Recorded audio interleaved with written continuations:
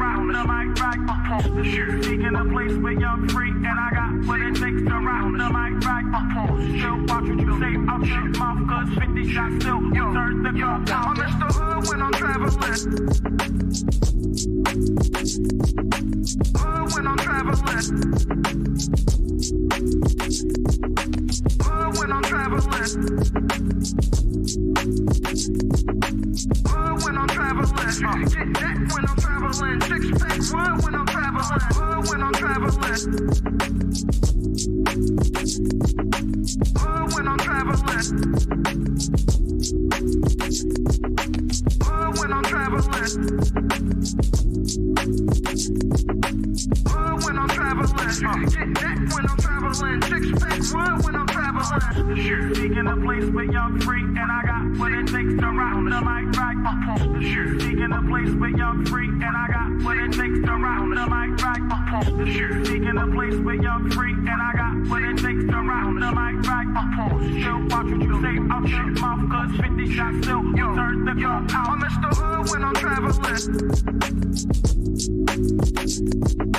Hood when I'm traveling. Hood when I'm traveling. Hood when I'm traveling. Get that when I'm traveling. Six pack wood when I'm traveling. Hood when I'm traveling. Hood when I'm traveling. Hood when I'm traveling. Hood when I'm traveling. Get that when I'm traveling. Six pack wood when I'm traveling.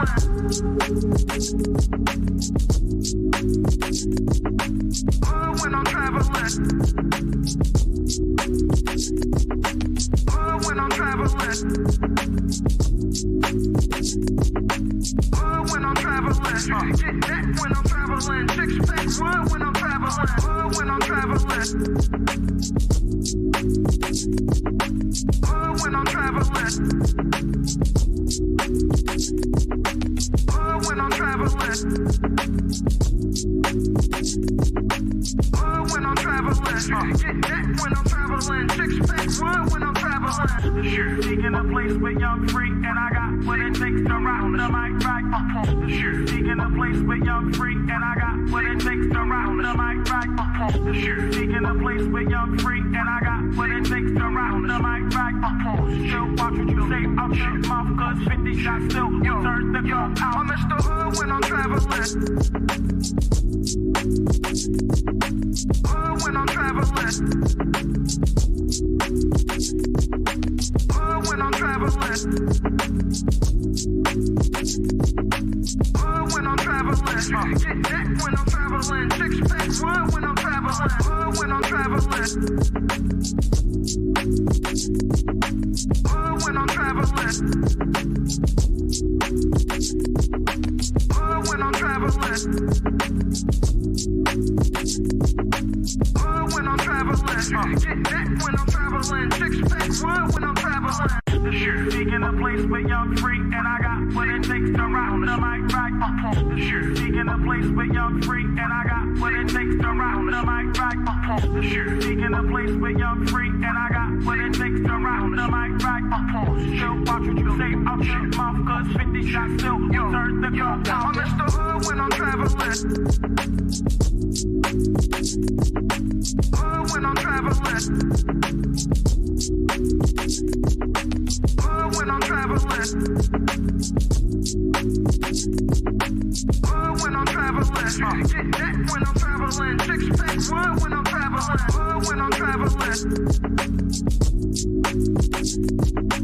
Hood when I'm traveling.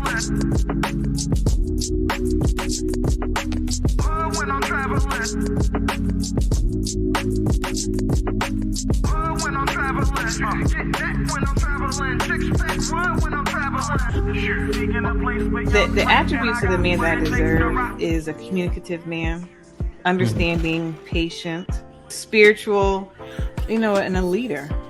But I think I kind of want to ask, can women even handle the rejection if they had to approach men? I did. I handled it pretty well because I got rejected in the end. But if you are confident enough to go up to the man and approach him, then you should be confident enough to take the rejection. Yeah, so I definitely don't want to be rejected by no Do man. women have game?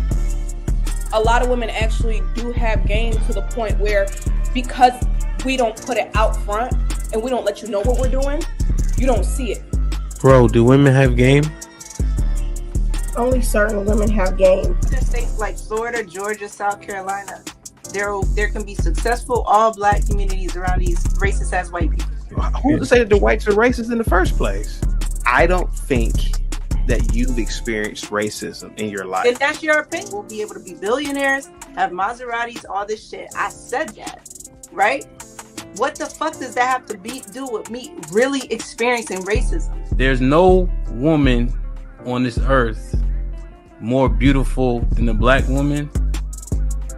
Like, we come in different complexions, even our hair texture. I mean, like the bone structure, like that's just so like dope. Like, black people are just so dope, and we're like multifaceted. All the talents that we have, like nobody's better. First, Tyler Perry can go eat a bag of them. Women don't miss your blessing because he makes less than you. You wouldn't date no man that could only pay the light bill? Everything else is perfect. He can only pay the light bill. You wouldn't date no man like that? All the ladies? Love, Dana, Q, none of y'all? No. And they should.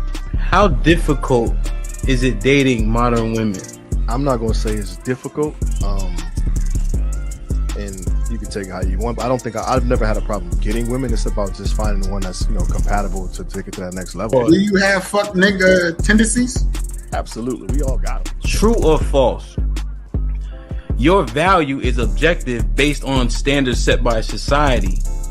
Intrinsic value only matters to you. All right, so break that down. I'm a little slow. Wow. But if you know you dumb, then aren't you acknowledging that value isn't subjective?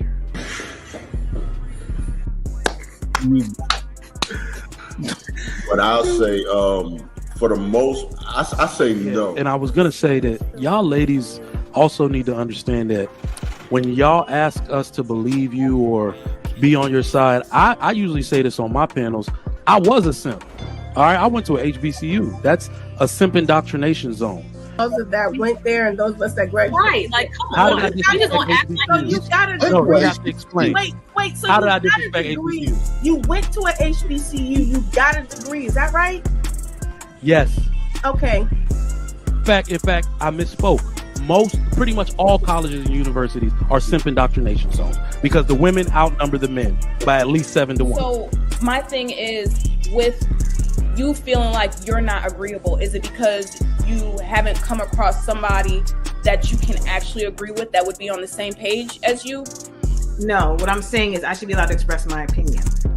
So if he wanted to invest in something, which is like, say, a gamble, and it's your mortgage, would you agree with that? That's why I said something that's not detrimental. Oh, okay. So that would be detrimental. Okay. Right. Could be missing a tooth. She's smiling at you. Even the lowest of the low whites. Because she's high on meth. So let me ask you this question. Well, hold on. Let me finish real quick. And this is another thing that white girls don't do. They don't cut me off. Well, we're on a podcast, and we're going to talk. So we're not going to gas. Let him finish. Let him finish. I just wanted some clarity on a few things, love. And we having our picnic. Spring is here, so we're gonna make that happen. Like I said, B, I'll get back to you. I want answers. Other outside is human. She turn up her location. She must think I'm stupid. She wanna run the street, so let her hold, let her hold, let her hold. She doesn't show signs of stopping. So who am I to be cock blocking? I really hate to see you go. Let her hold, let her hold, let her hold. Direction, choose your own path. Don't just wear anything. Wear garments that mean something. We got hats. We got sweatshirts. We got jackets.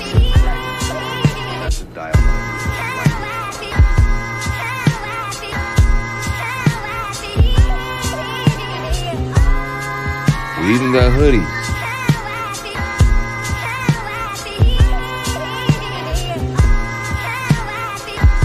Let's not forget our classic tees. Direction, choose your own path.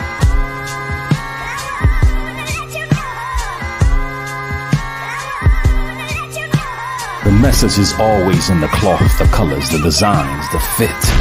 Basically, pay attention, stay alert, and remember, choose your own path. Direction, choose your own path. You know, this is the home of We Major, Me Frosty, Unfamous, and the restricted clothing brands. Let's get it.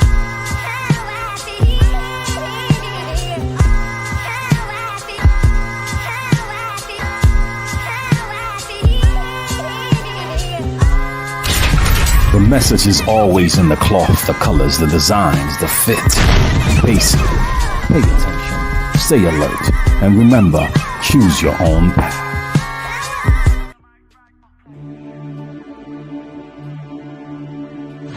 Unlock the future of branding while outpacing your competition. Dive into the digital realm, transforming raw footage into video epics. Our editors redefine storytelling. At Prime Your Logos, where pixels become portals. Prime Your Logos. Unleash the unseen. Your brand amplified.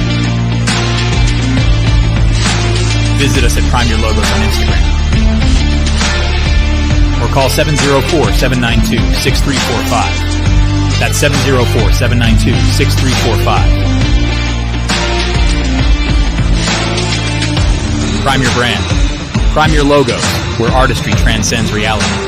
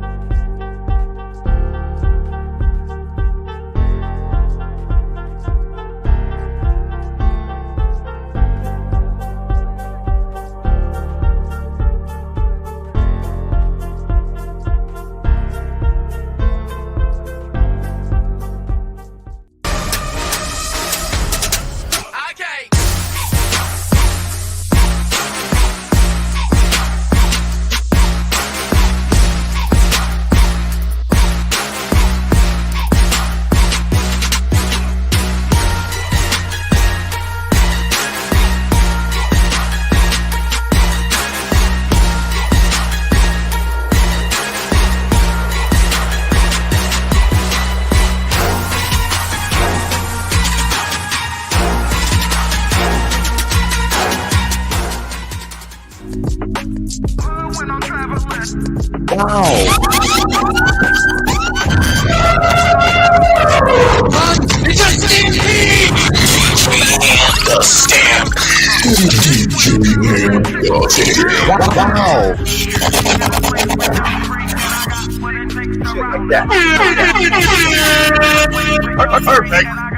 Perfect. Yo, we hit like, share, subscribe, tell a friend, hit that like button right now if you can. That helps the channel to grow. What's poppin', man? I'm feeling better. I gotta get my voice back. You heard? Perfect. Get the likes up, man. We got 80 people in the building and we have 42 likes. Let's make the likes match the viewers, man. Perfect. Shit like that. Sherelle is late, but the show must go. I think this is uberly important to have this conversation because we hear these terms so much, man, and I want to get down to the nitty because the middle class, which I would argue could be named the forgotten class, oftentimes I don't know if we are voting or doing things in our best interest. We get caught up on the shit that we don't like or voting against people as opposed to what is the reason why we putting people in office. aside from the president and all that. You know what I mean? So man, we gotta talk about it. Get the likes up, get the likes up. Let me see who in the building, man. Mel, what up, my brother? You already know. D in the building was popping. Hope all is well. Bub, direction CYOP.com. I like it. Like, share, subscribe. B Sammy was goody. Miss Bell, salute. Chris, what up, my brother? Black King in the building. Curtis was good. Venus, I see you. Miss Jilly was popping. Make sure everybody speak to Miss Jilly. Sherelle, hurry up. Mr. Williams, salute. Almanage was good. I like it. Heather, salute. Shorty King in the building. Great T was popping, my brother. Hope all is well. Good to see you in the Discord. Rainbow Kid was goody, my boy. Cali was popping. Hit the like button, homeboy. Shalom. I hope all is well, man. Salute to you. Keep grinding. Asia, I see you. I like it, man. I like it. All my favorite people here so far. DC was shaking, my G. Tiff was good. Sada was popping. Let me see. Victim Atlantic, salute. Was popping. What Trigger Mike do? Belly was popping. Hope all is well, man. Welcome. Love seeing the building. I like it, man. Let me see. Get the likes up.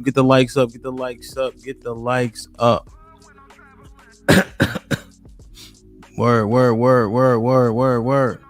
Let me see. Travel One, salute.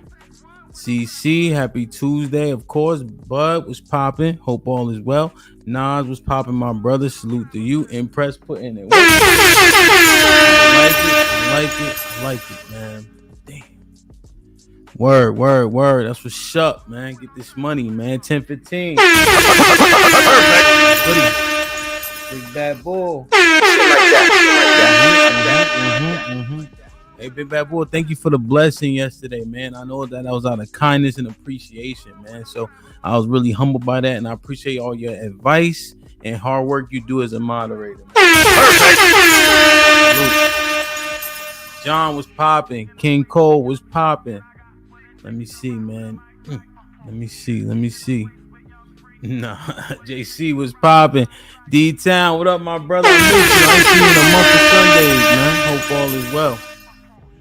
Let me see. Hood Things, of course. JT was popping, man. I miss you. I ain't seen you in a minute. O'Shea was goody. Hope all is well. I gotta go turn this AC up. This sweater sure got me hot as a mother.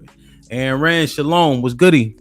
Like, share, subscribe, tell a friend and tell a friend. Hit that like button right now if you can. That helps the channel the most. I'm gonna rock it out. I'm gonna drop the link though, because I think that I'm gonna have to dominate the conversation. It seems I want to make sure that these terms and what we actually look at get mined out a little bit.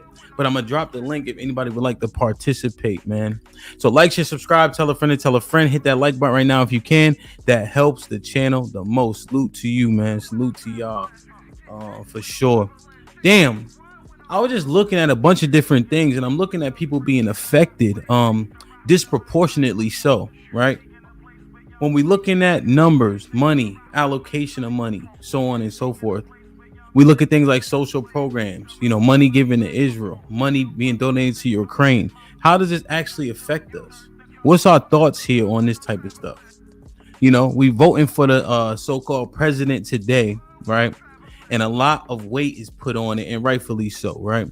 Allegedly, we are still the leaders of the free world. So that person by proxy would be the leader of the free world. So we understand it, man.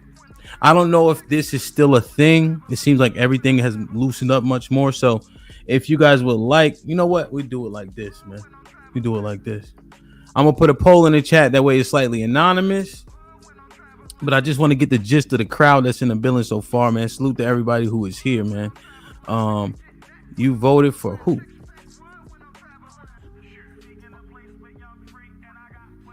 You voted for who?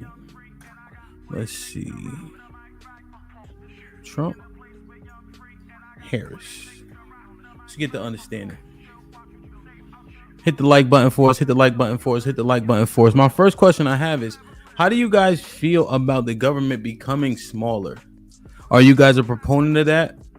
Meaning, like, for instance, the decision with Roe versus Wade, and I'm getting right into it, man, because I ain't staying here all day, man, because I noticed, man, it's hard for people to hit the like button and etc.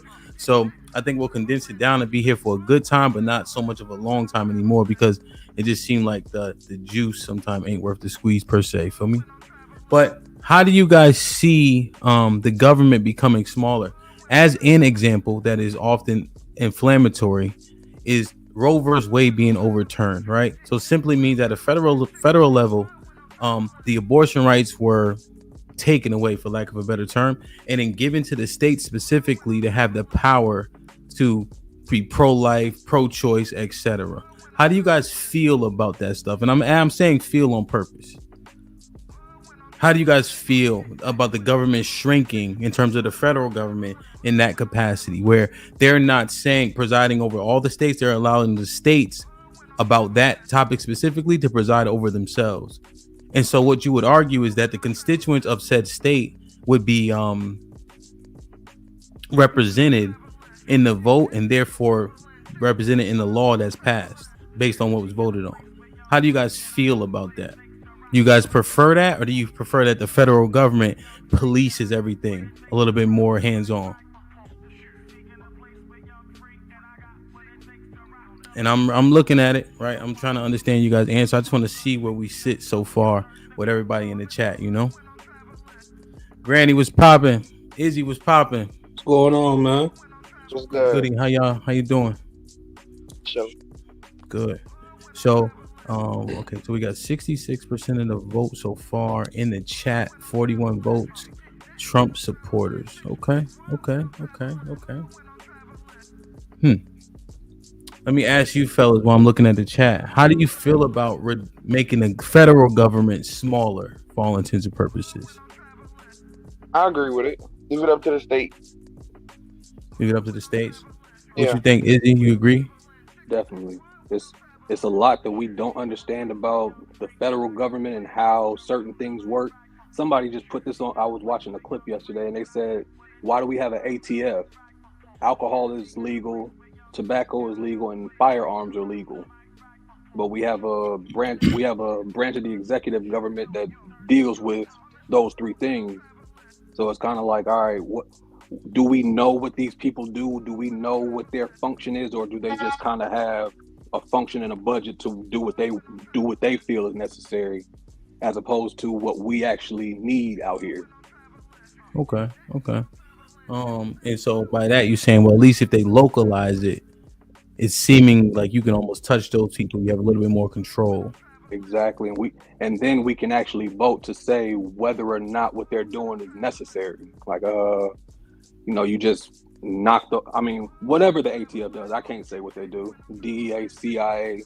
I mean, it's a lot of different, organizations, and we think we know what they do, but we can't say that. Yeah. Like the CIA, for instance, we don't know what they do for real. I think we know what those letters stand for, right? Yeah. Exactly. But I think this is an unfortunate thing that the movies paint pictures that we believe to be the truth, and oftentimes you can't see the inner workings of each one of these branches, right? So you kind of go off the movies and things of that nature, which can be extremely dangerous. Mr. Williams, what's popping? What do you think about the federal government shrinking? And I just use Roe versus Wade as an example. We can use affirmative action as another, to where power is kind of given back to the states. Because as you guys know, as a premise, you guys know why we have the Second Amendment, right? I don't know if everybody knows that. It's to protect ourselves against the government, right? So just in terms of as we paint this premise, what say you, Mr. Williams? I apologize. I think now since the world has changed so much, I think now it's a good thing. Especially if you can actually go to talk with the representatives that are representing your state, and actually physically see them. Rel, you ready? And actually voice your concerns. I think it's a whole lot better now.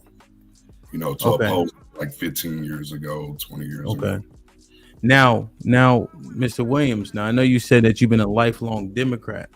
How do you reconcile that with your voting patterns? I pay attention to those the ones that are running. I just look at their policies. I look at what they stand for. I look at their record, And if they have interests that are similar to mine, that's who I vote for. Understood. Now let me and I'm not putting you on a hot seat, but it might be a little hot, but it's unjust. I'm not worried about it. In your state specifically, there was a majority white men in the Senate for Kentucky who voted to have retroactive child support, meaning that you can get child support from a man in Kentucky specifically while the child was in the womb. Yeah. I think what'd you think about that? It's a double-edged sword because now they do have it where you do get free testing, DNA test. And if the child is yours, you automatically are obligated to pay. So they do that. If you really want to know if the child is yours, they will test. And if it comes back, then you're automatically in there. What about the 10 months of gestation? You think men should be paying child support for that? No, I don't. But I guess your point is you do have to take the good with the bad. But that shit seems hella bad. Let me do this real quick. Yeah! Now that's how you kill somebody, my brothers. You get right up on the motherfucker and bam! Throw his brains all over the sidewalk in broad daylight. Rock the block, baby. Really was popping. Hello, everybody. What's good? Good morning. You got your cowboy hat on too. Yeah, I got my cowboy hat on today, man. Obstacle Aaron was good. Hey, Callie. Sherelle in the The makeup look nice. Thank you. I did it in 2 minutes since somebody canceled the show and then started it over. You in the Discord arguing. You had time. I was driving around because I thought they had no show. Stop driving around. Gas ain't free and you don't work. This work. This is work. Shit like that. I stand corrected. Let me get Callie in, and then I'm gonna jump back a little bit to go to the middle class, to the forgotten class a little bit. But I just want to understand where people's mindset is in regards to who we vote and how we vote and how we see the government, etc. Callie, what do you think about the government shrinking? It's on the table with one of the candidates to dissolve the Department of Education. I brought up Roe vs. Wade. I brought up affirmative action where, states are given more power. Now, there could be an argument that there's a disparity where a lot of people move around. So there could be people caught in states where they don't agree with the policies, but they short because it's not federally mandated or federally governed. What you think? I don't. Now, y'all see, I'm talking fast today because I'm gonna dominate this shit. If you ain't flowing, I'm gonna cut you off. All right, because this is real shit. It ain't about vaginas and penises. Go ahead, Callie. Okay, yeah, I don't agree with smaller government when it comes to people's rights. Mm-hmm. I think the federal government should be there to protect the rights that are given. So, in essence, if you have a smaller government, you rely it back on to the states or whatever. The states can do almost whatever the fuck as long as it aligns with the Constitution. If it's not specifically slated in the Constitution. Okay. Now, if I were to retort that argument, as could the federal government, but at the very least, on a state level, the people who live there can vote on it and have more say so. What do you think?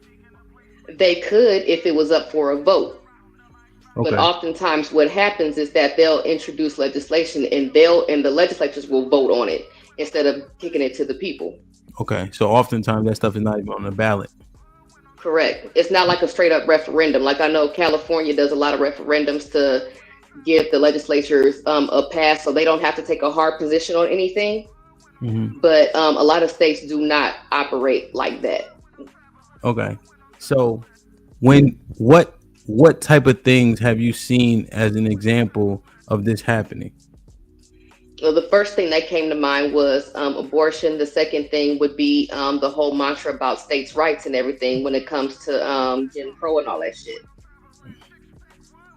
Expound on it. Well, if you give it up to the states or whatever like that, I can. I don't have to live under redlining if I live in say, just pick some shit, Idaho or whatever. But I have to live under Jim Crow if I live in Georgia. And you know what I'm saying? Everybody just can't pick up and move to no whole nother state like that. So, yeah. Okay, yeah, I accept the pick up and move fact. I actually hate when people say that because of my anecdotal experience owning a moving company. My average move cost is $4,000 to move like a family of four in an actual house. You know what I mean? Apartments is more around 1,500, and that's local moving. You know, Yeah. not across state lines, right? So I think I accept that answer pretty well. Tiff, before I get Sherelle in to rewind it back, Aaron, salute, obstacle, salute. I apologize. I wanted to get back to the premise of the middle class being the forgotten class, and I'll get you guys in ASAP. I just wanted to get Tiff in on this one because he seemed like she had a lot of energy for it in the chat specifically. Tiff, what's popping? Hello, hey y'all, hey What's Mr. going Aaron, on? Izzy, Obstacle, Granville, Miss Callie, Mr. Will, Sherelle, and him. Mr. Yes, I think it's interesting that Callie and I are from states that overwhelmingly, if we wanted to, every law, if it was state, we would be able to push it.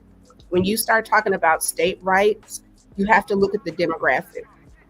If we want to get back to that, that's when you had slavery was okay in certain places and it's not in another. So when we talk about federal rights and we talk about we hold these truths to be self-evident, the we is the citizen of the United States of America. There are certain things that federally should not be in question. When you start giving things to states, if the state is very conservative, you can say, California, we don't believe in the death penalty, but in Texas we do. So we're still citizens. One person gets put to death, another person will live a life sentence. That's not fair. It's not the same. Question. So, go ahead. What do you think there should be a difference though in things that are state mandated and things that are federally mandated? And who comes to that conclusion and makes that decision? So again, I think at the federal level, you can look and see the things that are locally going to be that need to be run locally. Then Like what? Let's say you have a baseline for education, right? Like this is, if you're in the United States, this is the baseline of what you have to learn. Then when you get into the state, if you want to start getting into things, something trivial, like they don't teach cursive in Texas. If they decided, hey, we want to teach cursive, that's different. That for that state is a very different skill set, but all of the children of the United States should be reading at a particular grade level. So federally, here's the standard, and state-wise, this is how we have Gotcha. what's best for our demographic. Okay, so let's look at something a little bit more provocative. What about the death penalty? What do you think? You think that should be federally mandated? Yeah, I don't think you should have it. Just because the way that our criminal justice system is set up and so many people are under sentences that they didn't do, I don't think it would everybody that would get put to death would necessarily be guilty of a crime that they may have been convicted of. Okay, so you okay, so that I know that's how you feel, right? Yeah. And I know that forensic evidence definitely has exonerated a few people. Right. You know, maybe what is that, 20 years ago or so? Yep. But now what do you think about the death penalty itself? Is that something that should be federally mandated? Yeah, I don't think it should be federal. Yeah. And I don't think it should exist. I think the federal law should say we do not put our citizens to death because of crimes. Why? You're not God. I'm not God. I think it's a moral thing. I think a lot of what it is a morality. Okay. So killing shouldn't be met with killing. You can't, correct. Okay.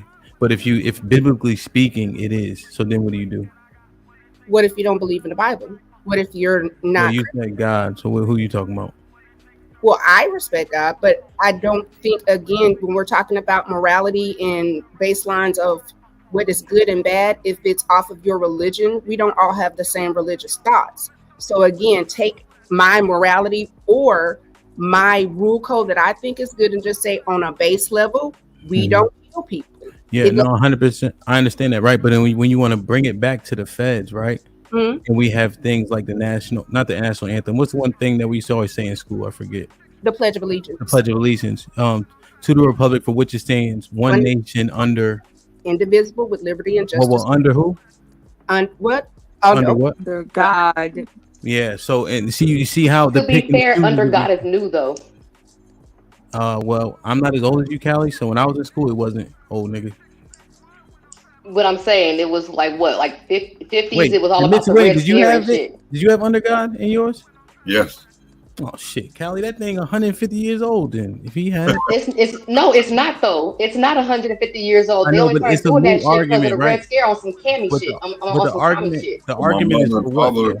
too, as well. My mother and father, they had that as well, and my father was 71. Everybody has under God. So 71. at least in our recent 100-year history, right? So, but Tiff, this is what I'm saying. If you want to give it back to the federal government, isn't a lot of what we do predicated on Christianity, so to speak? We're a Protestant country, but we also say that we believe that people have a right to practice like they want to. So we're saying God it depends. And Callie's not wrong. 1945 is the year that under God got added. So Yeah. this is an addition. Yeah, it ain't new. How old is America? If we're doing 1776 and then you're talking about it was added in 1945, that's new. Nigga, you wasn't That's even new a person. shit, You wasn't cuz. even a person in 1776. Right, but at the same time, it goes to the basis of that we have a freedom of religion. To do what though? But you want to govern. So you have a country that's governed by a particular religion. You want that religion then to acquiesce to other religions? No, it's saying can do. Well, let me finish these sentences. You can do as you please pertaining to your religion. However, you'll be governed under our religion. Isn't that how it will work? And that's the whole hypocrisy of it. What's so hypocritical about that?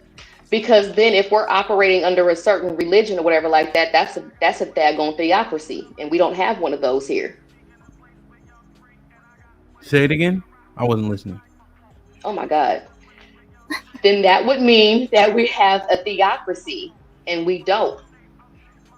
We are not beholden to follow any one religion. No, but the government is predicated off a particular religion. So you can't have that government now acquiesce to what it doesn't subscribe to, but because it gives you freedom, now it has to listen to you based on how it governs itself. That would be dangerous and foolish. It's still Rome. Well, no, but then now you're infringing on my right of freedom of religion. Not if you killing in my country. See, that's the thing. Well, That's what was on the table, Callie. Remember? She said if you murdering, you shouldn't be murdered, right? But biblically speaking, that's what happens, right? So I don't have to acquiesce to what you believe because you're still in this country that's predicated itself off of Christianity and the Bible. But in hemp, you would have what you would be saying would have some validity if we didn't have separation between church and state. And that's something that, again, we've agreed federally, that we have a separation between state and church because of different religious beliefs. Where did they get the laws from? Predicated on a Protestant. See, no. I have something to stand on. What you're doing is conflating a different idea. Just go well, church and state is for what? So you can practice freely, right? Mhm. But based on how our laws are created and what we're governed by, like for instance, I know you never been in court. Oh no, you a jail nigga too. So you put your hand on that Bible, don't you? Jail nigga, I'm talking to you. You put your hand on that Bible. I took a further adjudication. No. Okay, but you see, you catch my drift, right? That's what we're paying. It's a good combo, you know. I just kind of thinking about bringing stuff back and forth to the state. Does anybody want to add some commentary? Good shit, Callie and Tiff. Anybody want to add some commentary like, just before I rewind to the other part? Go ahead, my bad. Even on the money, it says, "In God we trust." So within this nation that we have, it's under God, and that's where they're pulling the laws from. You have the freedom to be an atheist in your own house, but the laws, the government, and how it's governed is still under some type of religious belief, and it's Christianity. It's a Christian country. It's actually no, but even still, even in the God we trust in money, that's new too. That wasn't that is not at its foundation of the country. It was. And even I know. still, So what we're saying is like with over time, well, it changed, but it's just like what it is now, right? So like it's new that we're free but we're free. So it's like, you know what I'm saying? So we focus on the fact that we was slave, or do we focus on the fact that we're free now? And right now, it's underneath this Christian rule. Well, no. Well, actually, slavery was against the foundation of the Constitution, so they were just being hypocrites. But you know what I'm saying? That's why if you like a staunch constitutionalist or whatever like that, you would automatically see that shit was wrong. The God on our money of all things. This is a religious nation, but you're gonna put God on money of all things. That shit is on some Twilight Zone shit too. So I'm saying. Let's do Go this. ahead. So what this is a moment. I think we had a good back and forth, Tiff, Callie, and I. I just want to see if anybody had any additional commentary on this particular subject. That commentary will be what it'll be, and then we'll go to the other one. All right. So I want to make sure I get everybody's opinion. I think we got some dope things to cover to edify the people. Sherelle, will you finish your commentary? Can we just say, because Ringo? No, Tiff. I'm sorry. Okay. Aaron, Ops, y'all good on this one? Granny, what's poppin'? I just have a little bit. Can you hear me? Yes, sir. I think when it comes to the religion, man, you know, you go to any country, they have some premise or some type of influence from their religion, but they allow people to practice freely, right? But that doesn't change where the nation comes from in their stance. You know, you can go to Muslim countries, you can go to countries that follow Buddhism, Hinduism.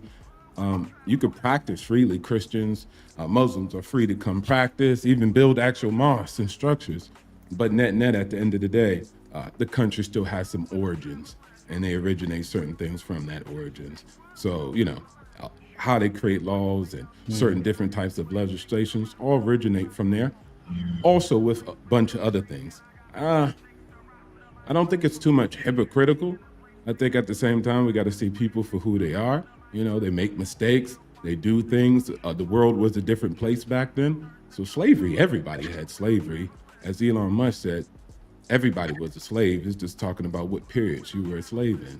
And so at the end of the day, I think we kind of tend to put the microscope on our country, but there's been other countries and other people perpetrating the same frauds and at the same time having a battle with their religions while they still were coming into more humanism, as you could say, and getting rid of those old tendencies of the world.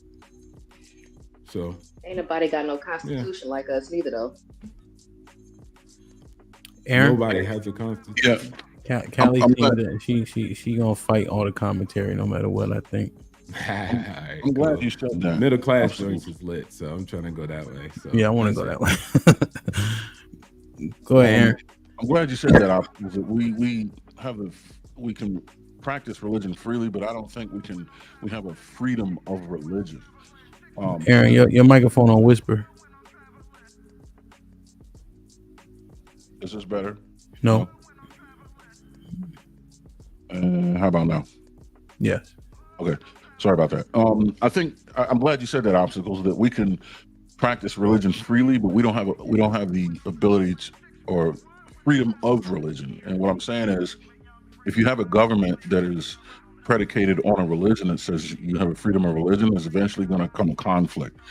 I think there's an automatically assumed caveat that says you can practice your religion as long as it doesn't conflict with the religion that supports the government. Once that conflict occurs, you no longer have freedom to practice that religion. So I do draw a distinction. That at some point, priority will be taken. And I ask the question, to what extent does your freedom exist?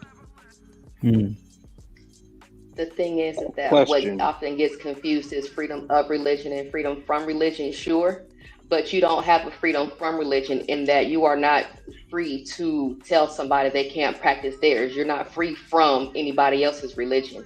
It doesn't mean the government. It means you have to tolerate others because we all live here together. But you do have a freedom of religion in that you can practice the religion that you want. And we all agreed on these other things that are moral things. You know what I'm saying? If we were to say that this is a Christian nation and everything like that, and based off of the 10 Commandments, if we follow that, right, then it would be against the law to be jealous of your neighbor type shit. You know what I'm saying? But it's not.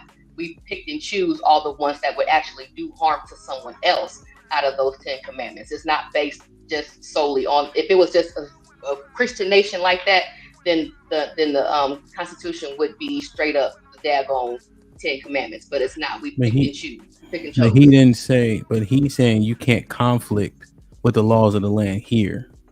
That's right. The overarching, but that's the main takeaway. That's why I don't want everybody to try to fight all the commentary, because we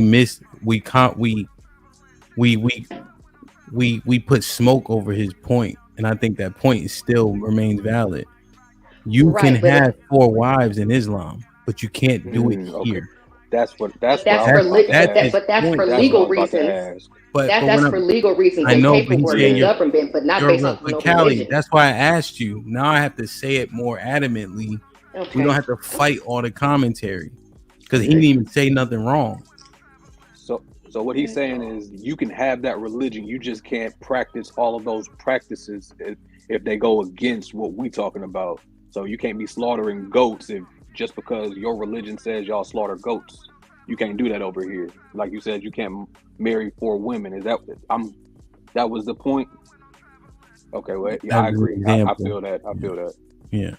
But yeah, we ain't bothering nobody, but you also can't go against the laws of the land based on what our laws are predicated on. That's the key. I just want the people to hear the takeaway. The Granny, did you have anything on that one? Maybe not. Izzy, did you have anything on that one? No, I'm good on that one. Yeah.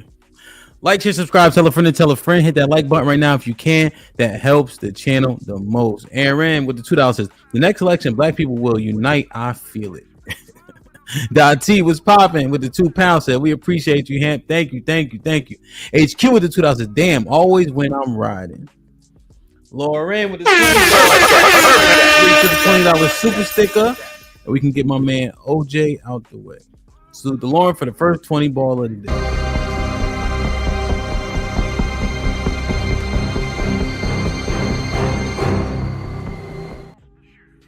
Didn't fit. Get the likes up. We got 300 people in the building, and we have 126 likes. Hey, man, we need everybody to participate. That includes hitting the like button. There's one term I got to get to before I go to the middle class realm and obstacles.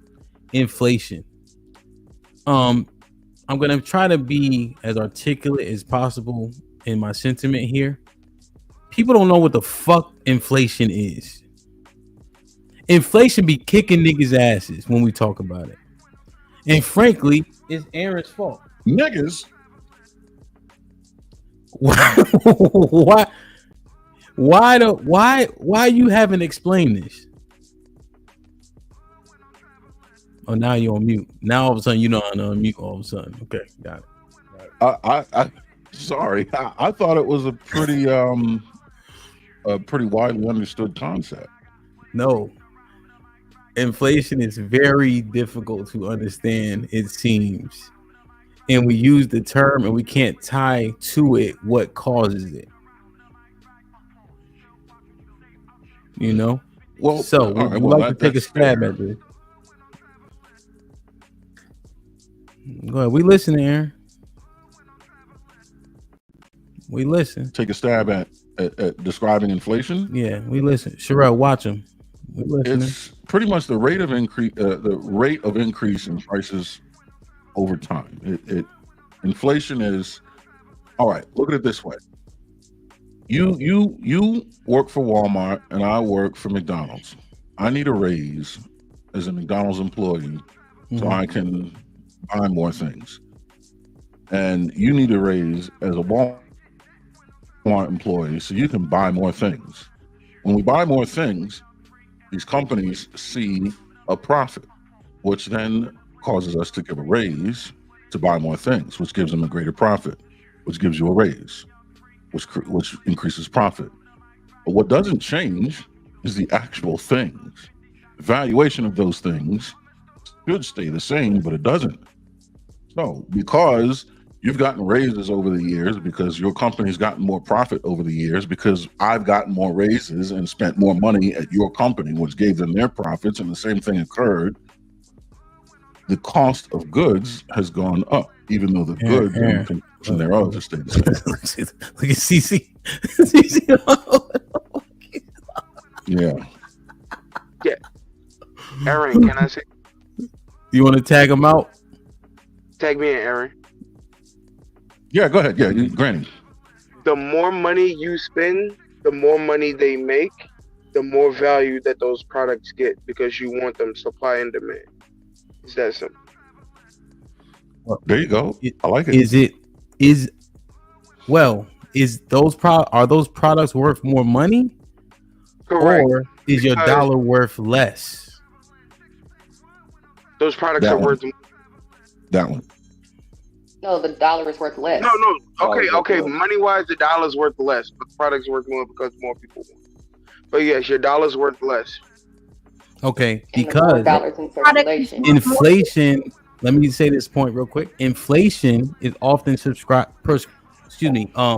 like this too. Eggs cost $10 for 12 now because the truckers went on strike. You ever heard that one? Or there's lettuce. The lettuce in Texas got poisoned, so now there's less lettuce. So now lettuce costs $8 per thing as opposed to $4, which would be characterized as inflation. Let's argue about it. I mean, let's talk about it. I don't think that's inflation. That is basically. So we can all do. Who had penny candy? Like you used to go to the store and get candy for a penny. That candy and the cost of making it has not risen. If anything, it's probably cheaper because they can mass produce. However, I can mark up the number and make it be whatever it is. That's inflation. The cost of what I made is 25 cents, but I can charge you $1.25. Why? We have some because I'm giving you the product. I'm showing you the product. I'm selling you. You don't have to pay the price. No. Inflation is basically if there's more money in circulation or whatever like that, then that means the worth of the dollar is less. So the more money in circulation, the dollar is not worth as much, and then the cost is inflated because of that. Okay. That's more accurate. That's a better description. Yeah. I think what we're okay. So say the Federal Reserve prints out $1 million a day, and that supplies pretty much the whole society with what they need. And then one day they jump up to 3 million. There's extra money in the market, making the dollars that we were spending less valuable. And of course, when you raise the prices to supply for the increase of the money supply, I think that's what's causing inflation. Because the value of the thing hasn't changed. More money. The value of the money. The value of the money has gone down because there's more of it. So I think you guys are right. So here we go. AI overview. Inflation is a general increase in the price of goods and services over time. Here are some examples of inflation. Coffee prices. In 1970, a cup of coffee in the U.S. cost 25 cents. But by 2019, it costs $1.59. That's pretty simple, right? Is that cost of living? No. Increases, which is why a cup of coffee costs so much more for 50 years later? Or is it more money being in the market? It's price gouging. It like you said, it's cost of living, but in combination with the relevance of the past. So cost of living, just a cost of living at that time and point, but then you translate it between the past, and then now you have a contingent to say, okay, here's where the inflation is inflecting the cost of living. So they kind of go hand in hand. Because inflation could be an issue for just budgetary or accounting purposes, but you can also take into a human being and their cost of living, which is another factor of spending money or money flowing throughout the economy. Okay, so what about, when you go to the cost of living, work with me, Hamp. How Hamp disappeared? Okay, so we moved in this apartment, right? 2-bedroom, $800. Mm-hmm. Within 3 years of living here, the rent is now $1,200. Yeah. If we would have, if when a new person moves in, they renovate the apartments, they put new carpets, they paint, they update the appliances, they give it to a new person. They don't do none of that when you live in the actual apartment. They're not fixing anything. They're not improving anything. Yet each year, the price of the rent is going up. Mm-hmm. So if you're not actually putting in any type of new effort, why is the rent going up? I got that one. Their employees and wages. Yeah, it not only that, it's just kind of like I do real estate all the time. It's fair market value. So if in comparison to the other properties that are similar to that same building, which is a 3-bedroom, 2-bathroom in a certain given location, those are called comparables. So those are the metrics that you measure what the rent shall be. And then at the same time, it's with the buyers and sellers, or you could call yourself a renter in this occasion, right? And the landlords or the property owners. And in conjunction with that, if the market is shifting in the direction of up, then I can charge more rent for that particular square footage, bedroom and bathroom, regardless of if I'm putting in a new kitchen countertop and etc. Some people do it, it's called a value add. And then now their property kind of moves up into a different type of bracket, which would be, oh, these apartments have, countertops and a kitchen that looks like an open concept. And so yours is outdated with, the rugs and terrible, fixtures without the property, which is mostly Condense that answer. Yeah. So basically a bunch of factors, a bunch of metrics, and then in totality with the whole market moving and shift of similar properties. And that's what changes the price and increases it. Or decreases. In 2008, you'd be different. All right. Land that plane. Done. Damn it, you might get all that information. So I think the key is the market, right? And obstacles. You said that, I think, first and foremost, right? Like for instance, to make a simple example, when the so-called Redskins built that stadium in Landover, the housing market, the value increased because of different what would it be called? Attractions and things of that nature, right? So the value of the area goes up, in which case you're allowed to charge more because the entire area is charging more, right? So people want to maximize. So it's also almost like whatever that area can bear is what people are going to go up to. But is this like really predicated on anything that's realistic? Or are they just grabbing these numbers out the air? Well, so now that goes back, even though Tiff's price gouging statement was misplaced, if you characterize this at price gouging, I wouldn't be super thrown off, I guess. Go ahead, what y'all got? I think that also, to Sherelle's point, if, okay, you moved in a year ago and it's 1,000, and then the next year they charge you extra 250, there may be indications that people are willing or able to pay that amount. So say there are people moving in from other cities, whatever city you're in, there are people from another side of town moving in and they can afford to pay that $1,250.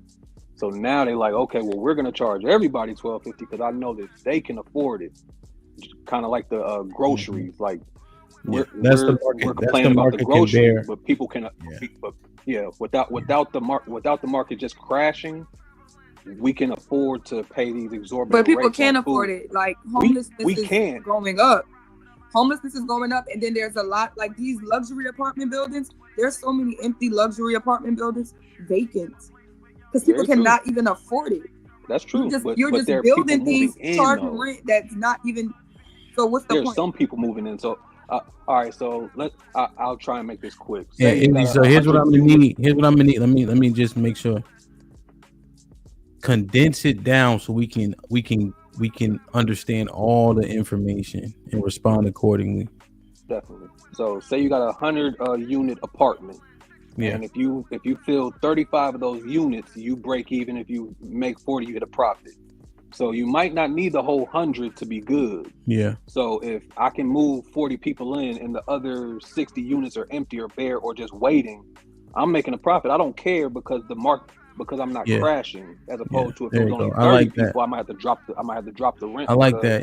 Let me show you how to do it. Put me on. I got 100 apartments, right, really? If I rent out 30, I break even. When I get anywhere over 30, I pay all my bills and I make a little bit of profit. Right? So what you see is empty, I see as the margin that I want to hit. And so that's how they often do it. So So 30 is then where they. your point. So your objective is to get over. Well, you at the very least want to pay a bill. So, like for instance, obstacles is in real estate. Correct me if I'm wrong. I think 5 properties is what you need to kind of start living off the money. I think they say you need like 4 or 5, and I think it depends on market, right?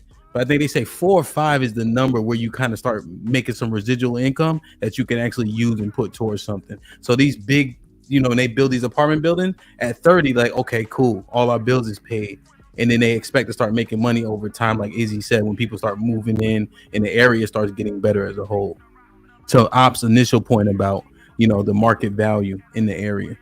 And that's spot on. And then one thing that not mentioned often is economic opportunity. You can go to Detroit and find the most cheapest houses, but nobody wants to go there because industry left. Yeah. So if industries and economic opportunities leave, it could destroy an entire value of a whole city. You go to coal towns, steel towns, they've been destroyed where their prices were high before, but once industry left, boom, it came down crashing. So economic opportunity is also another metric.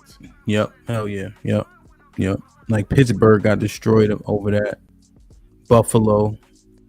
The whole state of Ohio. Yep. Let's go through these just because these are inflation examples. Where's Tiff at? Okay. Hey, if I could real quick, and salute to Hamp and everybody on the panel, but if I could real quick, another thing that people tend to forget when you're talking about inflation is when you raise the minimum wage, because what happens when minimum wage gets raised, the people on the lower end of the pay scale, their wages go up, but the people that work to get to where the people's minimum wage got raised to, their wages don't go up in concordance with the minimum wage, which in essence brings them from being middle class back down to being poor. And then that causes a lot of the prices to raise and skyrocket. Now everybody's in the same boat. That's actually one thing we're going to talk about before. I guess it's all related to the middle class, but that's another question I had. Let's just get through. I didn't think inflation was going to take this long, but since apparently we don't know what the fuck we're talking about, it's taking a long time, but that's okay. I ain't going to tell nobody else. There's only 300 people here. So, shopping basket prices. If the same item in your shopping basket cost $100 last year, it now costs $105. That's inflation. Lettuce prices. In 2022, lettuce prices increased due to an insect-borne virus that affected in Salinas Valley growing region in California. Fertilizer prices very similar. In spring 2022, fertilizer prices hit an all-time high due to Russian invasion of Ukraine.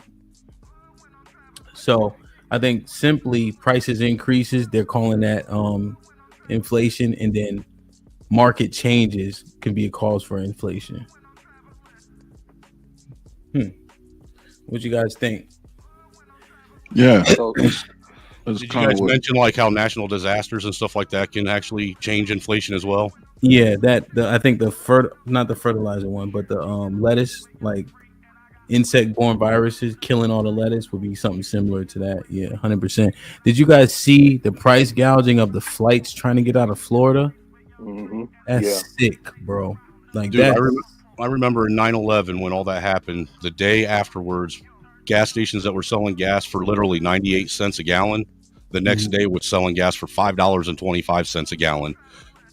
The next day, and I'm talking even in small town Ohio. Yeah, that shit. So it's really a compound issue because you got supply and demand plus market plus the world market, because like they said with the fertilizer, depending on where we get what we need. Yeah. So to an old point, to the smaller government, I think that would I wonder if that plays a part in inflation. What the government is actually involved in, what they oversee, like the price gouging and stuff like that. I wonder if that has to do with inflation as well. Well, I think so, and I think I'm trying to figure out in my head the smaller government make more sense, but to like Tiff's point, and I think maybe to Cali, it gets dangerous where it's so localized that people just doing what they want to do.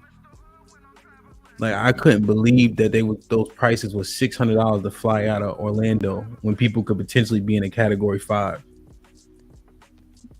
Like they rather had the storm catch a bunch of bodies than let people get out of there for a decent cost. Or even when the pandemic was happening, the way that they was charging people for water, tissue paper, they was crossed out like $5 for water, Mask. like tissue, like Mask, hand sanitizers, masks, everything. It was. But I think And I think there's a thin line too between trying to.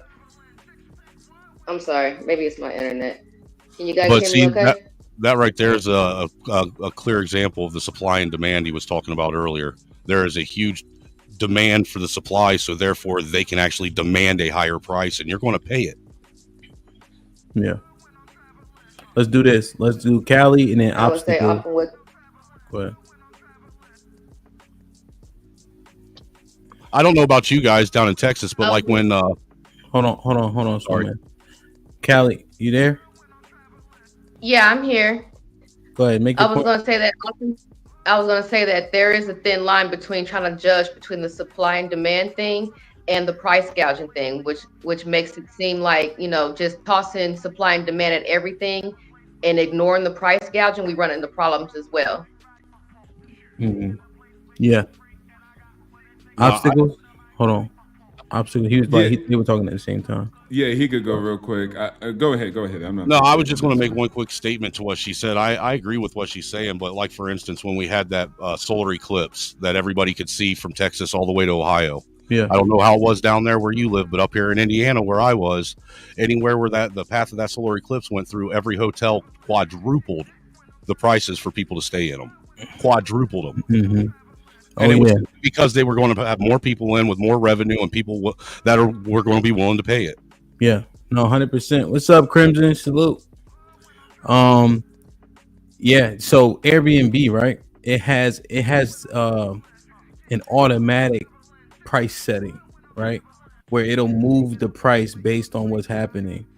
Freezy, Shalom, salute to the gym. So, Beyonce, she paid the rent for a month in one weekend. Whenever Beyonce come, Airbnb puts the price to $600 a night, and people pay it. I think that's more supply and demand than a lot of other shit we see. But why is that supply and demand? It's just really capitalism. Well, I think it's all capitalism, right? It's just how it shapes. I think it's extortion, personally.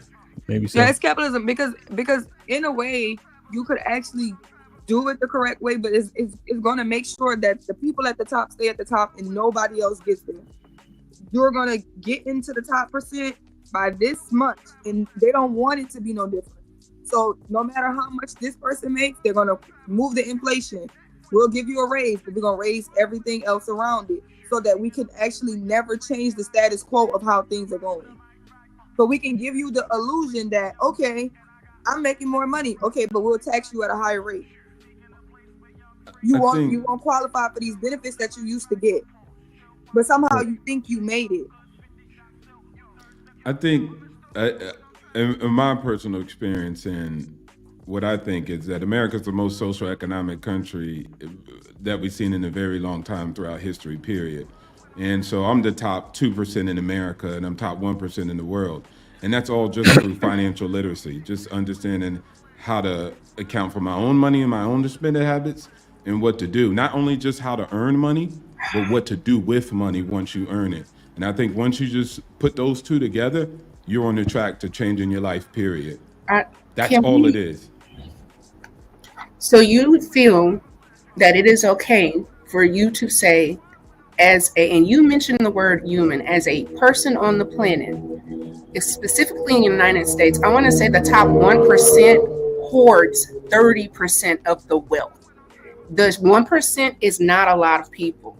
So you are okay with hoarding money, not regulating things like emergency services because of weather conditions, and then say you need to educate yourself and everybody can get out of it. It is a false equivalent. We need to stop telling people that, because what Sherelle is saying is the people at the bottom are perpetually trying to get up, and the people at the top are never feeling what the people at the bottom are experiencing.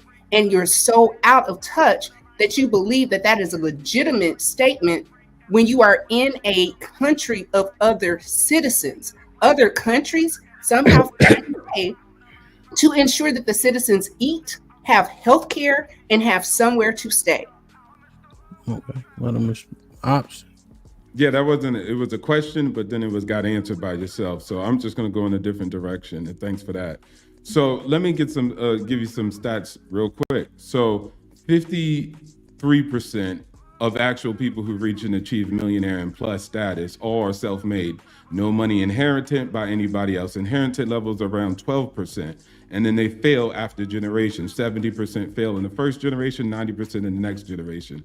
And then it goes up to 78 for people who got at least like $25,000. So again, it's like a hotel. People are checking in, checking out. People get money and then lose it. And that's because of behaviors. You guys see it in celebrities when they make a lot of money, right? And they all end up broke. And it's just poor money management a lot of the times. And so again, there's multiple changes, and I'm here to actually provide a bunch of information for people, because there's other information in the market that says you can't do it because somebody's stopping you. And let's say they're a little bit right, but you have something to do and you just gonna fight. So fight for your right and your claim to have a good life and be free economically. You want to respond, Tiff? No. No? So do you think that every American could be a millionaire if they followed that? No. I think. Oh, sorry. Go ahead. No. I don't want to take up in too much time or anything. No, go ahead. Go ahead. Yeah. So millionaire, possibly not. I think that a bunch of Americans could be financially literate and be financially secure. And it doesn't take much. Most of actual people, this is going to surprise you, right? A lot of people who are very successful are teachers economically in the long run, because over the long years, they pay into their pensions, just constant steady. They don't do nothing crazy. They don't make a big company and blow it up. They just pay in that. And then by the time they're around 50 or around time they're 60, they have a good amount of money to retire and, relocate. So it's lawyers, teachers, and doctors that actually end up doing good. But again. Okay, so let me show you ahead. something a process that goes on in America. I was in the trucking industry, okay? How they inflate the trucking industry is they're always running ads saying that we have a trucking shortage. We don't. Which bankrupt it's not only hurting the average owner op, but it's actually bankrupting small business, like small companies. So there's many trucking companies who went out of business, went bankrupt because of a bunch of drivers who don't know how to drive, which means now the brokers are in there and they're lowballing everything. But if you don't have a lot of experience, somebody can tell you to pull this freight that you should be making $10 for pulling, they can give you $2 and you don't know the difference. And if we have enough people willing to pull this at $2, then now you're hurting the people who no, this is $10 freight that we should be moving. Yeah. That's what America does. They'll keep on killing it, even though this is the thing that's thriving. So truckers aren't doing this because they're irresponsible. No, they're getting fucked. Yeah, the strikers at the port aren't just irresponsible. They're getting fucked. So condense it. Their job is important in keeping the industry and economy moving anyway. But yet you want to shit on the middle class. We don't get free rent. We don't get the Section 8. We don't qualify for the food stamps. We don't qualify for subsidies. So we're having to pay everything full price. And we're the ones on the ground actually making sure that y'all 1% asses is comfortable in this country, and we're getting shitted on. What it is, well, so what she's describing, just to quickly, and an obstacle I want you to respond, is market saturation, right? So if you move the DC as an example, there's so many black lawyers, it doesn't make any sense. So since there's so many of them, you can pay them less because you can get somebody to do the same job at a more nominal rate. And so that's what's happening with the truckers. That's why they keep on promoting it, because the market is too saturated. It's 10 drivers looking for one load. So I'll go, hey, I'll do it for $4. You say, well, shit, I'll do it for $3. And then they take the most competitive cost. And then you have the brokers on top of it shopping the load. So that's what that is, just to condense it down. Now, Ops, do you want to respond to your comfortable asses comment? Yeah. So, I find this interesting. Look, there's good people and bad people at all levels of class, right? And I wouldn't even, if you want to call them bad and good, but what I'm just saying is not everybody who has capital is the evil person who sits on their A's. I think we don't look. And I'm not saying that's all you said, right? I'm just adding that to the conversation. And so people mostly don't see the value that's created by those 1%. Massive amounts of resources are invested in the said community, and then those resources are risked. So if that company goes under, guess what happens? You go find a new job. If that company goes under, though, that person possibly loses everything that was connected because they risked it all in order to leverage that. Elon Musk, if he goes, if SpaceX and Tesla don't work, he's flat broke. He has no cash.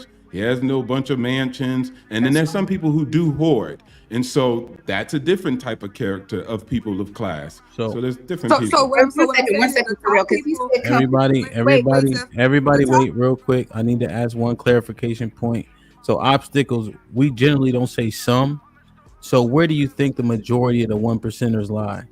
People that are doing things, investing in the community, jobs, make risking it, or people hoarding their money and saying, I don't give a fuck what happened to those people below me. Yeah, people is risking it, most definitely. Okay. So Let's then go. he Are you mentioned gonna go, Sherelle? You gonna let Tiff jump in? No, I want to go. So the Because you thing guys is are having with it this, back and when you're forth. when you're If you can go talking right about- after, they were just going back and forth. That's all. Okay. So when you're talking about the money that they're allocating, the middle class, the people who are actually making your country run, are not actually qualifying for this. You're giving incentives and you're incentivizing people who don't want to do nothing to continue to do nothing. So it's actually still hurting the middle class because you're funneling the money into people who actually are deciding that they don't want to work. Those are the people who are getting qualified for the benefits and the kickbacks of America. Motherfuckers who say my rent is $0 and I'm going to make sure that my rent is $0. But you're killing your middle class. That's a problem. So, and then to build on to what Sherelle said, you mentioned corporations. One, I'd like for you to give me a corporation that is doing that trickle down that you talk about, because I think we are very aware of Walmart. The Waltons, I think, are all of 11 of them are in the top 20 of billionaires. Their employees get social services. So you are making money off of the citizens. You have people buying your products, and your employee that's working for you, we're paying for their health care. We're paying for their rent subsidized. So if it were all things being fair and it was a livable wage, I think I could follow and go there with you. But if you're working full time at Walmart and you qualify for food stamps and reduced rate, does that not show somewhere in the system something's broken? Something needs to be reconciled. Not as a business owner. But before I jump in, go ahead, Granny. Most of the 1% class are 9-to-5 workers, bro, that save their money over a consistent amount of time. Most millionaires in America are first-time millionaires gained off of wealth from themselves, from their 401k and the house that they own. Majority, 80% of them are. You can go look up this information. They work 9-to-5 jobs every day. They're not a doctor. They're not a lawyer. They're not no astrophysicist. They're regular, normal, average day people. And when you talk about millionaires, it's between $1.2, $1.7 million. That's 80% of it, which ain't no whole lot of money. And Granny, add that one last layer too, is the fact that a lot of people's millionaire status is tied up in assets. Tied up in a fucking house. In a house, your house bro. could be worth $600,000. That's how you so close to that number. But you know what I'm but saying? you also have to say, also at the same time, they bought that house 4 to 5 years before a boom like we just went through in a housing market or something. Yep. They got lucky. They weren't there at the first, but they went through a 30% increase in a home fucking price. They gave them that status. That's kind of going away from what me and Tiff was saying. But 1%. Wait, billionaires.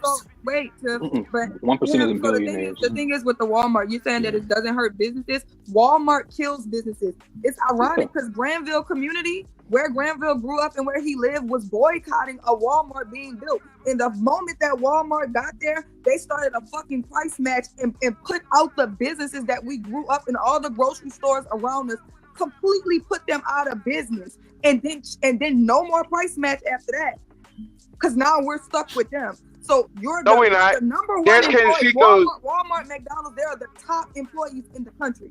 Y'all are making the most money, but y'all are paying y'all employees the least. No, they're not. Kensico's grocery is exactly a mile away from my house, which is technically still my neighborhood where I go. Brandon, I don't we don't even give a shop at shit that. about. We don't give a shit about Kensico's. Nobody cares about Kensico's. Like small business. Kensico's is Kensico's. But what happened to Winn-Dixie?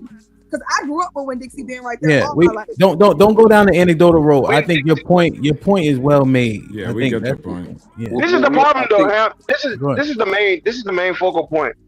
You don't want these big businesses. Stop shopping there. Stop giving them the money. But that's not. See, that's Stop. when people. But that's that. So obstacles. I want to make sure you get in because you were supposed to respond a couple times ago. I think that's like telling people just move if you don't like it.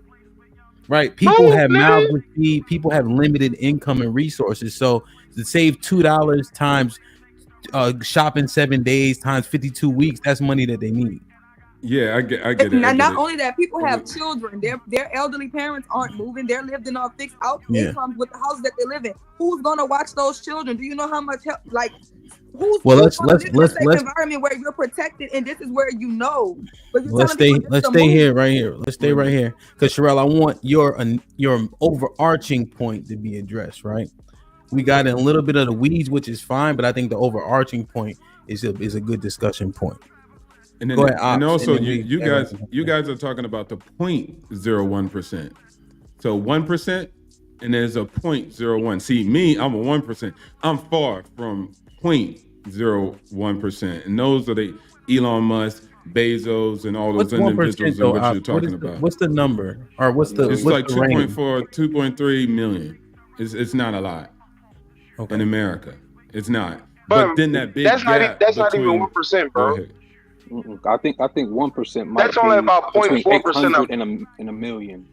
Real quick, Yeah, good afternoon to Go the ahead, panel. Corey. In the U.S., It's it's Googleable. 5.81 million. In the world, globally, it's 30. 30 million? In the U.S., the top 1%, 5.8, roughly around that. Globally, it's 30 mil, roughly. No.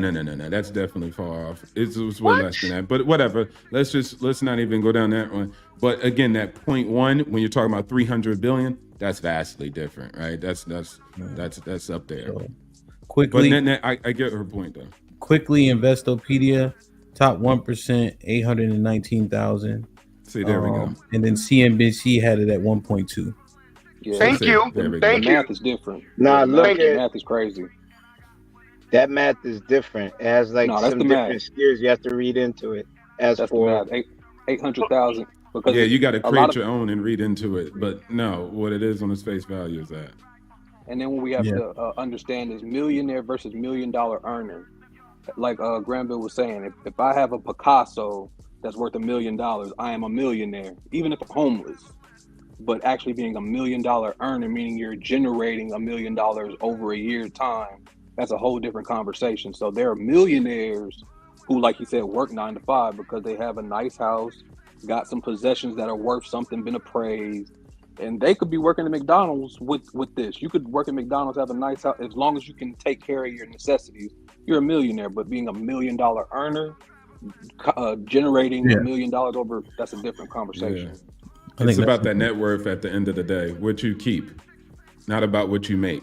So a lot of people make and then they don't keep a lot, and then therefore it doesn't affect their net worth, but they can make six figures. Six-figure earners live paycheck to paycheck, and that's because of they don't keep it because of multiple factors. Because most Americans have made $1 million in a lifetime, a couple of $1 million in a lifetime. So what is the point of contention here? Is it more so about Tiff's overarching point about how like the cost of living wage, because that's something that perked my ears, because cost of living wage, just on a quick Google search, I'll share this here with you guys. Cost of living wage in the United States varies by location, right, and family size, but in 2022 it was $25.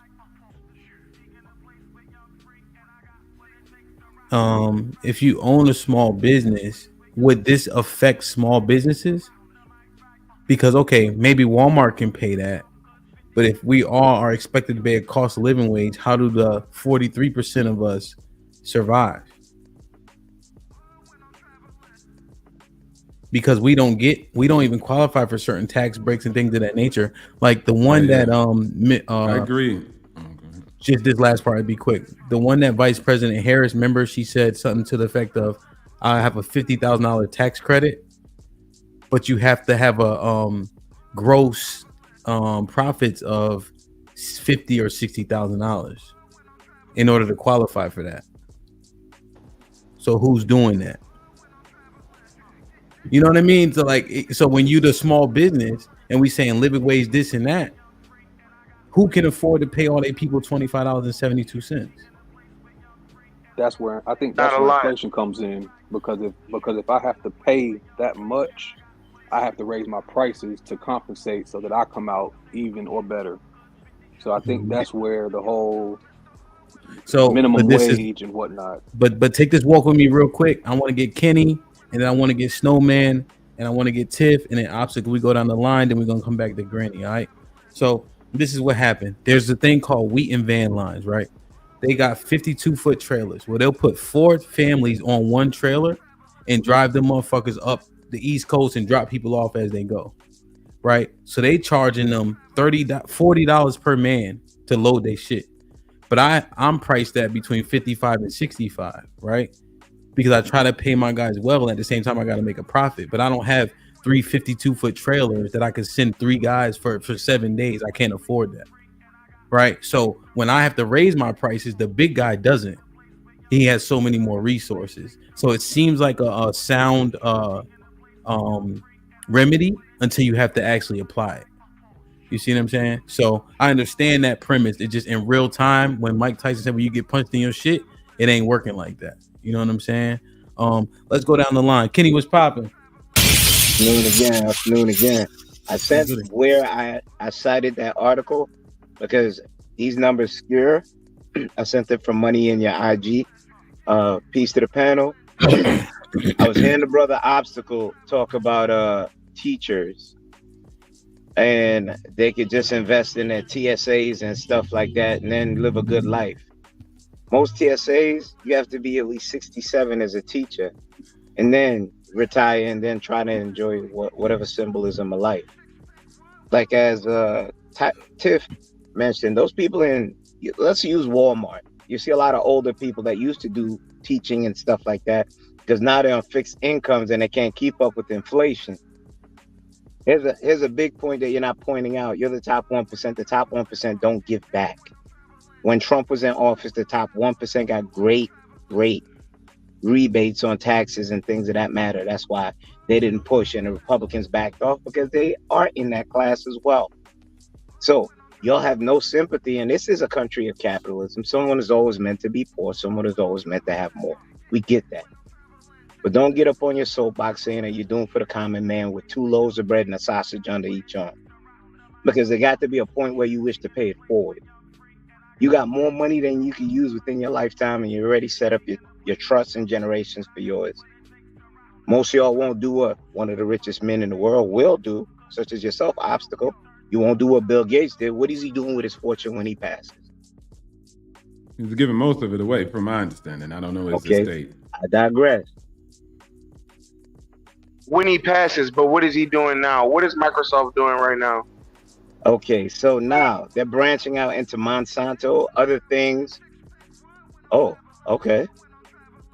And what was Microsoft's fourth quarter earnings? What was Microsoft's fourth quarter earnings, bro? Like, this is insane, bro. Okay, Grandpa, so you're not watching the thing, but it's Angry Snowman's turn to talk. Hemp is motioning for him. Well, since he brought up Walmart, Real quick. I don't want to stifle I don't want to stifle the conversation. It's okay to have the back and forth.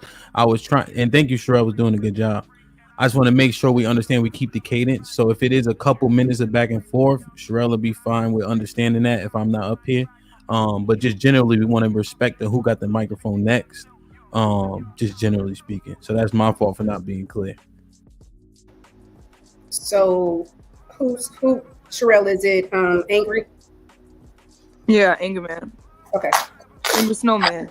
So what I was saying was, since we're using Walmart as an example, I actually looked up while we were on here what the average age of a Walmart employee was. And they said that the average age, and this is all from wallstreetzen.com, so they state that the average age is 38 and a half years old of the person working at Walmart. Now, I see that, and I'm thinking, well, gee, when I was 38 years old, I was pretty far removed from Walmart and working minimum wage. So is this really a living wage issue and people not being able to make a living wage, or is this a people are just lazy issue and would rather work a minimum wage job because they ain't got to do so much and complain about stuff? So No, this. wait. I would say this I'm is we're doing an order. We're in order. One, since you looked everything up, can you look and see if those are full-time or part-time employees? And with them being full-time employees, do they get the same benefits of someone in middle class having a 401k, social services, meaning they have insurance? Can you give me the ratio of that, the breakdown of how many are full-time? I don't have the breakdown on as far as benefits and 401k, but it does say that the average employee works an average of 38.3 hours a week. How many hours do you have to work to be full-time? I think it's 36 or 37 in order for it to be full-time. 35 is a condition, and then after that, So 35 at the bottom. Can you put the drop in the private chat where you're looking at the numbers for Walmart for me? Sherelle, And then let's get Kelly in. Kelly, let's go. It used to not even be like that. Those used to be teenage jobs. Right, that's what I was getting at. Yeah. Middle class was wiped out after that housing market. So that's what I thought in my lifetime anyway, was after the market crash and everything like that. The the teenagers and shit and the young adults were having a hard time getting jobs because the older people who lost their shit went over there. And a lot of people didn't get a chance to recover to the same position that they were before. That's just for my I'm going to set a new premise. Do anybody else want to follow up before I bring in a new premise? I did want to double down on the point you made earlier. I think, what was it what you were expressing? You said the middle class was paying for the lower class and they weren't incentivized to work. Am I clear on that? That's exactly where I'm going. So Go ahead. My thing is, within my idea, follow this. Nobody feeds the working man, right? We all have these feed the homeless programs, to where we're incentivizing people who don't want to do anything to continue to not do anything. When we actually need to feed the stronger man, the working man, the man who's actually doing things. He needs to be on some type of sanction where he needs a break from paying his bills. He needs the help with the food, because if that's the worker, but he can barely afford groceries, or his rent is continuously being raised, while there's some lazy ass person sitting on Section 8 for the last 20 years, making sure that their rent stays $25. That's what's actually hurting us, is the fact that every time we talk, even when we talk about black men, what I hate about it is when they pander to us about the black people, they talk about us being in jail when they know that the majority of us not are in jail. So why are y'all getting us hyped up about some type of crime shit like we're all criminals? We're not. So the actual thing is that the fact that everybody continues to pander, like majority of black people are just lazy ass, don't want to work. We want to work at McDonald's, and we want McDonald's to pay us $25 an hour. It's actual bullshit. But those are the loud minority, and they're the ones who, McDonald's going to raise them $25 an hour, and it's actually going to hurt us who are tradesmen. We do have trades. We do have education systems, and it's actually hurting us every time we allow them to say we're going to pander to motherfuckers who want to make $30 an hour at McDonald's.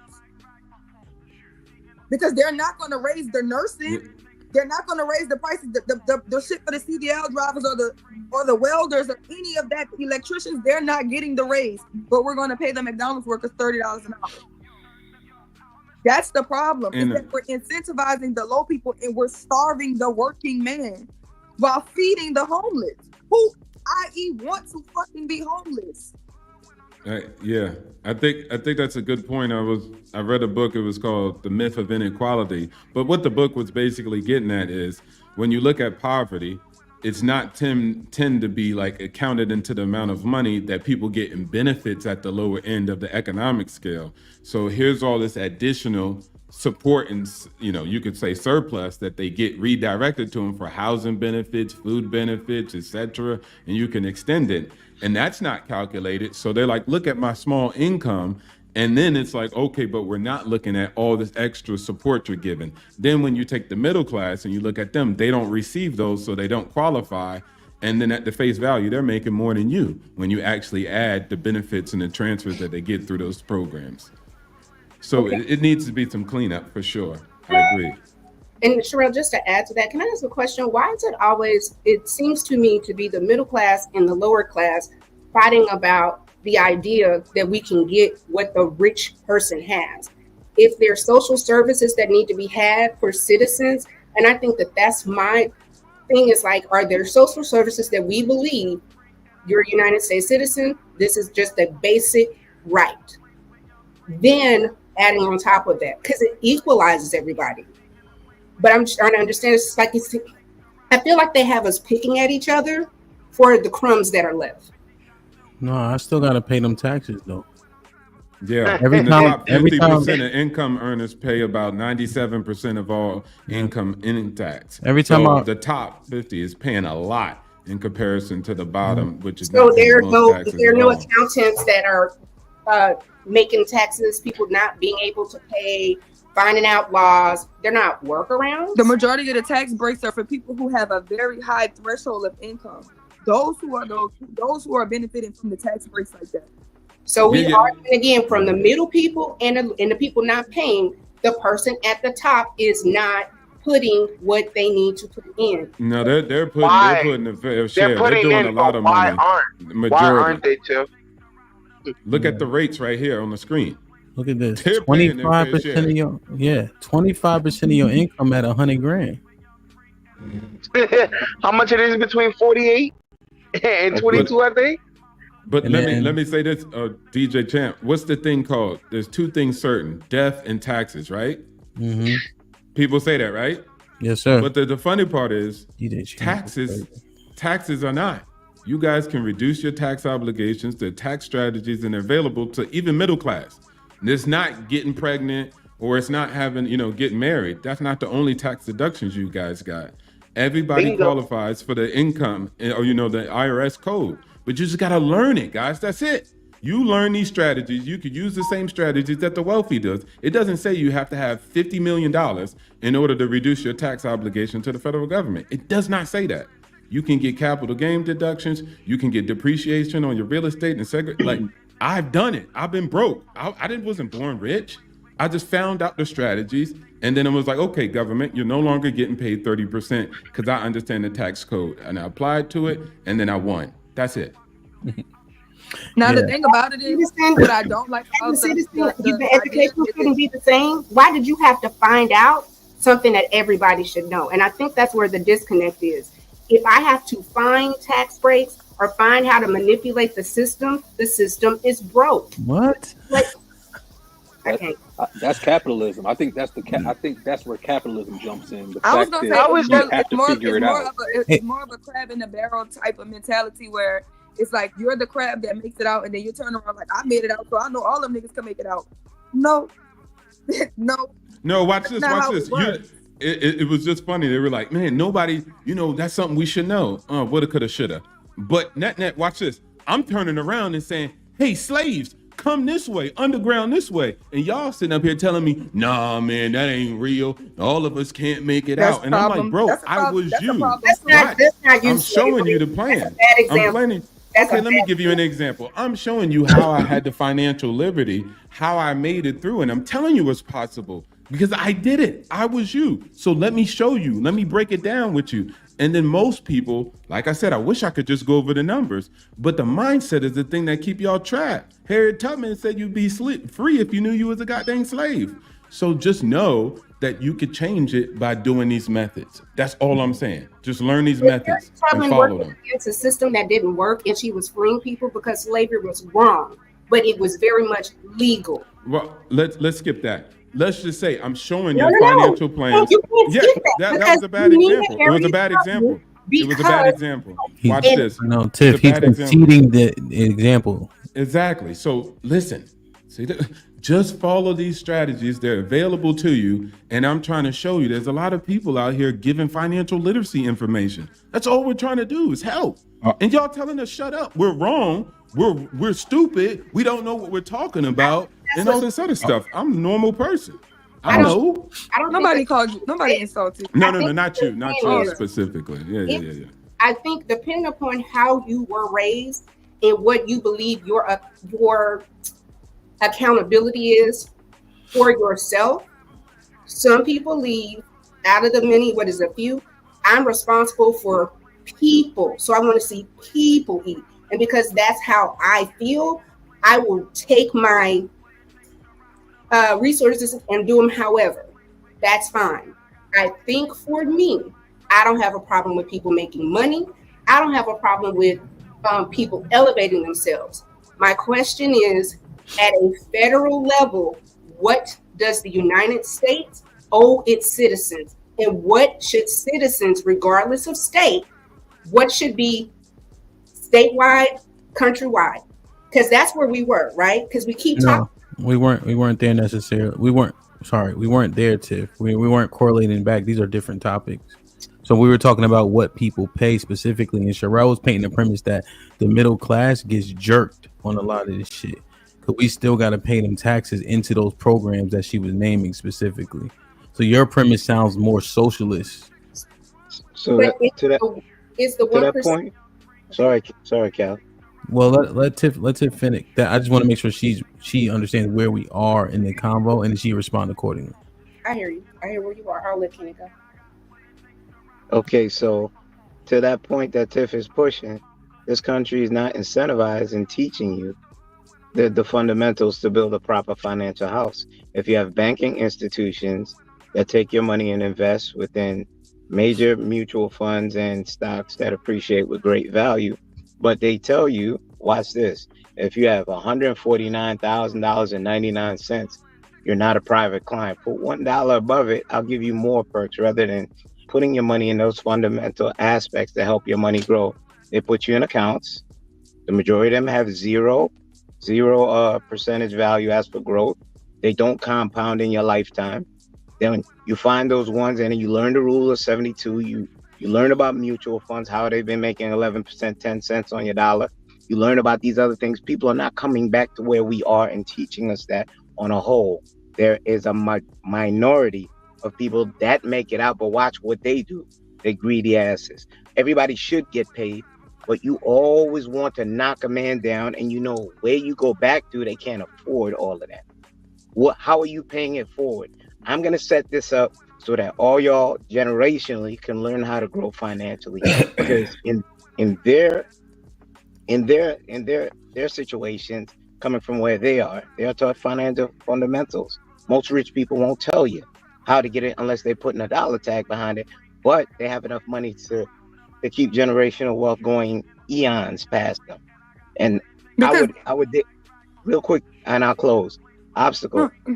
How are you paying it forward within the community without looking for a service back, being that you're where you're at? And so obstacles, another thing is, you're talking about those wealthy people. So let's just talk about it. The property houses are the same, which means they're not getting taught this in educational systems. So the schools that we're sending our children to, you can make $200,000. Also, the house next to you can be worth the same amount, but if he qualified his house for Section 8, who do you think is your neighbor? So who are your kids going to school with? Because Granville mom can do all that she can. His parents can do all that she can and make high earning and have him live in a good neighborhood. But he going to 3-5 with niggas that come out the project. And they're all getting the same education that his mom is paying for. His mom is getting taxed on the education system, and the education system is actually pandering more to the children who they want to just go from the prison to pipeline. That's what it is. Even though I'm middle class, even though I can make this money, my children still have to go to a school where they're going to school with low income children because that's how much the barriers are closing in on us. Oh, I see. Because I make the a middle good class. money because of the tax. I can't pay for the private schooling for my children. Yeah, your premise is the middle class, right? So middle class kids are going to school with low class kids, and we're all getting the same education, which is shitty. Okay, yeah, I see what you're saying. Yeah. Yo, shout out She to got a Kitty point. though. But yeah, I get what you're saying, and for me, I don't charge nothing. You know, I'm here. I woke up. It's about 1 o'clock in the morning over here in Thailand. I'm retired. I've done well for myself, and I don't charge anybody for my obstacles, opportunity. I don't ask people. I tell people all my time, don't give me no super chat. Don't give me nothing. Put money in yourself. If you don't have a Robinhood, Cash App, if you ain't bought a stock, don't give me nothing. Give yourself something, because what am I'm preaching to you about doing this, and you can't even, you spending the money on me, but not on yourself. So it's like, nah, get yourself economically secure. And if you got portfolio or passive income, then okay, if you want to turn around and give me $1 or so, I ain't tripping. I ain't going to say no. But at the same time, I want you to put it in yourself first, because this information is free. So that's what I do. And then also on top of a lot of things that I did when I owned real estate. Go ahead, champ. Well, I take issue with that. In just though. But that's just me. I'm not saying everybody should follow that. I hate free shit because niggas don't value it. If you did something for me, you would have to give me a number. It would have to be reciprocal in some way, shape, or form, because people don't take care of it when it's too free. I just, as an example, with the boxing shit. Everybody want to box till it's time to box, then they don't show up and all this other shit. Now I got to put a number on it so that they actually have skin in the game. I get what you said. So let's say, like, I have a guy who's close to me. He just bought his first duplex, right? And then he was talking to me like, man, I'm gonna provide affordable housing, And so that's what he's doing, and he's helping his tenants or whatever.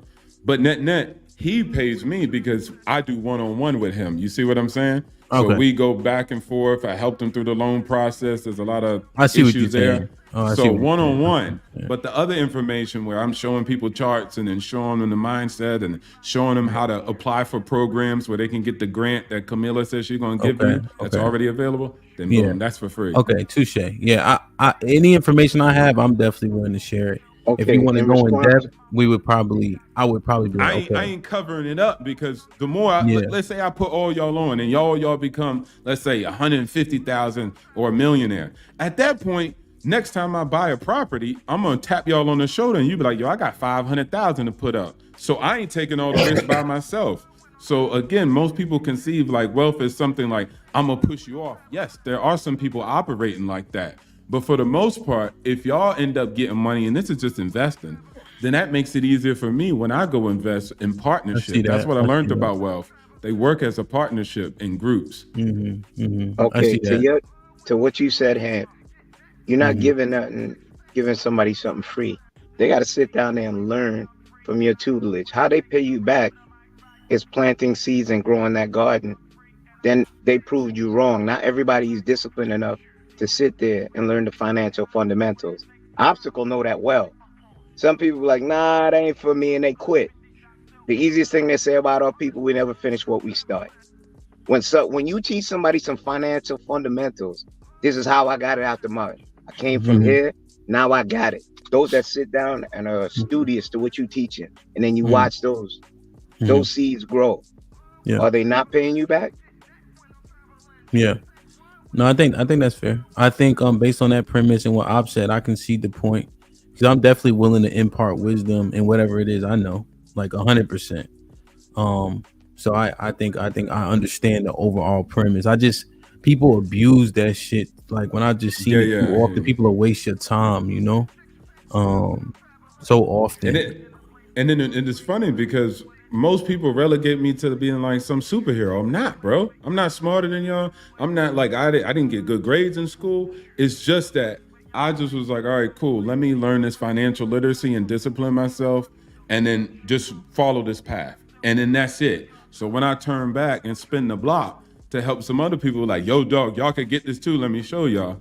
I'm mostly battling the mindsets, and people perceive their limitations or what they can and cannot accomplish. I wish I could talk more about the finances, because that's the easy part. The hard part is right here. trying to get you right here so you could believe you could freaking do it. Because most people be like, I can't, I'm middle class. They stopping me. The feds is after me. The Illuminati, the New World Order, the International Bank and Monetary Funds. And then I can't. Damn. I'm glad you said that. People are enslaved to their mindset. They're shackled by it. But I don't even think it's as advanced as wearing a tinfoil hat so much as it is just not having trust in anything other than what they know to have worked. And what works is that they have food on their table every day. People are risk averse in that way. They tend to not really want to take risks in something they understand as far as going, just learning it, so that they can understand it, right? So it's tough to, especially in the middle class, people are working hard for their dollar bills. That's how they spend their time. So those dollar bills are so important to them, they could never perceive a world where they replace that dollar bill, even if it's with the promise of increasing the amount of dollar bills that you have. People are stuck that way. It's unfortunate, but I don't think it's their fault. I think it's the human condition being taken advantage of. I think it's the human resource being exploited by the ebbs and flows of capitalism. Well, Callie had her hand up, and then Mr. Williams. That's kind of where I was going to go with it, to tie it back to how the system does work against it. The system needs for there to be people at the bottom in order for it to work. It's not going to work if everybody has this extra free mobility to move up to the top. And if you did, then that would go back to, I know kind of Hemp don't want to, but it is still related. Whatever, that would go back to the inflation or whatever. The more money in circulation, that causes the value of the dollar to go down, and then you're going to increase prices. So there, it's all circular. Mr. Williams?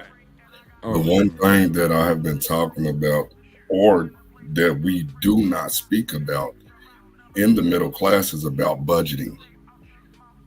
Mostly middle class, they spend money. They're trying to keep up with the Joneses. It's always about the look instead of budgeting the money. And we don't speak on that a lot. If you budget your money, you'll have it. And I say it from experience because I've been doing it since I was 25. My income was middle class at the time. I was 25 years old, house, car, kids. At 25, I was making $30,000 a year. But I budgeted my money. I saved my money so that way I could have properties. I was given a property, but I also have my own because that's what I worked for. But I budget my money. I didn't overspend. We don't talk about and teach that enough about budgeting, because even now we will spend so much money that's way more than our income. To be honest, that's why we're in debt, especially in the middle class. You're trying to keep it. You know how many people were owning $100,000 homes but had no furniture? You know why? Because they wanted to have the perception of, I have this big home, but yet you have no furniture. You're eating ramen noodles just to keep up. I'm saying back then, yes, even in the early 2000s, that's what people were doing. Yes, I got $100,000 home because, at that time, $100,000 home was important to a lot of people. That was the perception. But we don't get into the line of what do we spend on a daily basis. Now people are they're eating Uber Eats and they're doing all that. They're barely even going grocery shopping. But what about people that are living check to check? And I think that's where I got it. Hold that thought for me real quick, Tiff. You could jump right in. Let me read these.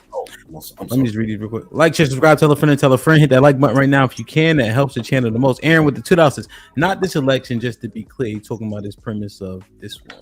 Salute to my brother Ray. Been a member for 10 months. Omega Dread. Omega Dread with the 20 ball says, here's some more debt-ridden bucks. Put him in the fucking bedroom. Get him out of here. Come on. CG with the $5 says, fun fact, Democrats have won the popular vote the last 4 elections. Reaper, what up though with the $10 says, there are different types of inflation. Demand pull, cost push, But think of it in context, goods and services. Monetary supply can create inflation if it grows faster than economic output. Yep. Journey with the $10 says, good day, Hamp. This might be risky. And panel. Gotta love a good intellectual conversation. Indeed. Truth and reality undefeated with the $5 says, instead of give me more, are y'all gonna talk about how they spend what they got? Them J's, bust down wigs, bottles, $100 nails, Beyonce / Usher shows. Not the bust down wig, Brody. Will with the 20 ball says the myth of American equality, quote unquote. His argument is the metrics utilized by the Census Bureau measuring poverty doesn't account for non-cash transfers such as Medicare, food stamps, refundable tax credits, etc. Yeah. Damn. That's a great point. Red Pill Ranger with the $5 says, how many cats party every weekend but don't have a single stock portfolio? Designer shoes, bags, eating out several times per week. Freeman's Journal with the $5 says, obstacles to opportunities has fruit on the tree. What about the rest of the panel? Let the boldly ignorant stay poor. Red Pill Ranger with the $2 says, in 2024, I don't know don't work. YouTube it. Man, I don't know, man. You got to be able to discern that information and break it down and understand it. And I think because you have things like Wikipedia as an example, anybody can post anything. So how do you know how to decipher through that information? I think we kind of got to go back to experts, people with experience, leaning on people to help us guide us. And then when we get it, we got it. You know? So I think there's still value there, but I understand the premise. $20 top. It says salute to him and the panel. Great conversation. But Kenny and Tiff, y'all sound crazy. It's simple. If everybody is rich, nobody's rich.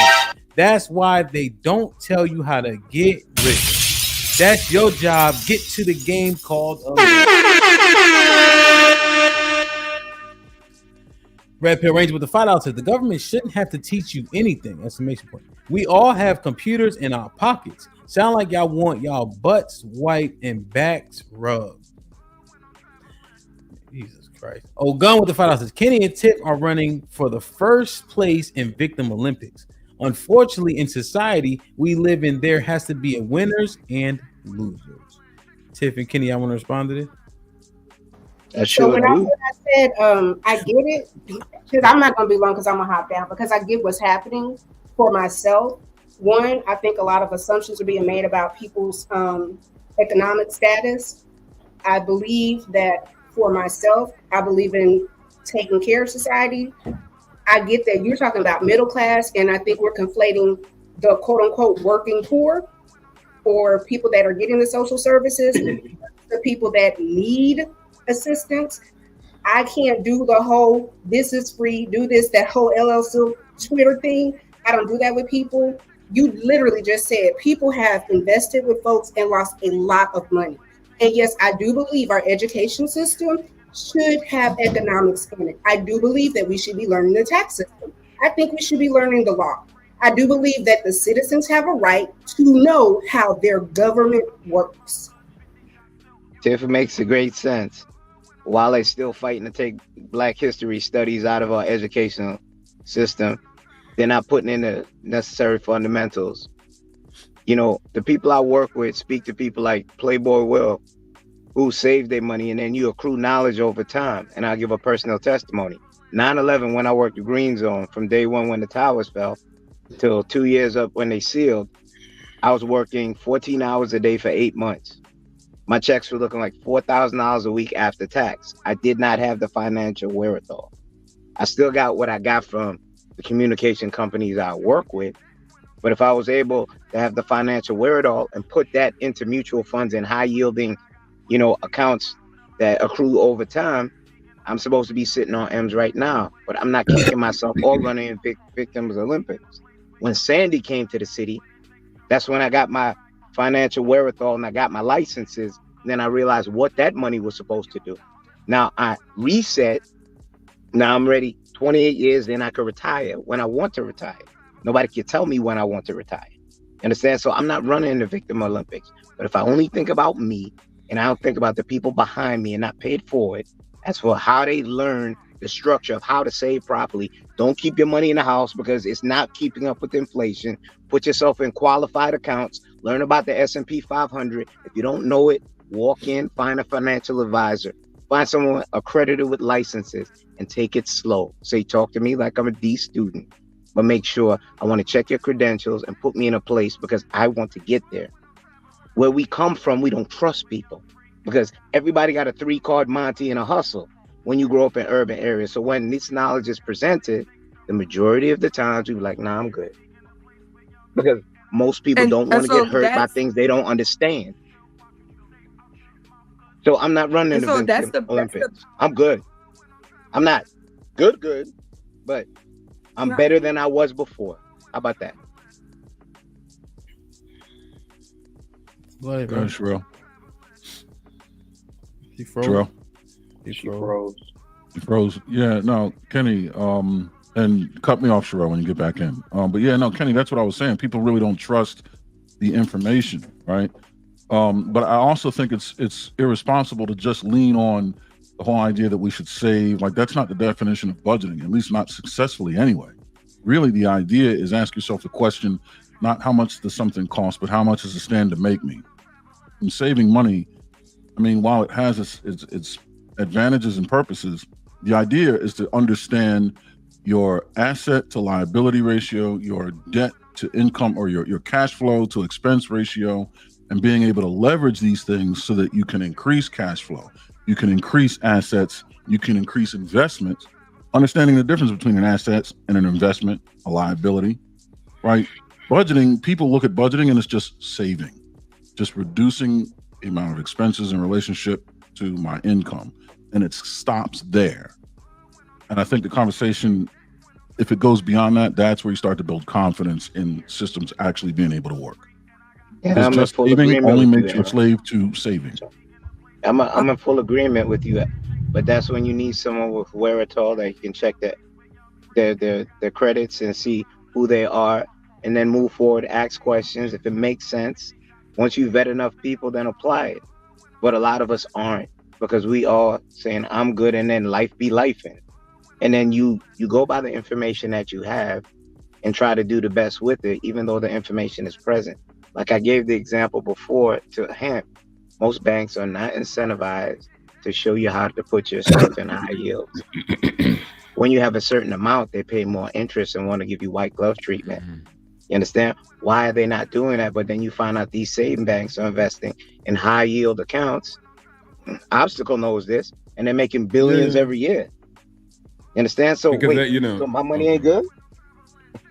Now, on their budget sheet, it ain't. Because if they got to pay you high interest rate, then they got to, you know, on them, that's a liability. For you, that's an asset. But on their budget sheet, that's a liability. And so the more cash you just got sitting there, that's more of an asset they could use and leverage and blah, blah, blah. You know the game.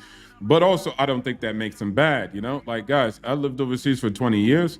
And that's why I could look back at the market, in America at least, in our financial system, and say, wow, this is very nice. Because as Kenny said, you could walk into the bank and say, hey, man, I need some help. And then there's a doctor called a financial advisor that will financially look at you and say, okay, what do you have going on? How much money you got? You got any liabilities? Okay, this is the prescription. Let's put this much money because you can only afford this. And he works with you. I go to banks. I get Thai people to invest all the time. Thai people are making money now. They're doing things that they never did before. Their families crying, people buying properties. And the American dream could be exported. People are winning over here. And one of the things is they went to the bank and the bank was like, bro, Google that stuff. We ain't got nobody here like that.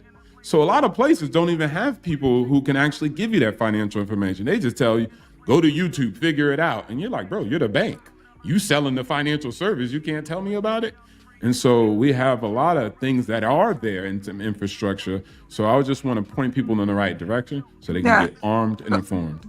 So things are more easier said than done, right? So like I said, it's like within being the person who can make it out of a situation, I never look at it and be like, oh, I made it out. Everybody could make it out, because that's cap, right?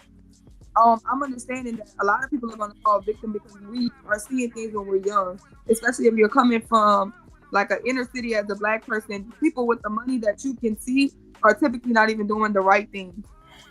Everybody has a CNA. Everybody's selling some type of drug. The men are selling drugs. The women are CNA.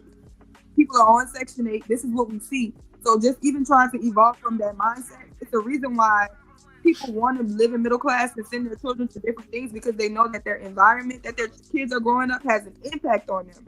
I think it's funny that we can say it's going to have a positive if they have two parents and they're coming from this good environment and they go to these good schools, but then you don't think that it'll have a negative impact on the opposite, because it does. But when we come up out of it, because I've been traveling the country for the last 7 years, when we come up out of what's just going on with Black people, because of course we have the Black tax. So even if we are this one who makes the most money in our family for the first time, we're the first millionaire, the first 100,000-aire, we're still taking care of our grandmothers, our parents, our siblings, everybody else short around us. So we're actually losing because we're more putting money into paying everybody else's things. This is an American issue. This is not a Black issue. I'm talking about white people. I have been to McDonald's and Walmart where there is no Black people. Those are white people working at McDonald's, Walmart, Family Dollars, all across this country. This is an American problem. It is not a Black issue. Americans are living check to check. Americans don't have $1,000 saved. It's more than just a Black issue. So I can say how we can be coming from our communities, but what's their excuse? This is an American shitting on all the middle class people across races. And also, too, a funny fact about Asian Americans are actually doing extremely well.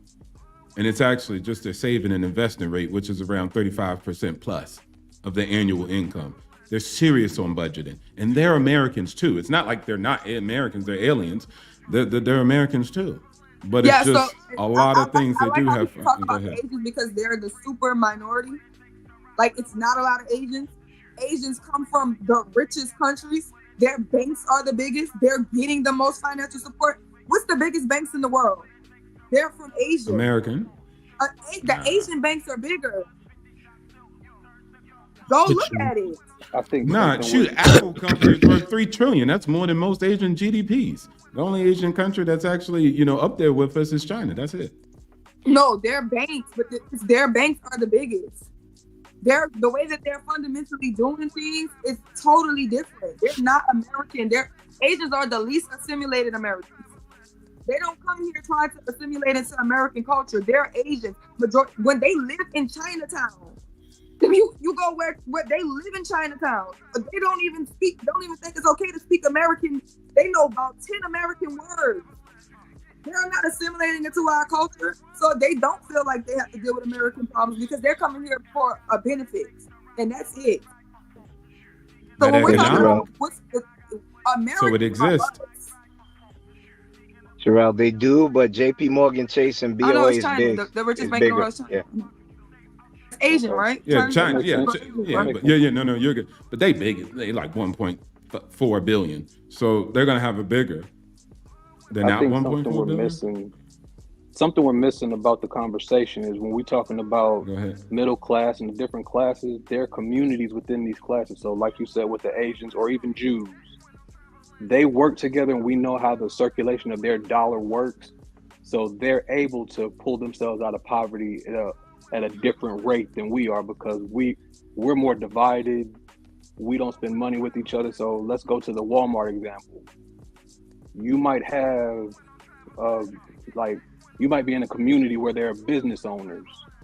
And if the lower class and the middle class are more inclined to shop with Walmart, the big rich conglomerate, the corporation, then those businesses that your neighbors have, they go down. Whereas if we start circulating our money around with each other the way the Asians do, because I can't say they don't shop at Walmart, but we know they shop with each other. Same with the Jews, even with the Latinos. I live in Georgia, and 10, 15 years ago, there weren't hella Asian banks around when I drove around. There are now. There weren't hella European banks. I saw a bank of the Kazakhs. Different people are building banks because they're circulating their money with each other in different aspects, in different markets and industries. So everybody is getting a taste of the pie. Whereas with us, I make $1 million. I might be like, yo, bump y'all. I'm shopping at Gucci, Fendi, yada, yada, yada. But Sherelle, she makes her own clothes, and Callie makes shoes. And I'm like, yo, I don't get no clout off of them shoes and them clothes, so I ain't shopping with them. Where if I actually work with them and I actually spend money with them the way them other communities do, I got a little clout with Sherelle, so I can say, yo, house burnt down. You know I'ma fuck with you. Let me get a couple pair of pants. Callie, let me get a pair of shoes. Family need a little fucking with. So if you fuck with me, I fuck with you back. Walmart ain't fucking with you like that. Walmart don't give a damn if your house just burnt down. Delta don't care if you got to get out the state because of a disaster or something going on. So that's a part of where we're missing the middle class conversation. Them upper class, them top billionaires, they talk to each other, they do deals with each other, they make money with each other and for each other. Whereas with us in the middle class and the lower class, we're so stuck on, like one of the people said, we buying everything that we don't need as opposed to looking within each other to find out how I can get ahead. And I'll add Izzy too. Izzy, you got to also look at just assets, acquiring assets. You see what I'm saying? Like your main modem of actually creating some income or resources for yourself is only earned income. And earned income is not the creator of wealth, it's assets. So the only thing I'm adding to that is, hey, siphon off that money that you get from that company and buy a portion of assets. And over time, those assets will mature. And all y'all can do it. And it's all beneficial for the United States. It's not bad for all y'all to acquire some assets. And it's funny when we talk about like big equity and hedge fund and institutional money, the most funniest thing is most of the money is pension from teachers and firefighters. And it's just managed because you got to remember, how you going to get paid out money when you turn this age or when you retire? The fund ain't giving you back your money. They had to make a multiple, and they did that by investing in the market and buying assets. So it's like the most of the money is the people's money for work, at work for itself. So again, just buying assets. That's what I'm trying to get people to be familiar with, so they could acquire it and open up that brokerage fund. So they're not like Kenny. When they get the money, they end up spending it in a certain way, and they're like, "Dang, I should have bought some assets." And you got to remember, your retirement is actually the money you had already put in, the money that you get taxed. So that determines the level of how much you'll get per month once you retire. That's another thing as well. Yeah. Let Kelly get in. But you see how they be playing with folk? Those very same people who invested their money in them pensions and everything like that, they all got wiped out. They're not playing. That's in the small print. That's in the fine print. Now that wasn't the majority. Majority of the money didn't go wiped out. You talk about Bernie Madoff or something. Yeah, I mean, oh, he was just lying. That's different. You know, people get played. You can't create a life where nobody get played. Well, I'm not talking and he about went to jail. Even if you didn't get played, right? Mm-hmm. It's going to happen that the market is going to crash.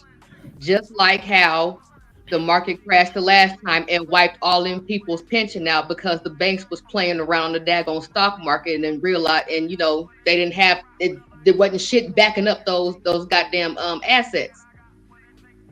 That's what happened, and the people got fucked. So, Callie, your message is what? My message is to this overall premise of this is all you have to do. And to the notion of the shaking your head like, no, the system is not doing anything to you. Oh, like I said before, it has to have a bubble and burst cycle. You have to have people on the bottom in order for this whole thing to work, period. Mm-hmm. So what are you saying? Don't risk it, stay at the bottom? Do the best you can and get off that daggone hamster wheel and be trying to chase something that's end up gonna burst in your face. Everybody can't go, everybody ain't gonna make it.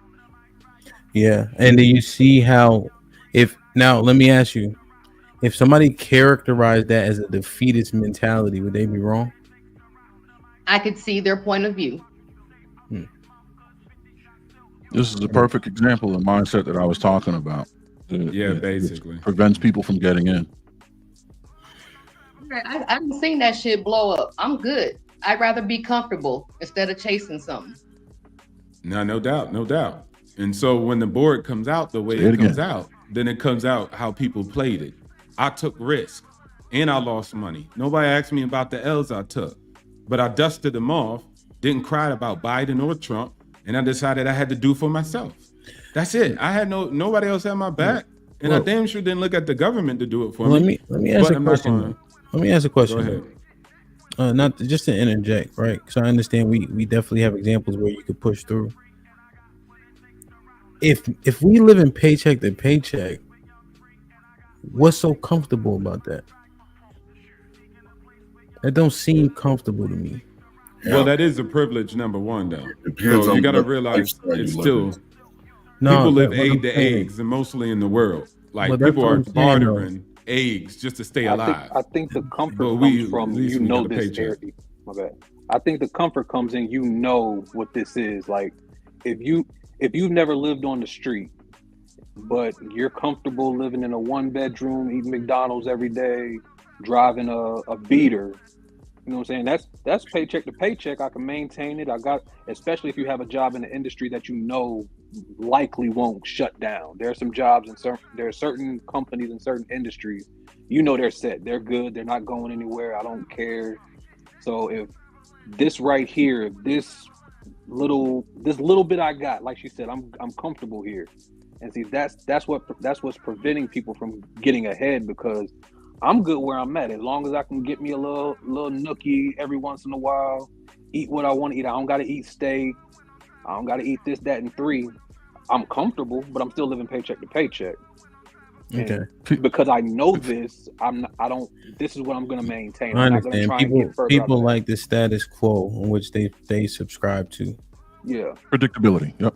Yeah. Man, add on to that. Some people, like even with bad habits, if you're doing it long enough, it becomes part of your modus operandi, and you're unknowing that you're doing something that's divisive to you getting forward and progress. Like, stop smoking those cigarettes. Yeah, I'm gonna get to it. But you know, the long term, your lungs. I got Not you, just Callie. that you can't budget because. Not just that you can't budget because I wasn't taking even a if- shot. Just letting you know, No, Callie. I you- wasn't taking a shot. No, but That you're was right, just like 'cause habit, force of habits. But the paycheck, that ain't stupid. Like, even though I am where I am, it makes sense. Like, humans always forage, they barter, they beg, they barely survive to make it. So paycheck to paycheck is way comfortable, because if you come to Thailand or Africa, people are bartering eggs to eggs, melon to melon. It depends on what they sell. Every day they go out hoping that they can make a sale so they can feed themselves. And then that's how they live. There is no check. There's no big corporations. There's no jobs like that. They just got to go out here and figure out, I'm going to sell meat, noodles, what we going to do? And that's what they do. So net, a check to check is a way more comfortable space. And I get it, where people are just like, hey man, if I take a risk, I might be wiped out. But Makes sense. Why would you do that? But You almost we- gotta seem kind of crazy to be like, But we- I'm gonna go against the grain. But I don't give a fuck about Thailand or the majority of the continent, to be 100% honest, right? We dealing with first world problems. I get it, but we dealing with first world problems. So they do Exactly. have So checks. just remember that. That's what I'm saying. But only Just I just remember hate. But I don't like the comparison. Oh, they doing this in Thailand. Give a fuck about that little corny ass island, right? I'm talking about the niggas over here living hard. How we characterize hard. That's what I'm. But gonna I'm not. focus on. Yeah, but I'm not saying You know? it to say like shut up or something like that. What I'm No, just but showing you is the level of comfortability. So when you I say, know, Ops, how but can you people saying live it. check You to saying check? it without saying it though. You saying like, Okay. well, y'all should be comfortable because at least it's not eggs to eggs. No, Go I tell did not my- say that. That's not what I'm No, trying to say. What I'm Okay, saying, okay, go well, ahead. I'm just this is what was said, right? So you saying they don't even have big corporations to live paycheck to paycheck. Paycheck to paycheck isn't bad because they bartering eggs and meat and noodles, right? So the comparison is like how it sounds is it could be a lot worse, i.e. like over here in Thailand. If you go home and tell my niggas that's around the way, yo, they bartering noodles in Thailand, they gonna beat you the fuck up out there. Because Well, how they're they not gonna living beat is me hard. up, but I get what you're saying. It's a lot of them though. You'd be surprised. But yeah. Well, I've been beat up before. the blicky But- is real. But go ahead. But just in terms of like we minimizing what people going through, and I think we just have to deal with our people are going through, regardless of what they doing in Thailand. Yeah, no, I get it, but I wasn't trying to use it like that. I was trying to use it in a way where we were asking a question about like, why do people's, like you even said, but why are you comfortable with living paycheck to paycheck though? Is that really comfortable? So what I was just trying to say is like, yes, for humans in America, yes, it is. And then I gave an example, like, it's worse over here. So it's not crazy. It could be worse. And other people over here think it's cool too. They rather live like that. It's hard to get them to invest. Yeah. So again, humans are just human. So they're in America. We're just saying, I can't let you get away from it. I know what you said. I regurgitated it. And I just don't like those comparisons of these other countries. I got you. Like, we got to be worried about what they doing. I don't got nothing to do with that. I just know that what the people are going through here is the things that I like to address without comparing them to everybody. We often get lost in the sauce of comparing. You know what I'm saying? As opposed to just addressing. Let's block off the world in our instance. That's completely fine.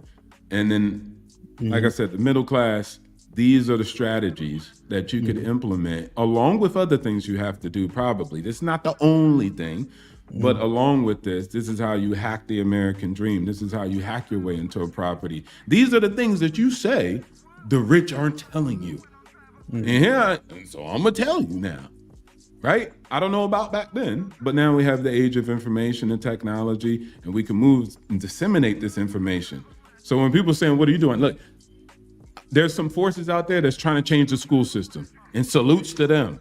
If you know of a good one, I'll donate. But I also got my thing going on that I got control over, which is, hey, I'm going to wake up, I'm going to get on this airway, create my own media around this, and provide that financial information for people who want it, and it's there. Because other airways are not going to do that. They're going to give you booty shaking and all that other stuff. Cool. I'm not here to, police them. I'm here to just do what I can. And that's it. When I pass away, that's it. I did what I did. I did the best I can, supplied the information, and let the chips fall where they may. Yeah, no, 100%. Was anybody else want to get in? Yeah, no, I'm with you, Hamp. We can't, using other people. Look, you got to understand your audience, right? And they have their own limitations in their mind, and those are the ones you have to defeat. So rather than approaching them saying, "Listen, there are people with less that can do more and have done more because they were willing to take the risk," people aren't going to look at that and give a shit. What people will have to understand is, if you take this risk, there's a reduced chance that you will fall below where you are currently. That's how you build trust.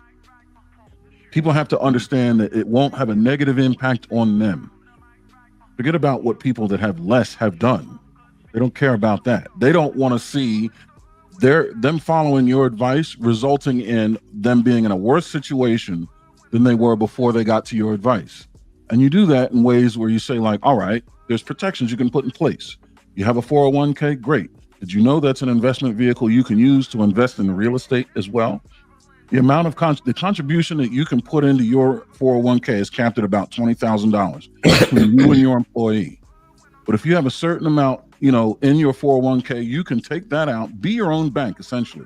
Take that out, invest it in a property to be, purchased, fixed, flipped, and sold, and come back to your account with $100,000. Now that goes beyond the contribution cap at $20,000 because it's an ROI. It's not a contribution to the principal. Not only that, you can pay back everything except the loan you took out, and you can feed that loan over time because there's interest on the loan. But where's that interest go? To your account. The interest is paid to you, not some other bank. Now, what's the difference here? Exactly. Right now, your 401k is wrapped up in a market that could potentially crash. And when and if it does, now we're talking about what Callie said, people lose. But when you buy into a piece of real estate, what's the one thing that everybody does to a house? They buy insurance. So if your deal goes upside down or something, that house bursts into flames, you have an insurance company that's liable to pay you back or at least make sure you're made whole. Now, there's a lot of paperwork involved with this, but what you're doing is essentially building confidence in someone's that their risk that they are about to take is supported by some fail safes that are woven inherently into whatever it is you're suggesting that they do. Can I get in? Aaron, Wait, you said the I just company wanna- match you too, right? You said the company match you in that 401k? Can I? Yeah, but that's the annual contribution. Yeah, what the but company they match you, matches right? you is capped. Right. I'm talking about a return on the investment. Shout outs, yeah, I got you. But shout outs to the corporation for matching you on that too. Oh, well, there That's you go. Right. 100% That's another gain. conversation. No, there you go. Right, yeah. But go ahead. But go what ahead. I was saying towards what Hemp is saying is I just feel like it's very disingenuous to bring up the third world countries because we wasn't gifted a first world country. No, we built it. So this whole idea of trying to make it seem like Americans are generationally just lazy, how? And we're keeping it running. This isn't just a magical piece. People have fought, wars, died, built bridges, everything. And the people who are building your infrastructure, the people who actually are making this place a first world country are the main people suffering. Y'all always want to bring it to the lowest of the low, like people aren't working. We fucking make America what it is, the people. And y'all are shitting on the people who make America great. Corporations are stomping on the Americans who make America great. We wasn't gifted a first world country. Our grandfathers, they built this bitch. Brick by brick, hand by hand, and we're still putting our time in. We're still clocking in every week. Working 10, 12, 14 hours, 40 hours a week, the majority of us, and then we're working overtime. We still putting our blood, sweat, and tears into this nation to make this nation a first world country, not the corporations. Well, no, People, I would say in what are the conjunction with the corporations gonna be corporations. if nobody show up to work? The ports just striked. If nobody show up to work, what is your corporation? Yeah, and If then you what don't are you got without the corporation? So I think it's a two-way street. We get caught up in our image and ego as the people. It's a two-way street. Without the corporation, you wouldn't have no goddamn port. What you mean? Who made the investment? Y'all didn't come together as a tribe and build railroads. So it's in conjunction with those people who end up building our industries. It's in conjunction with them. Y'all working as a group. You signed the contract. That's the agreement. So again, it's both people. I think we get in like, man, without us, it'll be nothing. And also without those people, it'll be nothing. Listen, people could do So it it's without. a two-way street. We could do it without the corporations. The corporations can't do Then it. Without do them. it. Do it We then. can do it without them. But it can't be done. Mindset that people are missing. That's actually the problematic mindset. Is the fact that we think that we need them when they the Y'all ones do. they need us. We need each other. The We need each 1%. other. If 1% of y'all just disappeared, we would figure it the fuck out. If all of us disappeared, y'all would be Y'all was lost. about to fight over toilet paper during the pandemic. Y'all need the actual because of the pandemic that y'all set up. Okay, so Running around in fucking circles. the impasse in the road is why it was mentioned earlier, why whites are able to group together and grow. Asians are able to group together and grow, and those other ethnicities are able to pile their money. You look at Latinos that come to this country, they live 30 in one house, and then they start buying houses and work as a community. One of the biggest things taught to me is that we lack unity, and that comes back from, maybe I'm touching Francis Cress Wilson's book, that we never healed since we've been over here. We've been taught and stuck in a position where we are built to mistrust and live in worlds of divide and conquer. We stay in that same bucket of crab and barrel mentality, and then we never address it. So we have conversations where we are here. Sherelle is 100% right. We were bought over here as labor, built this country on free labor. There's people that made multitudes of money. There's generational wealth off our backs, our blood. Got it. But what do we do now? When given an opportunity, and we put somebody as the pastor as for teaching us certain things, they fail us miserably.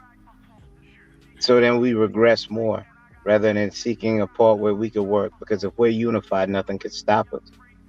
Sherelle, go ahead. Not to mention, these people are coming from. Hold on, bro. Let me hold 1 second. 1 second. I just don't know. I can't see. It's blurry. It's Ricky. Yeah. Yo, can you hear me? Yeah, I hear y'all. What's up, pal? Oh, what's popping? I can't see you. You blurry as hell. What's goody? How you? Man, I'm alive, man. Indeed, good to see you, man. You can get in as soon as Sherelle finish, man. So my thing is, I think what we miss is there's Asians working in sweatshops. Like all of these places and these people that we big up when they come to America, they're poor people where they come from too. They're coming to America for the better things. So I think we always miss that about the working together. But like I said, it's an American issue. Americans are living paycheck to paycheck. That's white and everything else. One thing about it is you're never going to a Popeyes where they're all Asian. You are never going to go to a Walmart where everybody in Walmart is Asian. Asians, the only place you're going to find a bunch of Asians working is at an Asian restaurant or Asian nail shop or Asian. They only work with and for each other. They live in the neighborhoods. They do not speak your language. Them motherfuckers is not assimilating. That is the reason. They don't need a reason to assimilate because they have a culture in a country that they can tie their shit to. This is our country. There is no assimilation. This is our way of life. This is all we know. This is all we are. So it's just disingenuous to keep on comparing ourselves to people who are totally different than us. We need to be working on what our just do is here. Which is financial literacy and a bunch of other things. Man. But y'all just don't want to swallow the pill. I don't know I could just be like, you know what? Yeah, I need to fix that too, in conjunction with anything else y'all got. What I'm saying is some other conversations too. That's just one. Everybody's not good. Because they're working for each other. So if all black people decide to say, we're not working for any major corporations, we're only going to get shit and work with each other. Yeah, then we would fuck the game up. Wow. I see what you're trying to convey. This shit is a monopoly game where the bank is cheating. This shit is really a monopoly game where the bank is cheating. Like, as soon as folks understand, like, it don't matter if the motherfucker paid you $1,000 an hour, because if they willing to pay you $1,000 an hour, then they willing to pay you $100,000 an hour. Like, when you understand that, and if anybody on here watch The Walking Dead, I like that show because it's a reflection of real life. My boy Negan on there said the shit the best. People are a resource, bro. Like, people are a resource.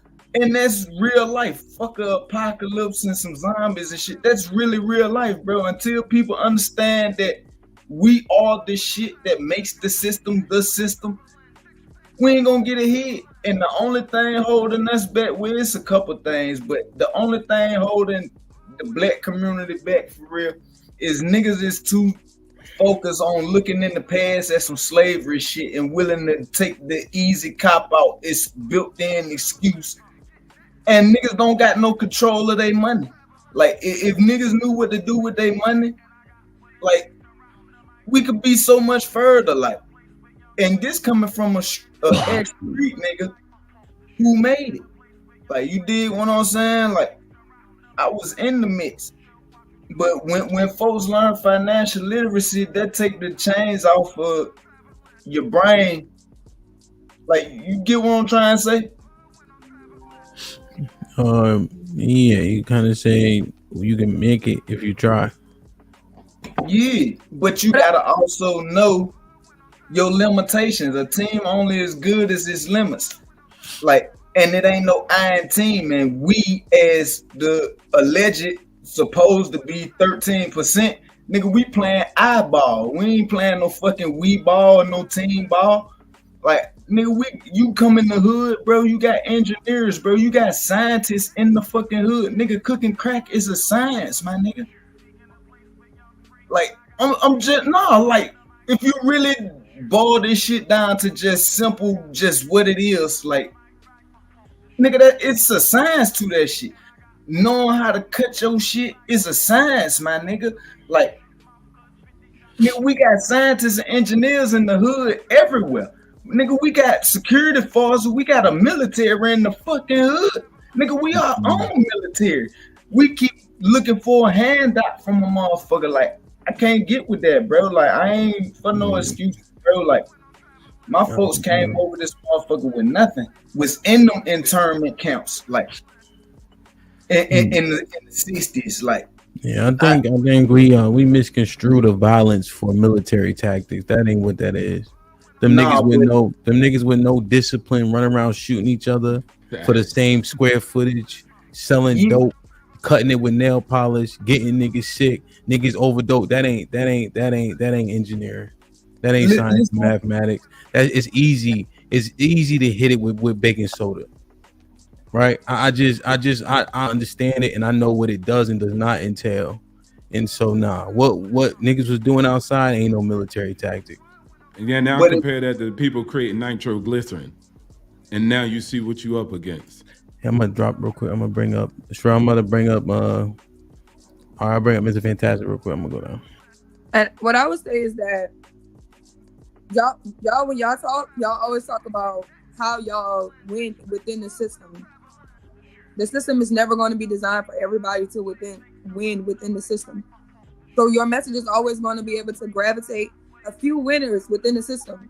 What I'm telling you is the same people that built this system have the power to tear it the fuck down. And as long as y'all do not understand that y'all who are building the system are the only ones with the actual power to change the system. If you believe you can't change the system, you just got to figure it out, a way to exist within it. Nothing is going to change. But What's the system? What's the system that you saying that could work? Within the system. In a capitalistic system, No. I'm saying what is the system you saying that will work, right? Because obviously you're saying this system's not working. What's your ideal on that system that will work and see the world in which you say should exist in the United States of America? What is it? I don't even know. See, there we go. Family. So you talked about earlier, Aaron. I think we don't even know where the new world is, but we just I think that go ahead. Me personally, Yeah, I think go that we ahead. should focus more on growing our own food.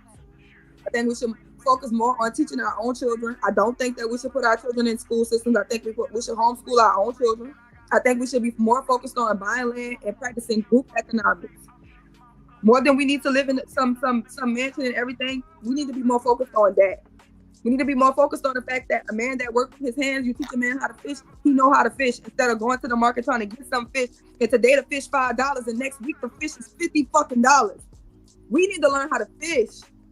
Because since we decided to give up what we can do for ourselves and put our trust inside the system, every time they decide they want to switch some shit up, we can't do nothing but oblige. We took our self-sufficiency and gave it to the government.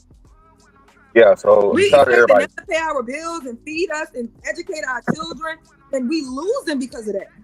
Well, hold on, Sherelle. Shout out to everybody, man. Shout out to everybody. What's up, champ? What's up, champ? Y'all got it. So Sherelle, again, we speak as if the minority is the majority. No, the minority of people depend on the government for them to survive. Those people are like, you know what I'm saying? Nationally, it's like 12%, and black people's like 28% or something, right?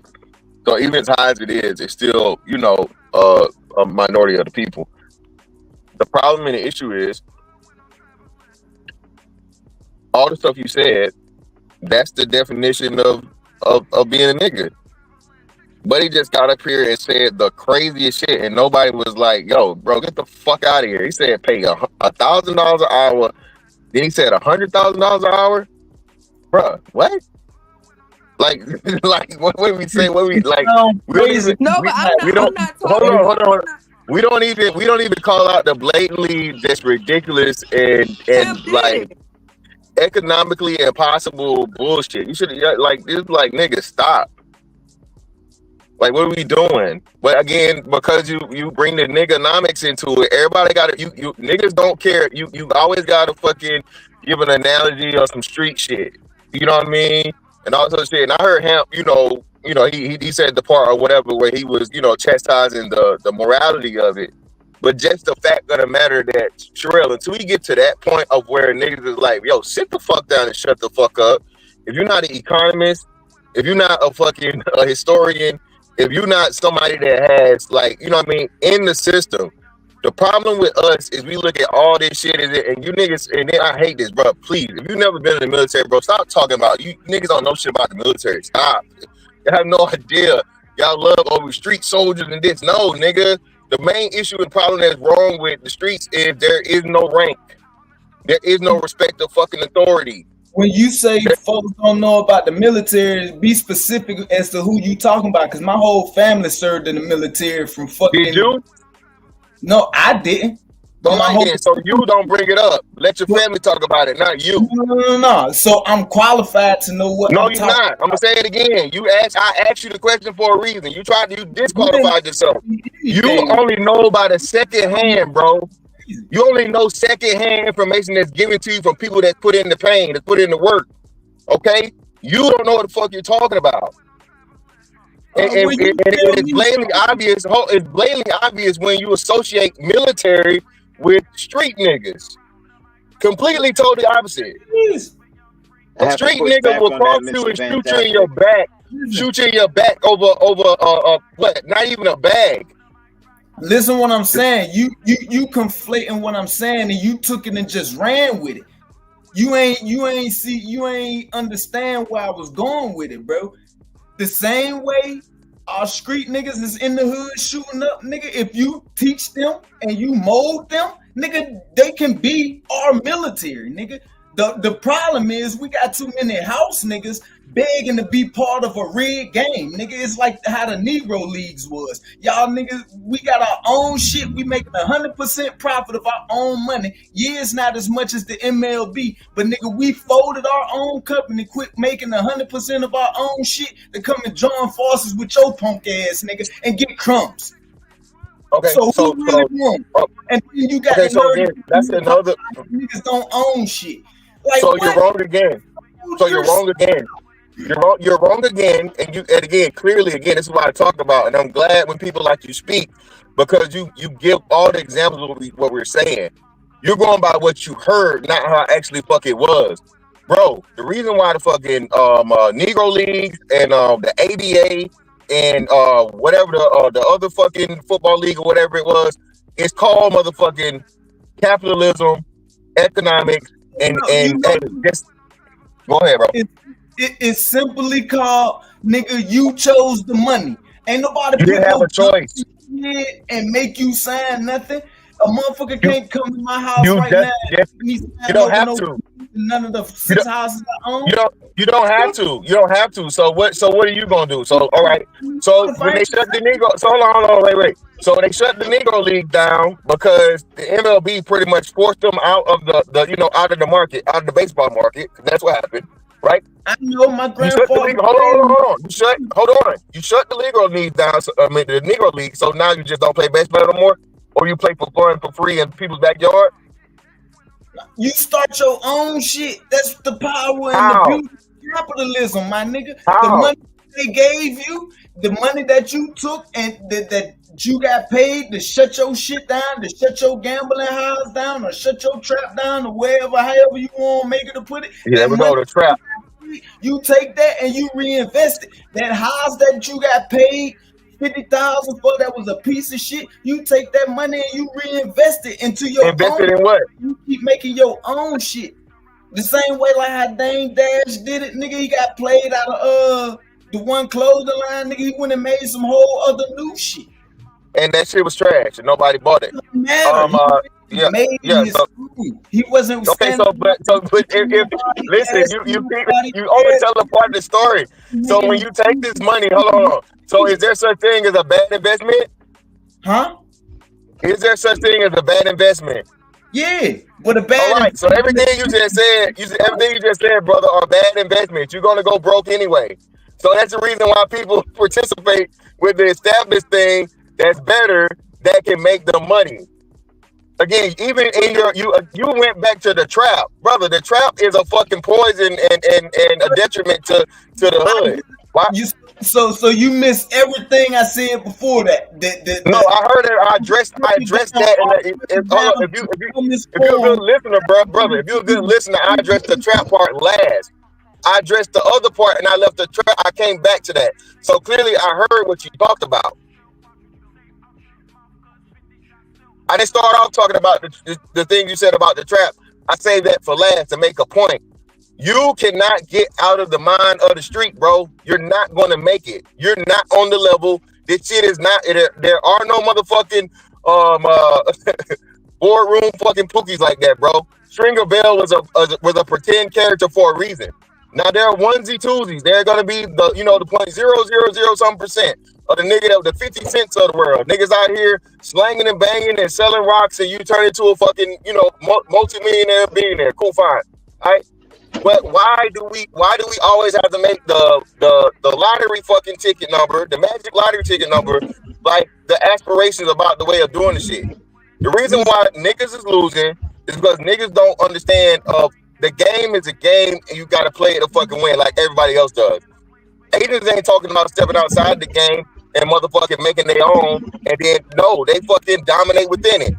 People from Israel, same thing. People from Israel not talking about making their own game and playing on their own. No, you work together and you dominate from within it. And that's what niggas refuse to do because y'all want to make excuses for the white man and the government. All that expression, it's irrelevant. But fantastic. Those people are not. They're working within the system, but they're not working for the system. We're for the system. Like I said, you're not going to any place and seeing a bunch of Asians, but within the shit that they own. You're not. What restaurant have you been to where everybody in the restaurant? No, I told you, Mexicans cook the best Chinese food. I told you that, Sherelle. I already know this. But if you go, how many restaurants have you been to where it's not owned by black people, but everybody that working there is a black person? Where you eat. Most 99% of every damn where you gonna go. House not black owned. What the fuck?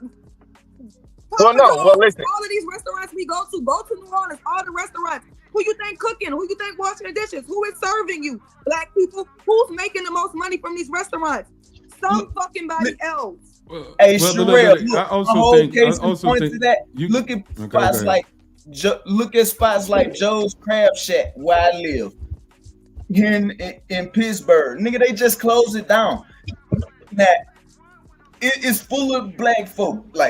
And I'm quite sure you go to any Joe Crab Shack in the fucking continental United States, niggas gonna be full of niggas predominantly serving you, cooking and doing the majority of the labor work. But a whole ass wide ball on this shit. But niggas are talking about how we ain't got shit. But got on the past $600 Jordans. Like, I can't understand it, bro. Like, you talking to a successful street nigga, bro. Like, a ex-street nigga, bro. Like, I made it. Like, I'm part of the exception. I'm not the rule. I'm the exception. Okay, but the exception. So I'm telling brother, you, I wouldn't want you to be toting that on public media. Bro, I done been in. He ain't showing his face. I done been grabbing everything for my shit, bro. I'm legit now, bro. That's why I said extra nigga. But yeah. I get it. But also too, look, black. Look, if you want me to talk to straight black people, whatever, okay, this is the deal. You guys can buy whatever you want. America's for sale. A lot of things in it is for sale and you can own it. So whether you're moving like the Chinese and they bought America, what people complain about today, like, oh, they buying up our land. They shouldn't be buying these lands. So you could buy it. You could buy the land. You could buy the stocks. You could own any companies you want to own. Imagine if since we're an imaginary world and we're all supposed to come to unity and we ain't never did that since the continent, let's imagine that we come to unity now.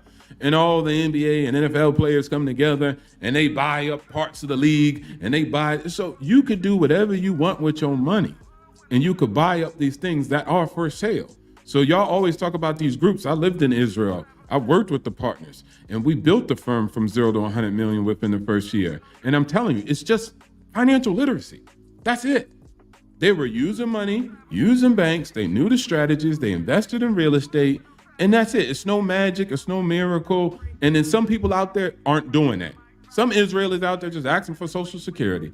But net, some are really out there doing the work and making it happen. So you guys can do it too. But as soon as I say, this is the economics, then we get, the system's rigged. And if we go back to the Kunte Kinte African ways, then, we really rise up like Wakanda and we find vibranium. And it's like, come on, man. So that's your problem. You're always going to Wakanda. Deal with what you got right here, right now, America. Do you agree? Let me throw this in the conversation. So when I was doing UPS, I was working with a driver. We were driving through this Jewish neighborhood, dropping off packages. The whole thing was Jewish. So we dropped off some packages at the house. and the driver was pretty much telling me, you know, that house used to be smaller, but the parents gave it to the kids. The kids tore it down, built it up, made it a 2-story, yada yada yada. So we end up going to this school. Jews got their own school. I don't know if I seen any black folks, but it was strictly Jewish. You know what I'm saying? And that was like the elementary through maybe middle school. So it was secure as a bitch, all that good shit. So we go next door. Next door, we drop off a package, and I see old Jewish men teaching the young Jewish men out of like scrolls, literal scrolls, not books, nigga, scrolls. So what we gotta converse about this whole division and all that stuff, we have to create the system like Fantastic was saying. We have to learn how to work within the system. These Jews, they have their own education system. They have their own labor system. If you talk about like technology, we know that the Indians are going crazy with technology right now. They pretty much running over everybody. Technology is a big industry that a lot of people can get into, but they're trying to corner that market. They're trying to take over that shit. Until we understand where we want to be in the system and how to play within the system and how to make ourselves progress within the system, it don't matter, because we talking about money, but you have to have labor along with that. You got to have some kind of educational system along with that. There's a lot that goes into a lot of these communities actually being where they are. And granted, like you said, everybody ain't doing great. That was funny, right? I love that. I ain't gonna lie. But yeah, that was my thing. So can we get Callie in? I was gonna add obstacles. Would you agree that in order for this system to work, it has to have people at the bottom? Do I agree that it has to be like that? No. Yeah, it has to. Because we're in a capitalist society. There's always got to be a working class and a supervisory class. The economy wouldn't function if there was no one in debt. We have a debt-based economy. Our money does not. Well, that is not bad. No, it's not. But if no one, right? If no one, hold on, stop, hold on. Obstacles. Go ahead. Debt isn't bad, but the majority of debt Americans hold is bad. Yeah, it's bad, super bad, right? I would agree. Yeah. I would agree that it's living a lifestyle, and I'm not, whatever it may be, high or low. But no, I don't think, Singapore is a capitalist. Well, we don't care about other countries. So again, if we just stick to our bases, right, and we just follow on our own economics, no, guys, no. I ain't gotta lose. But if you want to believe that, go ahead. Shoot, I ain't stopping you from being a loser. If you want to believe, you got to lose, because there's a big system filled with Illuminati and puppets and evil practitioners. No, sir. I'm no, exaggerating. sir. I'm exaggerating a bit. Yeah, okay. But just, I'm spicing it up. All right, let me spice it up. God, dang it. All right. No, because you're building a false premise at this point. No, okay, let me bring this one. With Callie smoking a blunt, right? And somebody talking about people who selling crack are engineers. If you want to listen to that and say that's the system that's holding you back and we can't win, then have at it. But what I'm saying is, hey, look, guys, I got financial literacy. That was from the real plan. Okay, good. But hey, I got financial literacy. You guys can invest. You guys can be comfortable. And this is how you do it. You want to move from check to check. Most people don't be like, I'm trying to become a billionaire. Everybody ain't on that. So everybody not even trying to reach that goal. They're trying to be comfortable, right? Am I wrong? Can I ask a question? And that's what she said real quick, Tiff. That's all I'm saying. I haven't said anything, Kenny. Wow. I just, the them, they. Are you guys, do you identify as a black person? Because who's the they that's not doing it? Like, identify as American, period. I stand on that. You can define me as you want. I'm a United States citizen, period. I stand on that. Okay, that's fine. So if you believe everything in America is great, why are you living in Thailand? Like, why are you not here stimulating the economy? Why are your money not? Shouldn't you be? I'm asking. See, that's the exactly, and that's a good question. No, I'm just exactly. Go ahead. Before I answer, go ahead. Just because he lives in Thailand. Hold on, stop. Just because he lives in Thailand doesn't mean his assets and holdings aren't in America. Let's go. That doesn't mean he's not day traded. He's not currency exchanging his money. So more than people who talk on here and virtue signal. My question was, that's them, they, them. who is the they and the them that you're talking about? Because are you talking about Americans? Well, who's Or are you the talking about Black Americans? Because you said they quite a few times. Who is the they that well, you but were talking also who's the they that's stopping you? Who's the system? Did I say Now, again, no, people. I'm talking to the conversation. You might personalize it, like we're having only just a one-on-one, but it's everybody else, and over the span of 3 hours. So net, yes, I still have my holdings in the United States of America. I still invest in properties, industrial properties, helping small businesses function. My name is out there. Check my LinkedIn profile. Like it's there, it's solidified. So my money's still there. I still love America because it's at that economic mobility and that opportunity for people. So my money's still heavily invested there. I don't have to be there physically in presence in order to be valid. So, but going back to the main conversation, quick. go ahead. Put your I don't link want in to the back chat so I can get it. Or are you Yeah, I talking got you, to Kenny. Americans? So are you saying you're Go ahead. talking to Americans or Black Americans? That's all I want I'm you talking to Americans when we say we can do it, because just like C said, No, I everybody did. hurting. I said, okay. Everybody hurting. He called me C. Yeah, my bad. Because I was like, if I said that, was And so it's my everybody. name is Sherelle. Sherelle. Sorry about that. DJ Thanks, Sherelle. Hamp, Sherelle. not Champ. It's a H-A-M-P, Hamp. But it doesn't bear out in the data. It doesn't reflect that. Because although it might be cheaper as far as cost of living abroad, if I wasn't a single father of a child under 10, I would be living abroad. Like the tax rates and all that it's a little bit cheaper, but it bites you in the ass in the long run. You get it on the back end. But with that being said, yes, you get it on the back end. You either pay it up front or you get it on the back end. Bro, no. What? Brother, I mean- no, brother, no. Just no. But whoever about to say something, go ahead. I was gonna say, before we get all the way off the freeway, the fact that he can't even recognize that this system works only if there is a bottom class, everybody ain't gonna move up. Okay. That shit is wild to me. Okay, so yes, Callie is right. There will be people that will struggle at the bottom because they don't understand one thing. Most motherfuckers incur interest instead of recurring interest, and that's your fucking problems right there. And that's why there'll always be a bottom. And it's a free It's a choice difference too. between- There'll always it's a be difference people at between the bottom 61%. because you Go need ahead. the workers. Watch this, and they're free to do that too. Capitalistic system, it is like a pyramid. Have you ever seen a pyramid that's thick at the top? No, I'm not saying. Okay, I'm not so saying. what I'm just saying is, That's but remember, what nation do you want to build? And you said you wanted to get back to the roots of people learning how to fish and learning how to hunt and educating their own children. Okay, cool. Build that nation out, and then do that. they're gonna have. But to say, hey, stop doing capitalism because I got that simple. this tribal joints going on that's going to work. Okay, I'm not saying you're wrong, Yeah. but Yeah.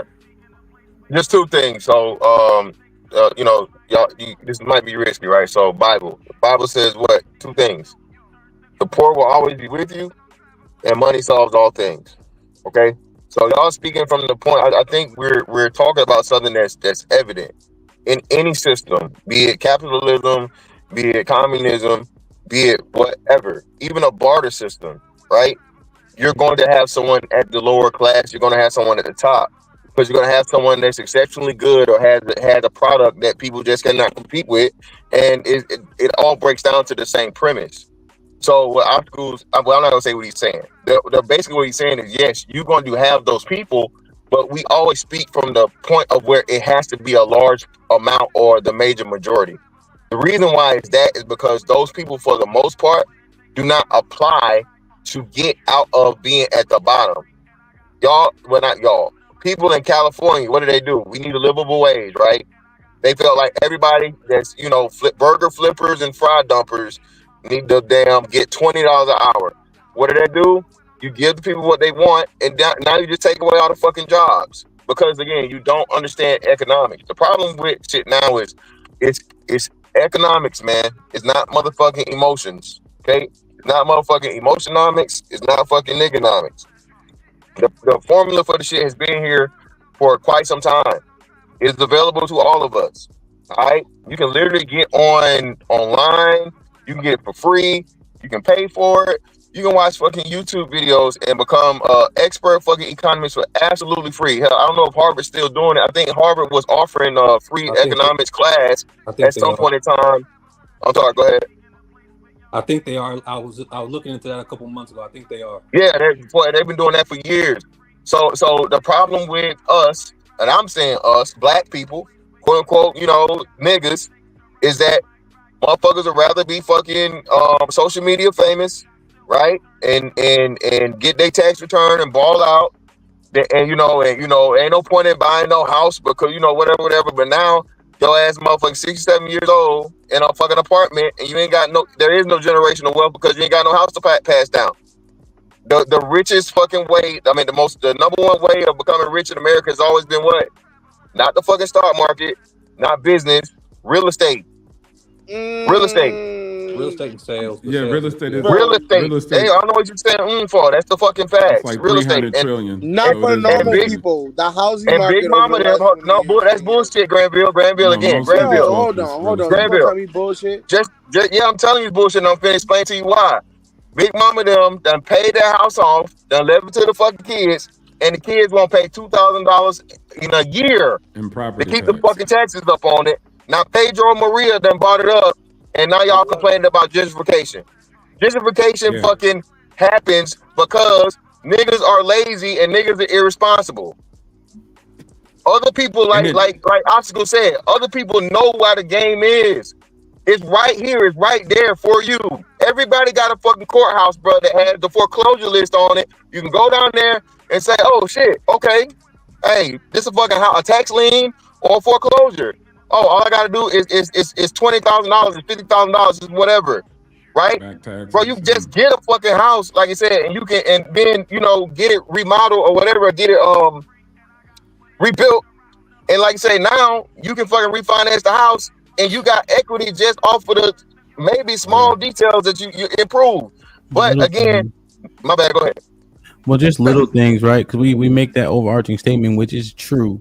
You have to also make sure people qualify to pull that equity, right? So if your credit score dropped to a 600, you ain't gonna be able to access that equity too. So it's a lot of things that we kind of leave out, but in a vacuum, Mr. Fantastic is right. But there are things that you have to also do to maintain and ensure that you're able to access the capital that you earned. But Ham, so think about that, Ham. How hard is it, Ham? Like you said, once you understand what it is, we all go. Nobody's perfect. Let me say that. Everybody's gonna have financial woes at some point in time. Everybody's gonna buy some shit they shouldn't buy or whatever. But the problem issue with us is that's the way, right? You niggas out here getting these Hellcats and these whatever, and you know what I mean? You're not even making the money that the fucking Hellcat costs. Y'all niggas got motherfucking 1,000 month motherfucking financing on a car that, you know what I'm saying, that the damn transmission gonna go out of in fucking 70,000 miles because you want to do donuts all the time. So the thing is, go ahead, Oscar. Go ahead. Wait, what was so wrong with what I was saying? Because within that's because we went into their systems. We can all pretty much know that my grandma, y'all grandmas, our grandpa, they own their land. They bought houses. They was also not getting educated by white people. My daddy couldn't even go to segregated. He was in segregation. My daddy. So my whole thing, I feel how they was building with their own hands. My grandpa bought a house, and the more children my grandma had, he built more rooms as they were having kids because he owned that whole land. So my whole thing is, what's so wrong with me saying we need to get back to that? Because they go into the schools, they get in programs to just be workers. Yeah, because Sherelle, the school system is making them feel like they should make $25. Affordability. Yeah, but your kids didn't get educated before, so that's number one. And then two, that's okay. Go do that. I'm not saying don't do that. But what I'm also saying too is that these other vehicles that you can, that's a personal investment you're making, and it could pay off very handsomely. So cool, cut down on expenses, etc. The other play is where you see other people doing, you're like, look at them, they're really winning, is building these multi-units and etc. And so the only thing is, like, even my own family, we had a property handed down. I pulled it out of the safe. My grandma barely knew what it was. And then I asked everybody, hey, have y'all seen this? My sister, my brother, nobody ever read the deed. When I was reading it out loud, they got college degrees. They couldn't read the deed. And so for me, I didn't say, oh my gosh, the school system didn't show us this. All I did was YouTube and Google it and said, you know what? This is the only form of wealth my family has. And we don't know it, we could lose it. And so I was out here advocating this and advocating that. And I'm like, bro, I need to turn in and figure this stuff out. How am I advocating for people? I don't even know how to read a deed. So what does that make sense? I'm telling people, let's do this, let's do this. I can't read a deed myself. So again, after that happened, then I was able to help the family and get them over that. So why are we paying for our children to go to school for 12 years and they're not teaching them nothing? So what are they teaching them? Well, they know how to read and write, for the most part.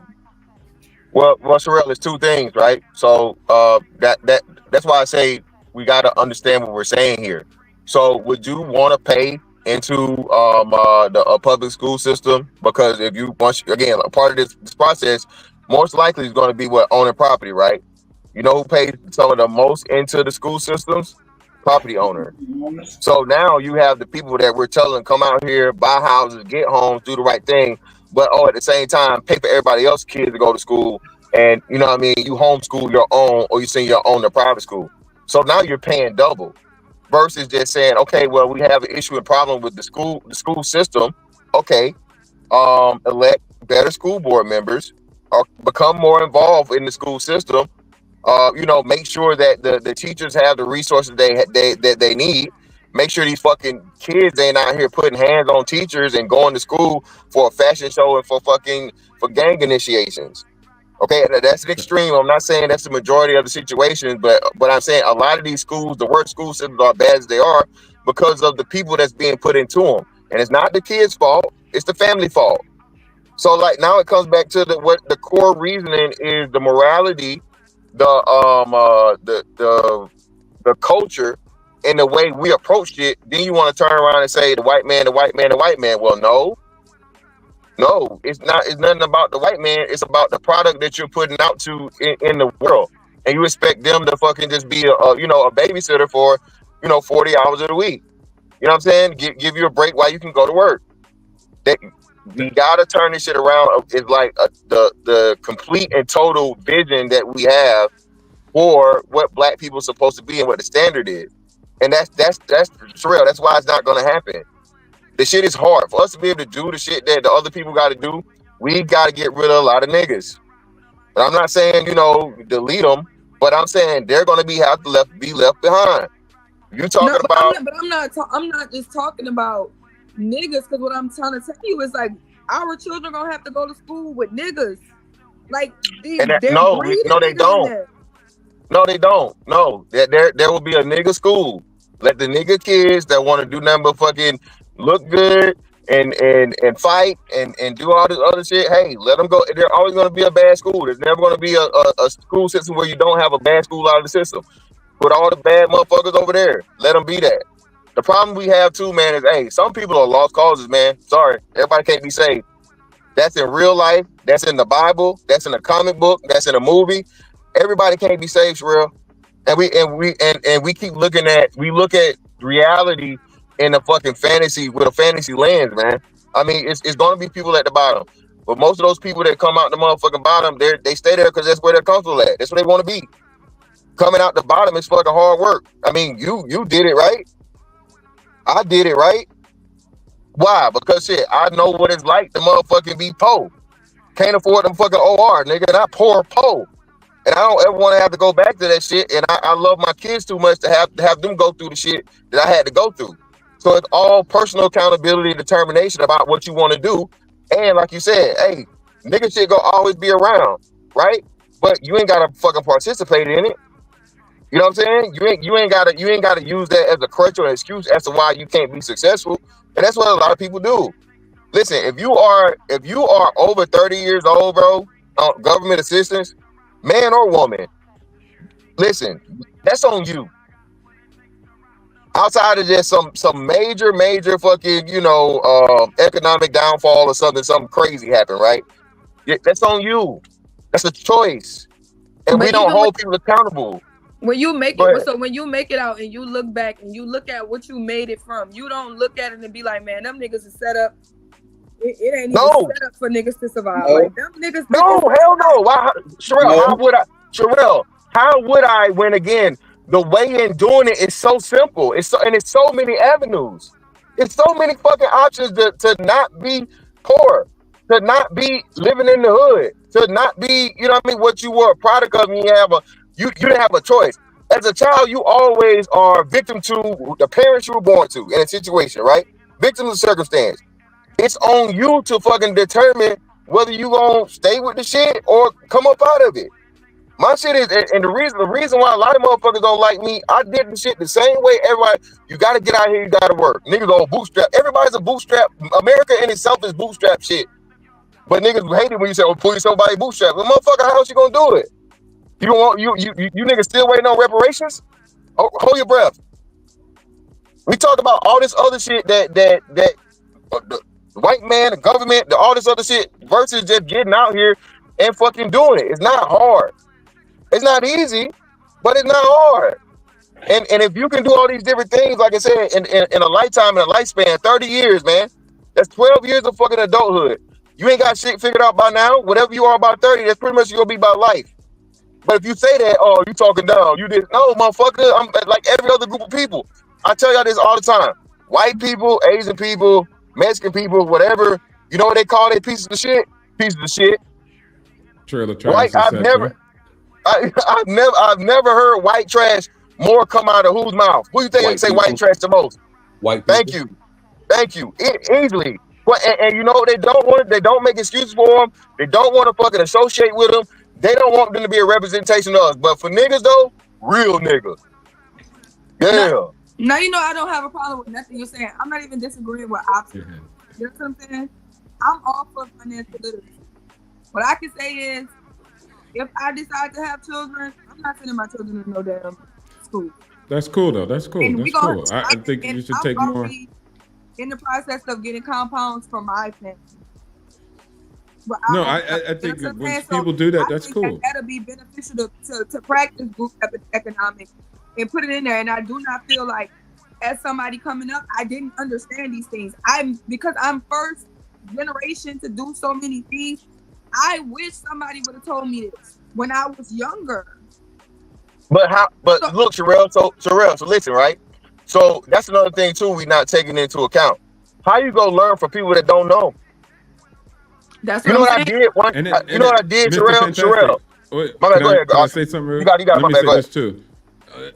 too. Guys, it also too, you guys imagine that the world's green on the other side. It's not. I told you 70% of the wealth is not passed through generation. Most people fail. So even the people who do have the information, like I'm a millionaire, and then I try to pass it on to my kids, 70% failure rate. So most of the families, it don't work. So even though you think like, man, they got the information over there because their family's financially literate. No, some kids, they don't even know nothing about finances, right? All the food is just there. They just live a life. They don't know how to manage money. Their parents might not teach them. That could be a thing, but it also could be entitlement. There's so many factors and variables. So, but the statistics show even the people with the money don't even get to pass it through. So you think like, damn, I'm disadvantaged. I took the mindset that said, bro, I know what it's not like, or I know what it's like not to eat. And I know that it's only up from here, and I know what I don't want.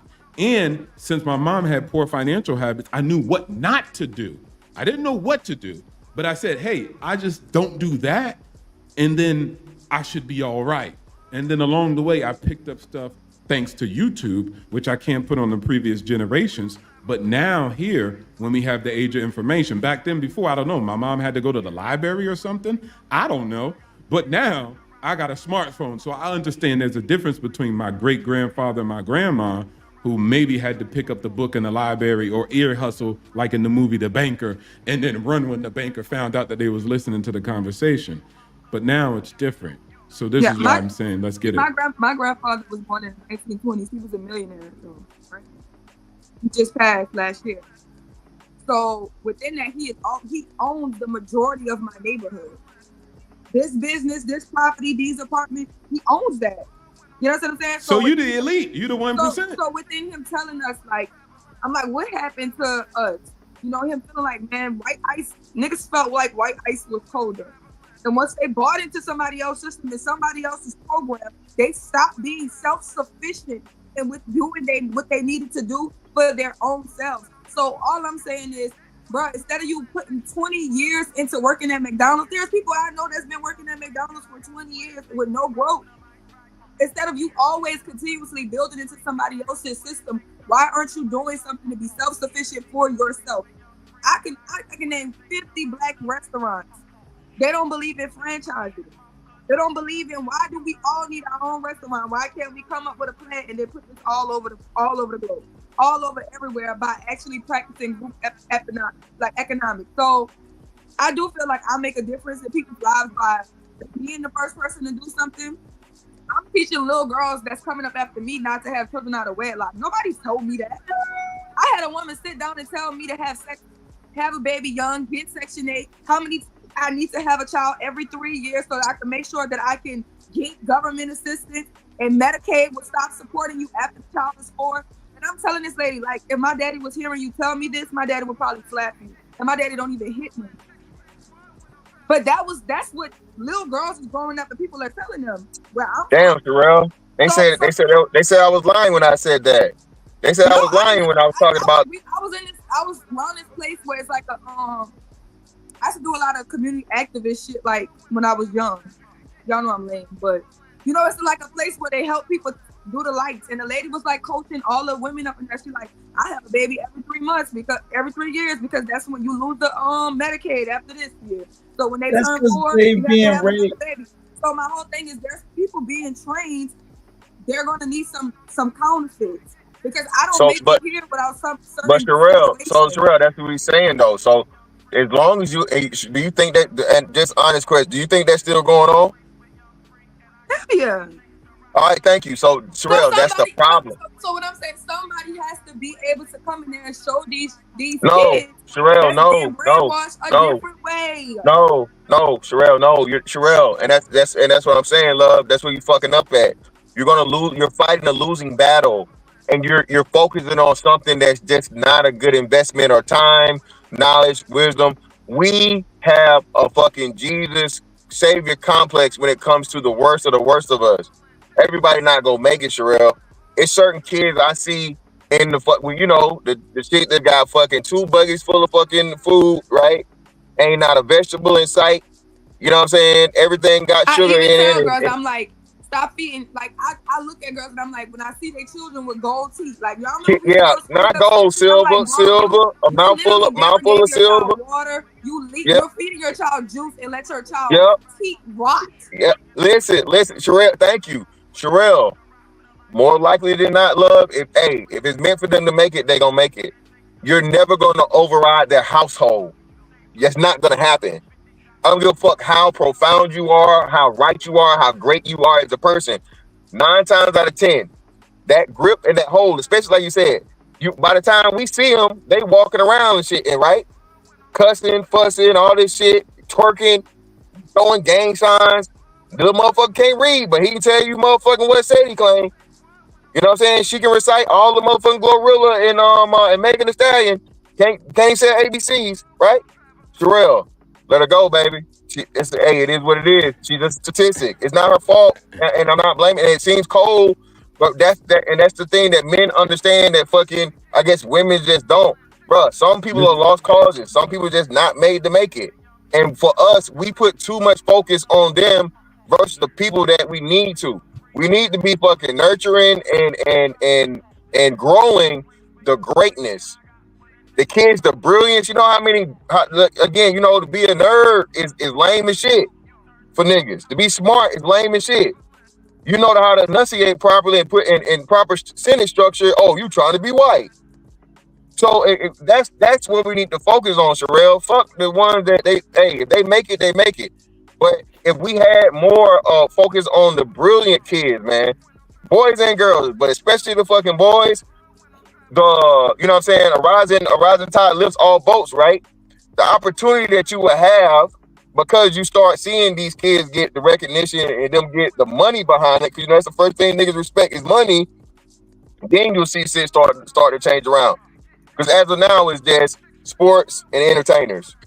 And then I know y'all was talking about that aspect, but also going back to the middle class, this is why I'm trying to scream up and down and say, hey guys, invest in the assets, invest in your financial literacy, because y'all already have y'all haven't been working at McDonald's for 20 years, right? Y'all been working at jobs that probably match, or you're probably working mid-level, right? And you're like, hey, I'm getting crushed. And all I'm saying is, hey, let's go over your budget sheet. Hey, let me show you that I know you've done this, earned income for a long time, but at least let's redirect some of this capital to assets so it can give you a little good cushion of retirement at this age, 40. And look, I retired at 32. Obviously, I know what I'm doing. So I'm trying to give you the information to show you how that could happen.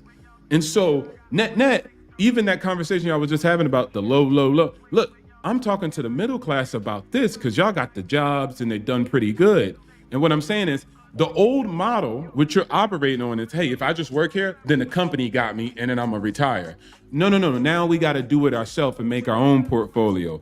But the good thing about it is you have the internet, you have the device, and the cost is low like never before. So you could just you could buy Apple right now for $1. That was never a thing before the technology came in. So let me share this information. Listen, about 20 minutes out of a whole week. And over the year, you'll know what to do from there. Keeping it basic. No, I understand. Me and Super chat. Justin, been a member for 4 months, says the reason why Asians have higher incomes on average is because those are the ones plucked from those areas to work in high income careers. Opinionated reality with the $5 says the American people struggle with basic education. Adding college courses in grad school will do nothing. Ezzy with the $5 says, no. Being comfortable is having 50 to 70,000 saved in a bank and continuing to save money, so I'm not getting big net worth or taking risks. Crimson with a $10 says, I also do not like the they got it worse argument. Yes, poverty is defined differently elsewhere, but we're not over there. There's a line between gratitude for what you have and wanting better. My name is my name. My name is my name with the 20 boy. He says, congrats on the successful event, Hamp. Salute, my G. The community you've cultivated can only grow strong. Shit like that. With that being said, let's leave all ignorant ass niggas in 2024. Wow. Put him in the fucking bedroom. Get him out of here. Come on. So solid with the 10 ounces. Hint to your comment about not giving a fuck about Thailand. You want it to be one way, but it's the other way. I don't understand. You missed me. Maybe it's an inside joke, but I can't remember. Corey Joe with the $2 says, what are you saying? On the absolute opportunities. Oh, okay. Keep preaching. Mr. Fantastic, keep teaching. Li with the $5 says, Mr. Fantastic, right on the money. Y'all emphasizing our productive locus of control and dismissing the system that gets predetermined outcome which Cali is conveying. Question. Shit like that. What has more weight? Our perceived control or people that forecast general outcomes? Say the people that can forecast, I guess. Excuse me. EBD with the $5 says that's exactly what MAGA is. The campaign is white people complaining Haitians, migrants, quote unquote, illegals are here violating and taking all the jobs, quote unquote. HQ with the $5 says open the Sparta pit, Hamp. Orange man is done. Harris. Well, I ain't see it. I ain't see it. They voting already, huh? What's it looking like? Son getting slid. Huh? They got the results out. I hadn't seen it. I hadn't looked at none. It should be getting I don't think they start. Me either. They don't start reporting till like 5. I think it's early. Yeah, they're not even reporting yet. They're reporting now at cap. Yeah, they don't start reporting till like 6. It's 6 Eastern Standard. Okay, that's what I think. Man, if y'all want to have some money and not be broke, you better vote for Trump. And you would say that. If you want some money and not be broke, you better vote for Trump. This is the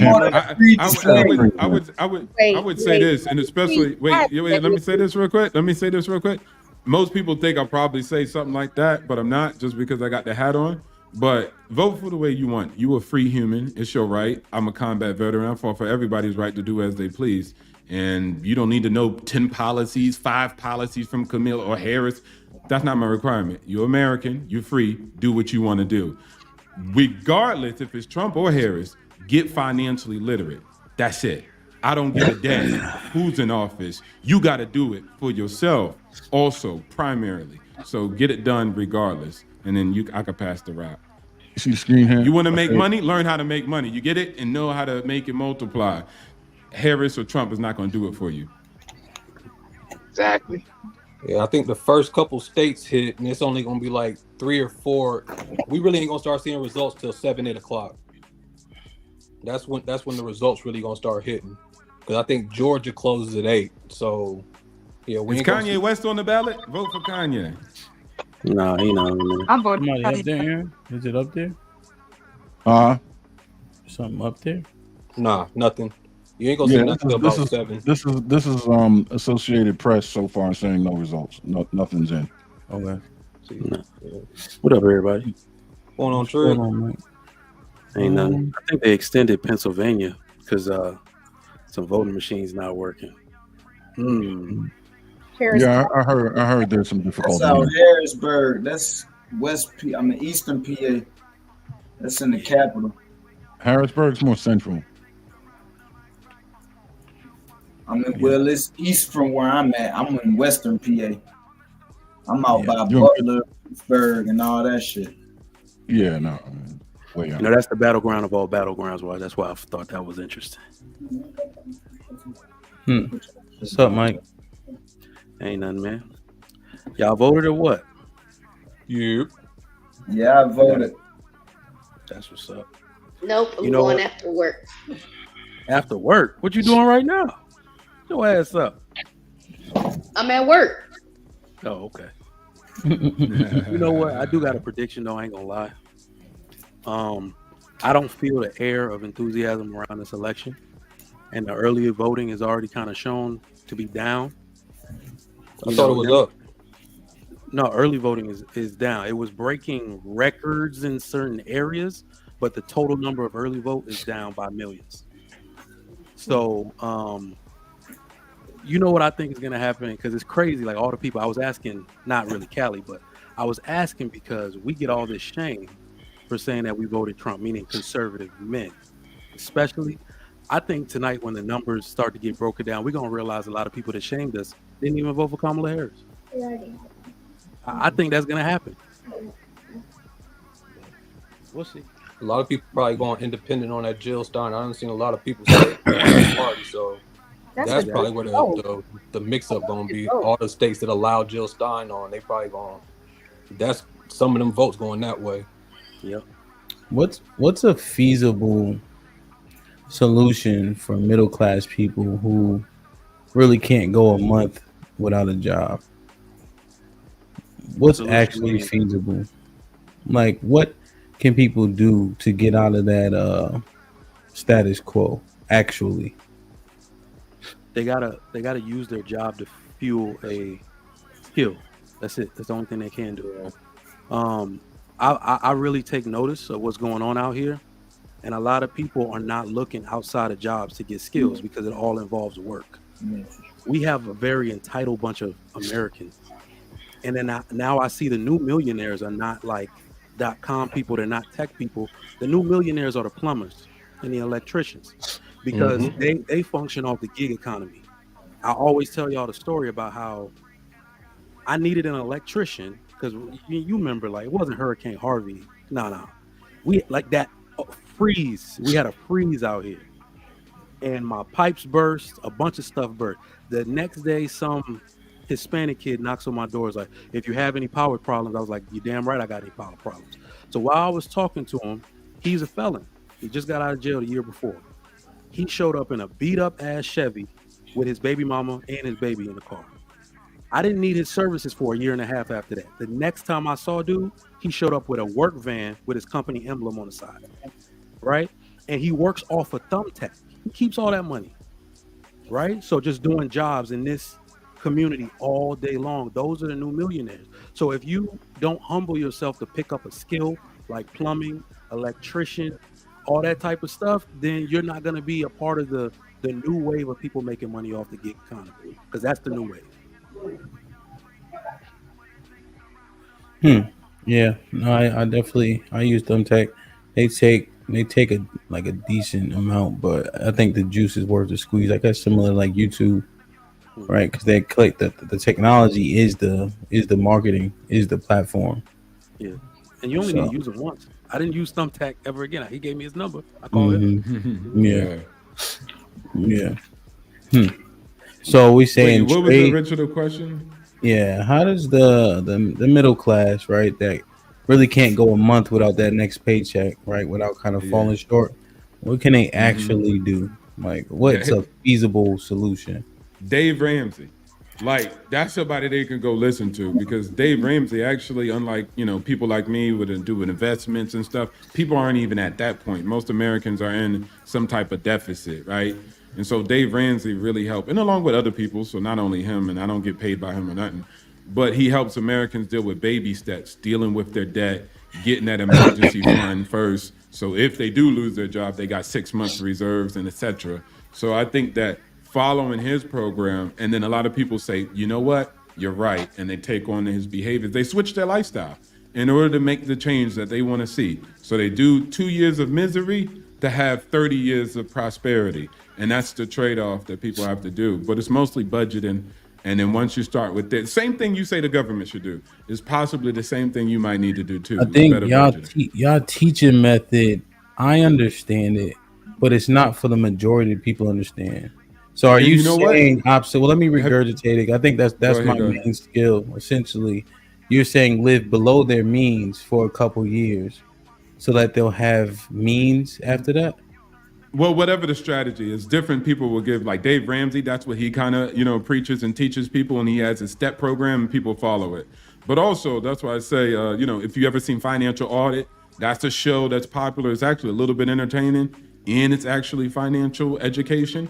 So I think like we're coming out with more media, more content to let people digest money and be, budgeting and investing in a more friendly way. I had a show called The Investment Audit, where I talk to people like just one-on-one, not about charts and all this crazy nonsense, but just a regular conversation that I wish somebody had to me around investments.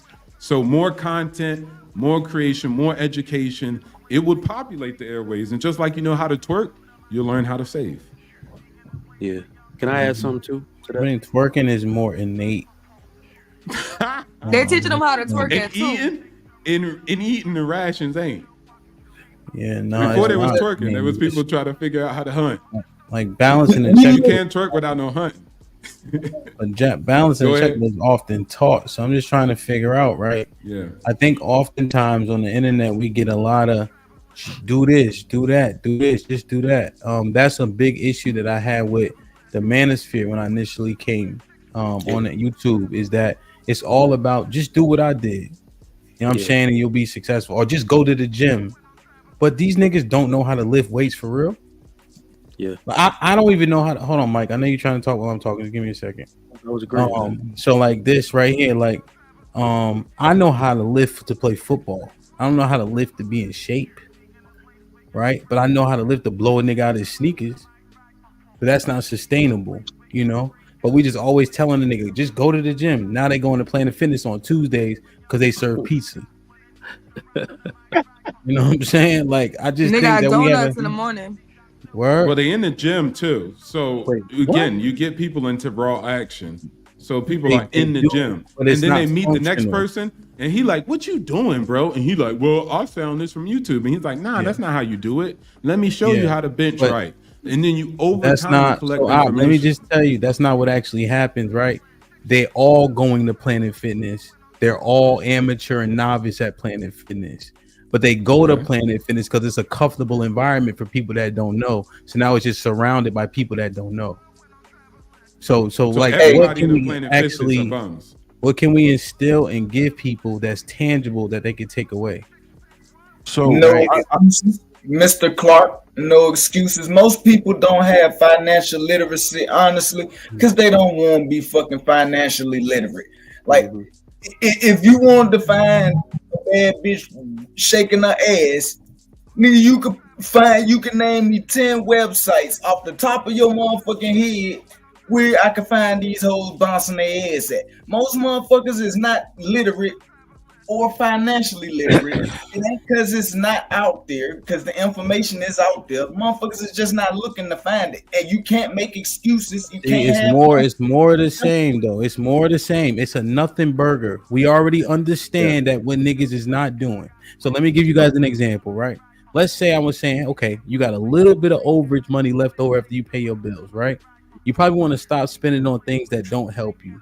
I would recommend people start to pay off debts that they can afford to pay off, the things that accrue too much interest, because you're saving money, but that makes no sense if you have a 26% interest rate on a credit card. Get rid of that credit card before you start putting money to the side. Exactly. Because the truth is that money to the side ain't your money.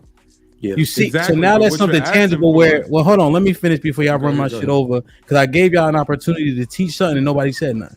So now, right? So now they say, okay, all right, boom, I could do that, Hamp. I got an extra $200, right? That I can get towards getting that balance a little bit lower, right? Like, what's something tangible to start to I got free it. people money up for real? Yeah, I got the y'all, biggest. because hold on, So- Mike, hold on, I'm windmilling right now. So now, Obstacles knows more than me. Trigger Mike knows more than me. Aaron knows more than me. I love Izzy. I don't think he knows more than me. Kenny knows more than me.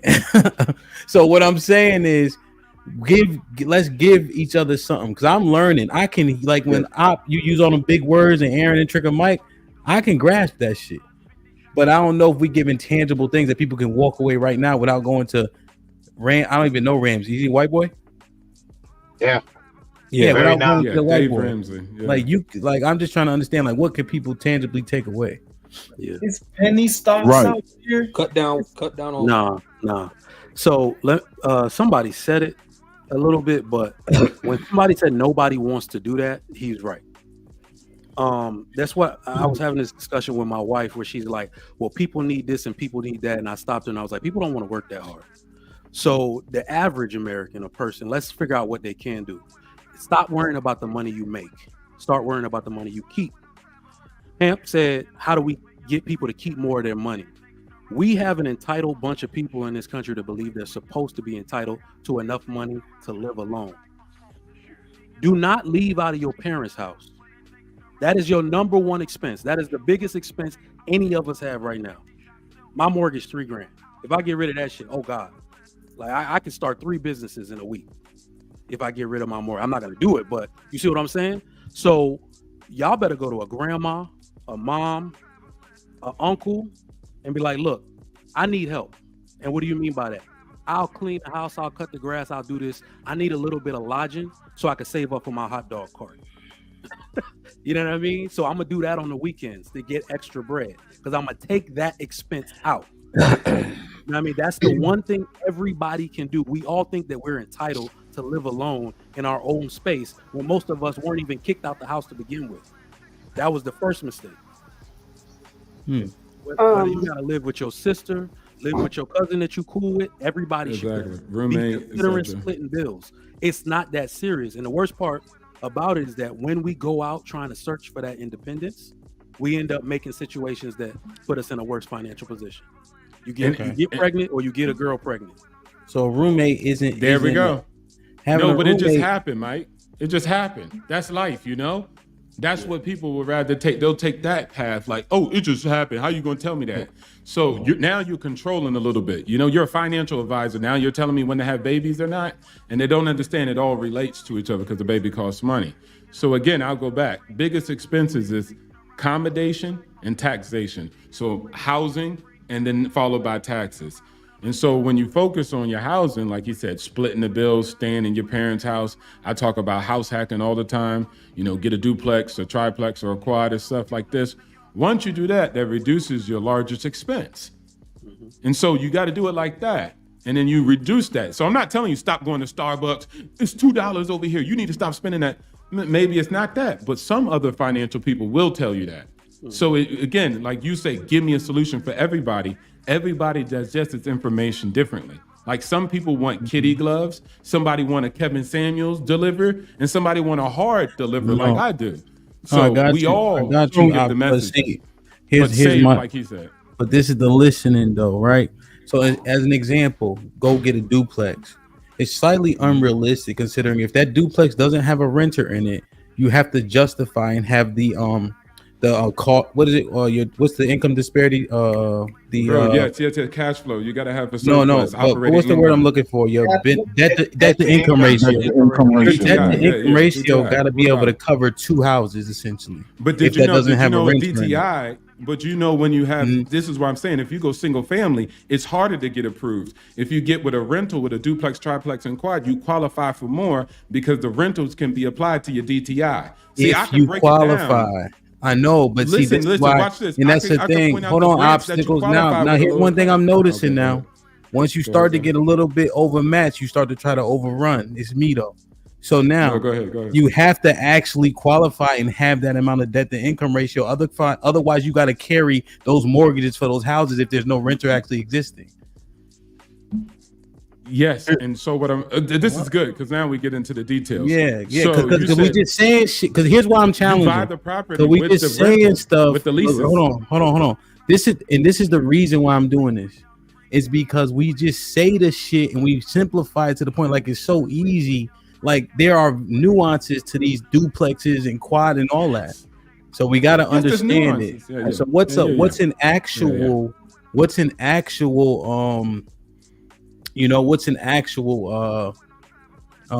remedy? Go ahead. A remedy to all of this is right now the conversation has been about promoting different tactics. I think you're ahead of the game. We got to promote strategy. People have to understand how money works. They have to understand leveraging and its purposes. They have to understand what an asset is, what a liability is, what an investment is, the difference between an appreciating asset and a depreciating asset. They need to know the fundamentals, and then they need to understand strategy. That way they can apply the strategy to any of the fundamentals as it best fits whatever is going on in their world, whatever the resources they have to deal with, whatever the markets that they're operating in. We can all sit here and suggest all of these different tactics and go on these different routes because they've worked for us. But like Ham keeps saying, it's easy to shoot these things down if you just change one of the variables. Like Ham said, you have to be able to qualify for that, right? And if there's someone that doesn't qualify for that, and that renders that advice mute until they make the changes necessary to become qualified for it. There's so many nuances, right, that have to be addressed over, and people, that's exactly what will take people right off the wagon, is the nuance, creating the difference between what you're saying should happen and what they're actually able to make happen. When we can really just arm them with fundamental knowledge of the knowledge of fundamentals, what these things actually mean and do, and then give them different strategies and let them find for their own, that will stimulate the desire to go do research to see how we can actually apply these things. But people, you're using words like investment and liability, and people can't even tell you the difference. Ask someone if you're gonna go down the road of real estate with someone, they don't even understand two words: first position. Who's in first position when it comes to the government? Taxes come first, even over the principal holder. If the bank is always in second position to the government. People, when you go into the real estate conversation, they're not understanding what position even means, let alone who's standing in that position. And I get what you're asking for him, but the only thing I'm really just trying to articulate, and kind of just like what he just said, it's a mixed bag. And some people start with the fundamentals, and I got over 2,000 YouTube videos. I go over the fundamentals.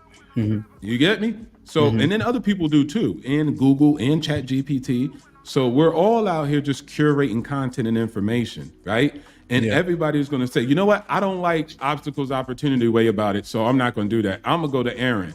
And then that's good. I don't care. I don't mind. Then there's people who are with me who are buying those properties, right? And I'm taking them through the nuances that you were talking about. Okay. He was like, dang. So there we go. See, and we're just curating it. Okay, you know what I liken it Because the to? school system don't do it. Go ahead. No, I got you. You know what I liken it to? I have a similar disposition, coaching football, which football makes sense to every facet of life. So I can't coach the 6 year olds. Fuck them kids, bro. Them non-listening, I can't stand them motherfuckers. But when they get to about 12, 13, you know, like they can really start to play and they got real damage and collision. And I'm like, okay, so you can really knock somebody. Now I can coach that level because now you at the point of my how I can properly convey a message. And then even more so high school, obviously. So Yeah. I catch your drift. I understand it. Yeah, I should leave it there, but let me just try Touche, to see I if should this say. would work. Yeah. I should leave it there, but let me see if this one works. It's kind of like I worked in the government for many years. Yeah. And so I understood that if you go to the citizens, everybody don't want to fight, right? Everybody like, damn that, or I don't believe in violence or whatever. So the government's like, cool. You know, those people who want to go to the army will sign up and go, right? But we have another thing called the Peace Corps. And those who want to establish peace and want to go about helping the world and doing something better than themselves, they'll go that route. So they don't try to convince the people who want to go to the Peace Corps, why don't you pick up this gun and go over to Iraq? It ain't going to work. They'll just say, hey, you probably should go talk to the Peace Corps guys. And then in those two institutions, you get people serving a grander cause, serving the nation, but they want different things. You see what I'm saying? And it doesn't lower the value of either. Exactly. Yeah. I mean, that's a good point. You know, to him. Remember Yes, when I Amp, you said, said, Amp, you said you wanted simplicity. Sit down, know what your assets and liabilities are. Live below your means. Sit down and understand that mutual funds, how the rich people really accrue money besides realty, make their money. Learn about how that works and how it's not guaranteed, but it's mostly secure. Then put your money in something and watch it grow. Don't leave your money sitting in checkings and saving. Understand your financial position. Be comfortable with where you are, knowing that growth is coming. We have a big problem spending. We have a very big problem of spending. We spend what we don't have, then we live in debt. And that's like an addiction. You can watch the same people across the aisle from us. They don't have, they'll sit on their money, put it in the right things, watch it grow, then slow and steady win the game. We want all of ours now. How many people got money, that stimmy money? Up here in New York, there was in City Island, eating shrimp and lobster, steak and crab every day. Then when they got broke, stores had to get boarded up. You know So why? That Kenny, showed me a hope. well, question. The mutual fund thing doesn't resonate with me, but maybe I misunderstand it. Maybe I misunderstand it though. Okay, that is a cornerstone of how money has been grown over time. Wait, Since okay. 19 Okay. Yeah. What's the time yeah. on that though? no, Okay. it takes forever. It takes forever. Okay, Yeah. if you're No, averaging, you want a quick fix? You want to make $1 million overnight, or learn Me? the proper Everybody financial? Me, yes. But You want to? Oh, can't say that. I'm just saying because the mutual fund, I'm like, every time you say mutual fund, I can see molasses. You can see dripping out. molasses. Yeah, I can- like, is my notion off? Okay, Nah, your notion isn't off, but most people aren't patient. Like I said, they want it now. Some will play the options market. Some will play crypto. Some will play hedging their money on certain things. High risk, high reward. People that you pointed out living paycheck to paycheck can't afford to play those games and lose everything. boom. Touche, There you go, touche, Kenny. So let me touche. add this to what he said. So, Touche. Kenny, And by the way, I'm teaching how to use words. Like, for instance, Mike, just real quick. You know how people like, but I digress. yeah, But you're not switching the conversation or the subject. Why are you digressing? Right? And touche means Kenny said something adverse to what I said, so he proved me wrong, which is why I use touche. yeah. You see what I'm saying? Because I agree with a point that's different from mine. So just a little grammar and shit like that. You know, I'm from Connecticut, so we learn how to talk. So go ahead. So Kenny, not only was Kenny right about all that stuff, you know what I noticed about the people who have the ability to focus on index funds, mutual funds, Roth IRAs. Before you can fix any of this stuff, we got to we putting the cart before the horse if we don't fix the family dynamic. It all depends on disposable income. The people who have disposable income come from very insulated family structures. When you buy a house, and we talked about real estate and all this type of stuff, when somebody buys a house, the two ways the down payment of a house is financed without FHA is sale of another house, which your parents can do for you, or a cash gift. Where the hell you getting a cash gift from? Your parents. You see what I'm saying? So it's like, look, man, I know everybody's trying to be an individual. You're going to be broke for life. Most people are not the talented tenth of people that could do what Obstacles is doing, that could do what Kenny's doing, or Hamp is doing, or what I'm doing, or Izzy's doing. Those people are not those people. So you need to be integrated into a system where you benefit the system so the system can benefit you. I'll tell you right now, if you a dude on child support with 2 kids, you ain't doing none of this shit. You ain't got no disposable income. You see what I'm saying? So you should have married your baby mama so you could keep your money in the house, right? So those are little things that we need to understand, that keeping your life in order and in a formal structure benefits you in the long term. Because if your money going out the door to the government, taxes, I know, dude, look, it's trifling. I know a dude that quit a job as soon as the child support hit. You know what I mean? That's crazy. I got a question. Good that you say that, because when Kenny got started, the first thing he suggested was live below your means, and that's what I'm talking about.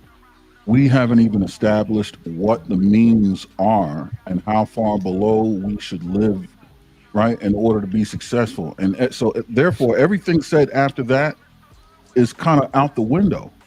There's no way to really apply it, or for the individual to apply it with any confidence. And even if they do, you're setting them up for the potential to fail, because they might misinterpret what their means are and what it means to live below it. A lot of people don't associate the means, including preparation for retirement. So take that out of the picture. Your means should include putting away of money specifically dedicated to preparations for what happens after you no longer make money. That's within your means. And how far below? 10%, 5%, 20%, 40%. These things make a difference. But we didn't establish that. We just said live below your means, do that, and then the next step is you're already done. So there's a formula called 50-30-20. And that's usually one people follow by. Let me reply to that. I gave the soup and nuts of it.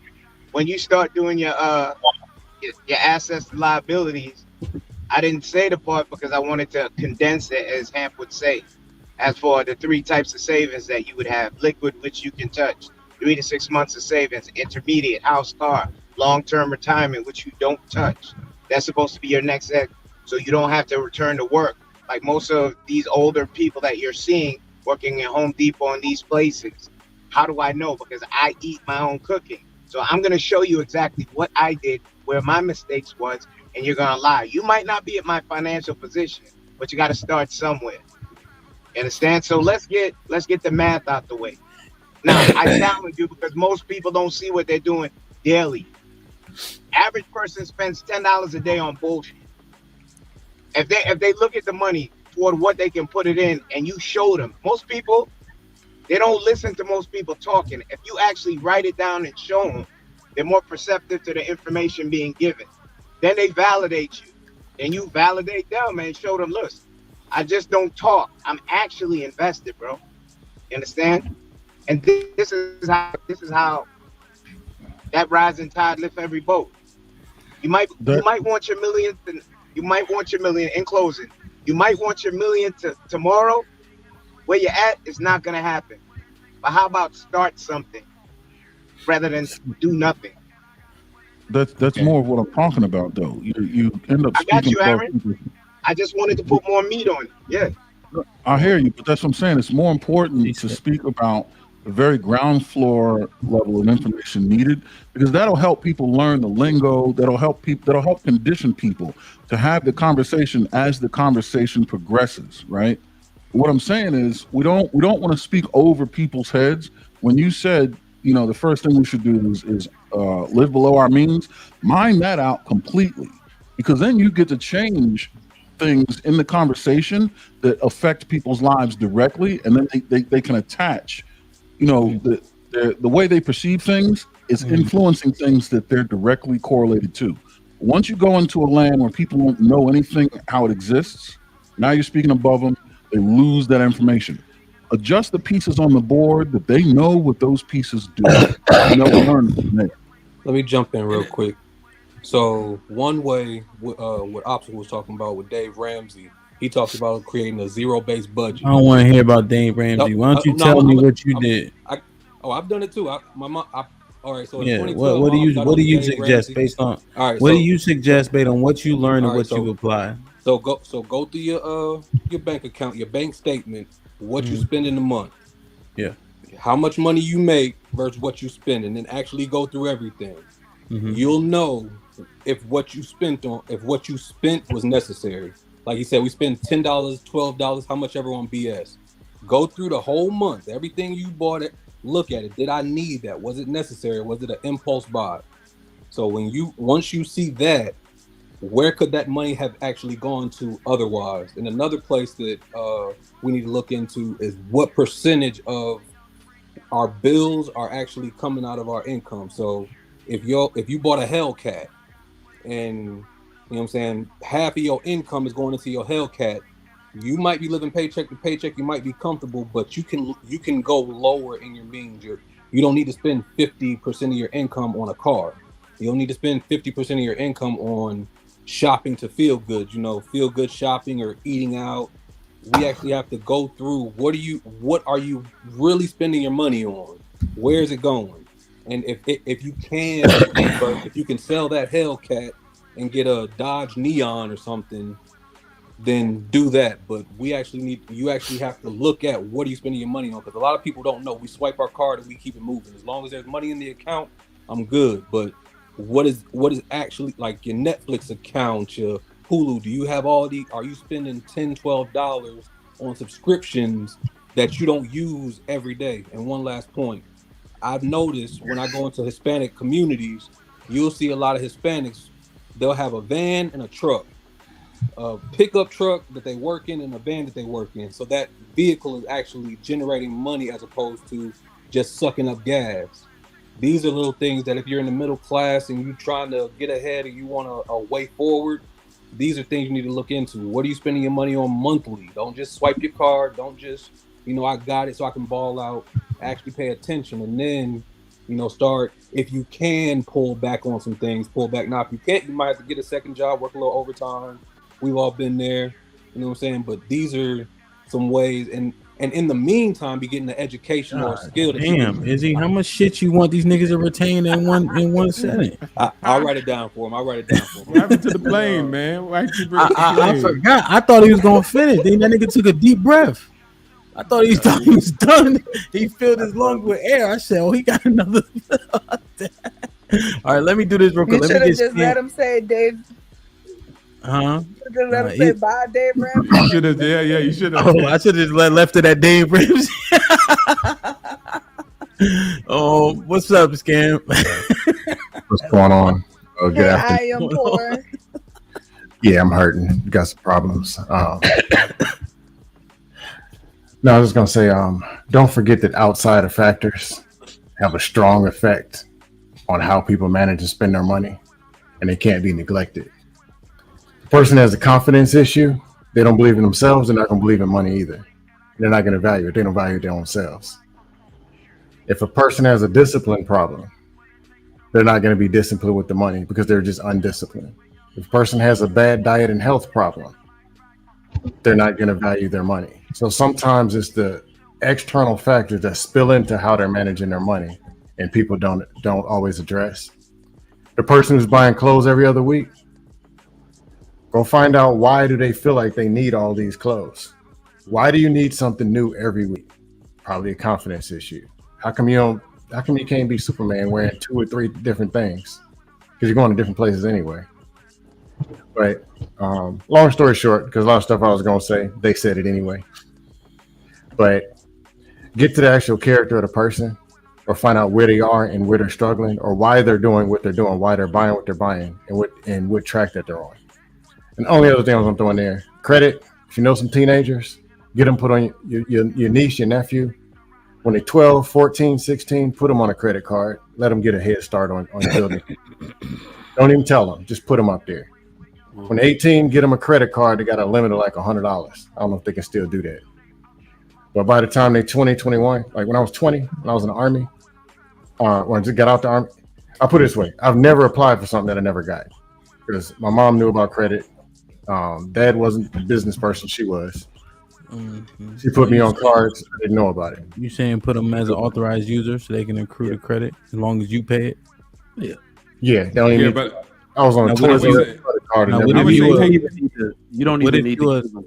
Now, wait, hold on. Now, Scam, what if you a 32% balance holder? Should I still throw them on my credit card? Oh, yeah. Your credit, man. Well, first, yeah. Fix your own credit. It won't apply. Don't throw them up there. Your stuff ain't tight. Get yourself tight. Scam. People who ain't tight usually don't get other people tight either. So, Scam. Still help them credit. That's a flumadiddle idea. Say what? That's a flumadiddle idea. It's a what? Ridiculous. Like you're setting them up for failure. How do you figure? In 10 years, they're gonna ask you for coaching on how to get out of credit card debt. What you talking about? How did they get in any debt? Well, you're suggesting getting credit cards at an early age. Aaron's right. Yes. No, all you gotta do, you don't have to give them the card. He said give it to They him. No, I said when they're 18, they get a card. Huh? Even if you don't give them the card, you don't have to give them the card. Whoever this is you're suggesting to, somebody's going to hold this card, whether it's the parent or the child. Either way, in 10 years they're going to come back to you talking about how do I get out of credit card debt. What you didn't get them to understand is what is the purpose of what you're suggesting. Why should I do this? What are the potential pitfalls that can come of it, and how to manage it so that those pitfalls do not occur. You got to talk about, before you even say you should do this, understand credit, understand what interest is, understand what the purpose of credit is. Revolving credit versus, go ahead. Well, Aaron, the reason why I want to interject here is, I just kept it short. Well, also, Scam, let's clarify what you were saying, right? So, Scam was saying, get them a credit, put them on your credit card as an authorized user so they can start to build their credit. Don't even tell them about it, but it'll help them get a head start with good credit, assuming the person that they're on the credit card with has good, is responsible. Right. I was just keeping it short, but everything you're saying is true. Yeah. But I don't think he. And then he also mentioned don't do it for people who are bad at it. So he was like, this is what I think happens a lot, man. Like in a space, and especially I'm in a financial, people get on and be like, yo, my method, this is how you do it. This is how you listen, guys, listen. People give basic information, then the next level, then higher levels of information. There's different tiers from different creators, Some places you go, they got all the information from beginner to, experienced, right? And so net, you got to shop around, do your own due diligence. And a lot of people are teaching a lot of different things. And then you're going to use your discernment. You're going to use your common sense. Plus, you're going to use all these sources and then leverage it, right? Yeah. Versus, this is the way you do it. Kevin Samuels didn't talk about most men. He talked about high value men. But he also said when people were like, well, what about the rest of us? He was like, well, go to those channels and get that information from them. This is what we're talking about over here. Because sometimes you could graduate from the basic level of things and go to the next one. So I think all the information is good. Let's keep building. Let's keep sharing. And I wanted to add one more thing. That's what I want to avoid. As far as the credit cards and credit card debt, a lot of it's disciplinary. People own discretion. Your kids, whatever.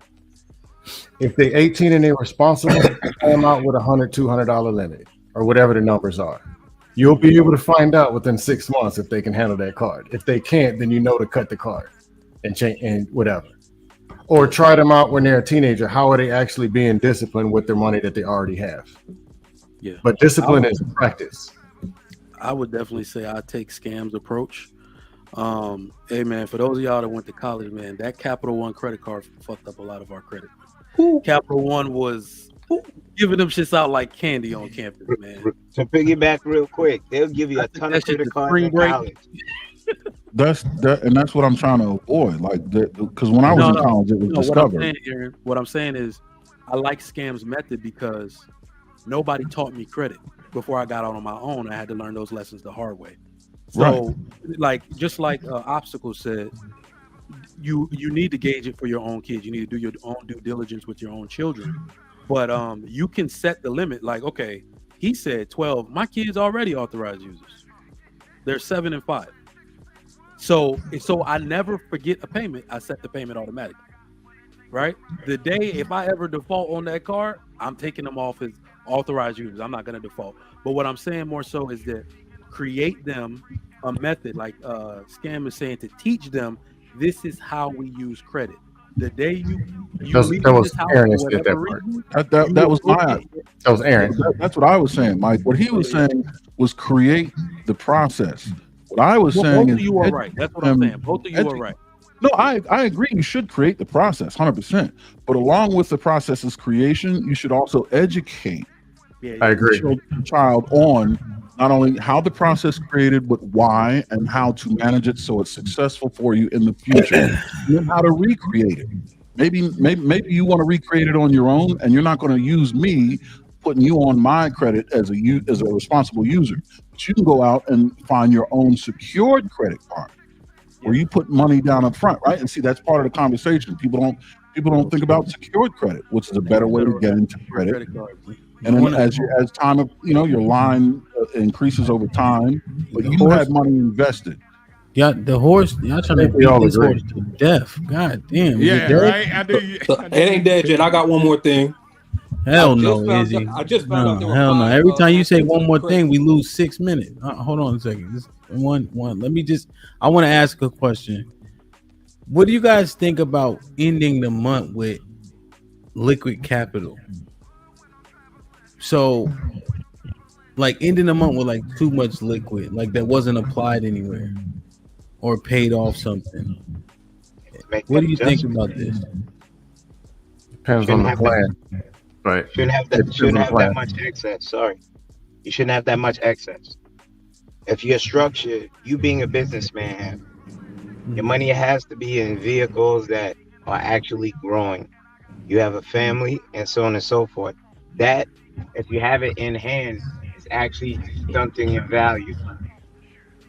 I'll say Yo, Kenny, why you sound like Dame Dash right now? Hey, Kenny. I got all my teeth. Hey, Kenny, what about the person on a lower level? Yeah. Like if they're only 3 or 4 just saving for the first time, I don't believe they might, how to say it? They might need to experience being able to have money at the end of the month 4, 5, 6 months. Pay yourself first. You always pay yourself first. Right. But you also got to know to invest. You don't need to have a wad of cash like back in the day in a big gold chain. No, that makes no sense. No, what I'm saying, credit cards now. There's levels to this. I'm saying there's levels to this. A person who's just coming out of debt or struggling probably ain't gonna jump all the way from that to be an investor. Why not? Is that realistic? It's not realistic. Not because you could do a mutual fund for as low as $25 a month. You learn the fundamentals. You have the right people around you. Then you let your money grow. That's a perfect person. Don't go back to that. A fool is doing to repeat the same thing. So now, keep your head where your hands can reach and slowly start. $25 mostly isn't killing somebody, but then you trickle up. Yeah. Maybe 3 months later, you're able to put 30 aside, then 50, then more. No, what I'm saying is for most people, it's not realistic to go from a 3 to a 7. Just like in fitness. Most people, 250, 300 pounds, are going to start wanting wind sprints and go all the way to this level of conditioning because it's going to be steps. That's all I'm saying. I mean, agreed. I just gave him. You can't beat me on the wind Can sprint. can they like? To It's Ham's long point, distance. yeah. So to the liquid comment, it's gonna happen when all especially when you start. Tiff, Trigger don't care if the women talking now. Oh shit! You know what I was sitting here thinking? I was like, what's interesting is we have a bunch of men that know all of the answers, and you don't have women putting in. And if Black women are over the financial success and or poor decisions, wouldn't it benefit to talk to the women about like let step number one be step number one. We don't went from investment to this to that. Right? Give somebody something really simple that they could do today. Just did. I thought we did that. Yeah, we did. I'm really trying to say, like, but see, this I is think why I his say you need a example was message. more realistic than anybody else's up here when we talking about mutual funds and all that kind of stuff like that. Is something that you can do like literally today. You believe you're providing solutions to women that are living check to check. Who? Yeah. Not you, and Aaron. Talk You about people, not just women. not. Y'all are talking about credit. What is credit? Can you, Why are you, Tiff? Let me ask a clarifying question. Why are you talking about women only? Women, men, whatever. I've seen quite a few comments that women are bad debt creators, and I can say the output of our home, a lot of it can be if I want to have something. So if we're talking about, like Aaron talked about saving, somebody else talked about what did you say, 520? We've heard it, like it's a bunch of gobble at some point. And I really feel like y'all want to do and help people, but you're all over the place with these suggestions. And you're talking to each other. I don't think you're talking to somebody that doesn't understand credit. Well, Tiff, can I ask you a question? Scan, please don't be funny right now. Don't be serious. Don't, please. I see the look. Okay. The question is, would you agree if it's 396 people watching, 10 people on the panel, everybody's on a different level, and there's different advice you can give to different people in different levels?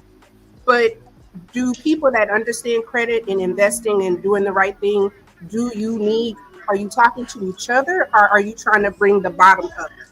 No, what I'm saying is, Hamp, Sherelle, and Aaron might say something to level 7, 8, 9. Kenny might say something to level 5. I might say something to level 2.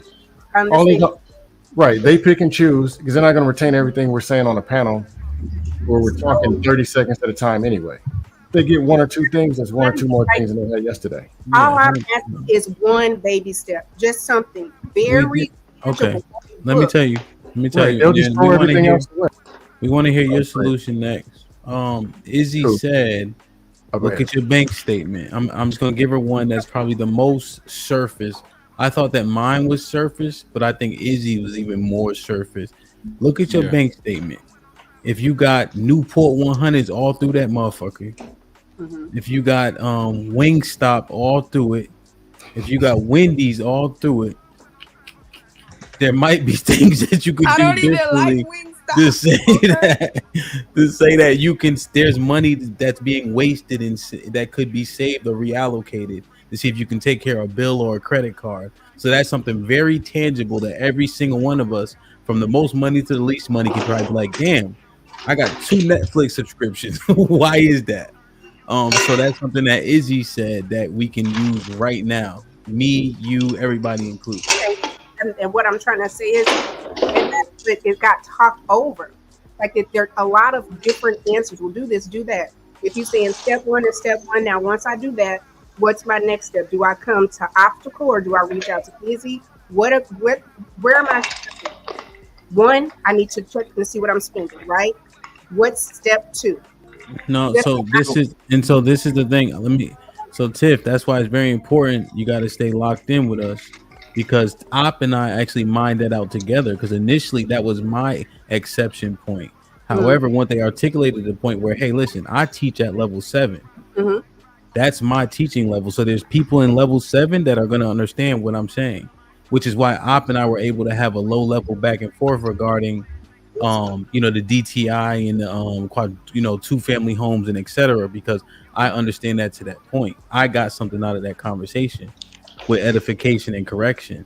With Scam saying you got a kid about to go to college, you do good with your credit, keep your balance under 30%, add that kid to that credit card. Don't even tell the little motherfucker, just build his credit slowly but surely. Then Aaron said, now once you time to give him that credit card, edify him on that credit card. Right? Kenny saying, look at these investments. These ones aren't volatile. like mutual funds, but it gets you into the modus operandi of starting to invest and putting your money elsewhere and kind of saying set it and forget it to a point. People got to get comfortable with those type of things because we do have a mindset of risk isn't good. So literally, and Mike said, which is I think is a good next to Izzy's, don't kick the kids out and let them stay home for as long as they can stay home because 30% of everybody's income is usually their rent or mortgage. So this is the stuff that was literally said, and it's different levels, but it's tangible for people because it's still 400 people here and then 10 of us. I think that's a great. Hold on, you know her mind. She got to process it again. You're right. Loading. No, what I was doing, and you said you had a gift of bringing everything concise, so somebody can come to this timestamp, and you just gave 1, 2, 3, 4, 5, all in one place, all where people can understand you, and it's clear. That's it. That's all I wanted. Thank you, Camp. So I would like to validate Tiff's perspective. Like, I get what you're saying, but I think DJ Hamp spelled it out very, very clearly. Unfortunately, we have a panel. Why you ain't say eloquently? My and eloquently as well. You know I'm sensitive. You know I'm right. sensitive. My bad. brother got feelings, right? But no, seriously, I think what's happening is you have a panel where there's varying degrees of expertise, and once and like DJ Ham said, we all at some point agreed that there should be some base level or ground level knowledge that we should pass, on to whoever needs it. Once that was established, then the conversation started to become advanced in all of these different tangents and directions. So I see what you're saying. You got wrapped up in the whirlpool of information that was, put on the table as the conversation got advanced. I totally understand how you got there. But this is why I'm saying to the layman, it's important to confirm ground level information being established first and being built on top. This is not a conversation between people who know and people who don't know. This is a conversation between people who know on how we can take the conversation to the people who don't know and be more effective with it. Unfortunately, people who don't know see this conversation, it's going to blow up their poof, right? So I understand exactly what you're saying, but we're discussing on how to make it happen.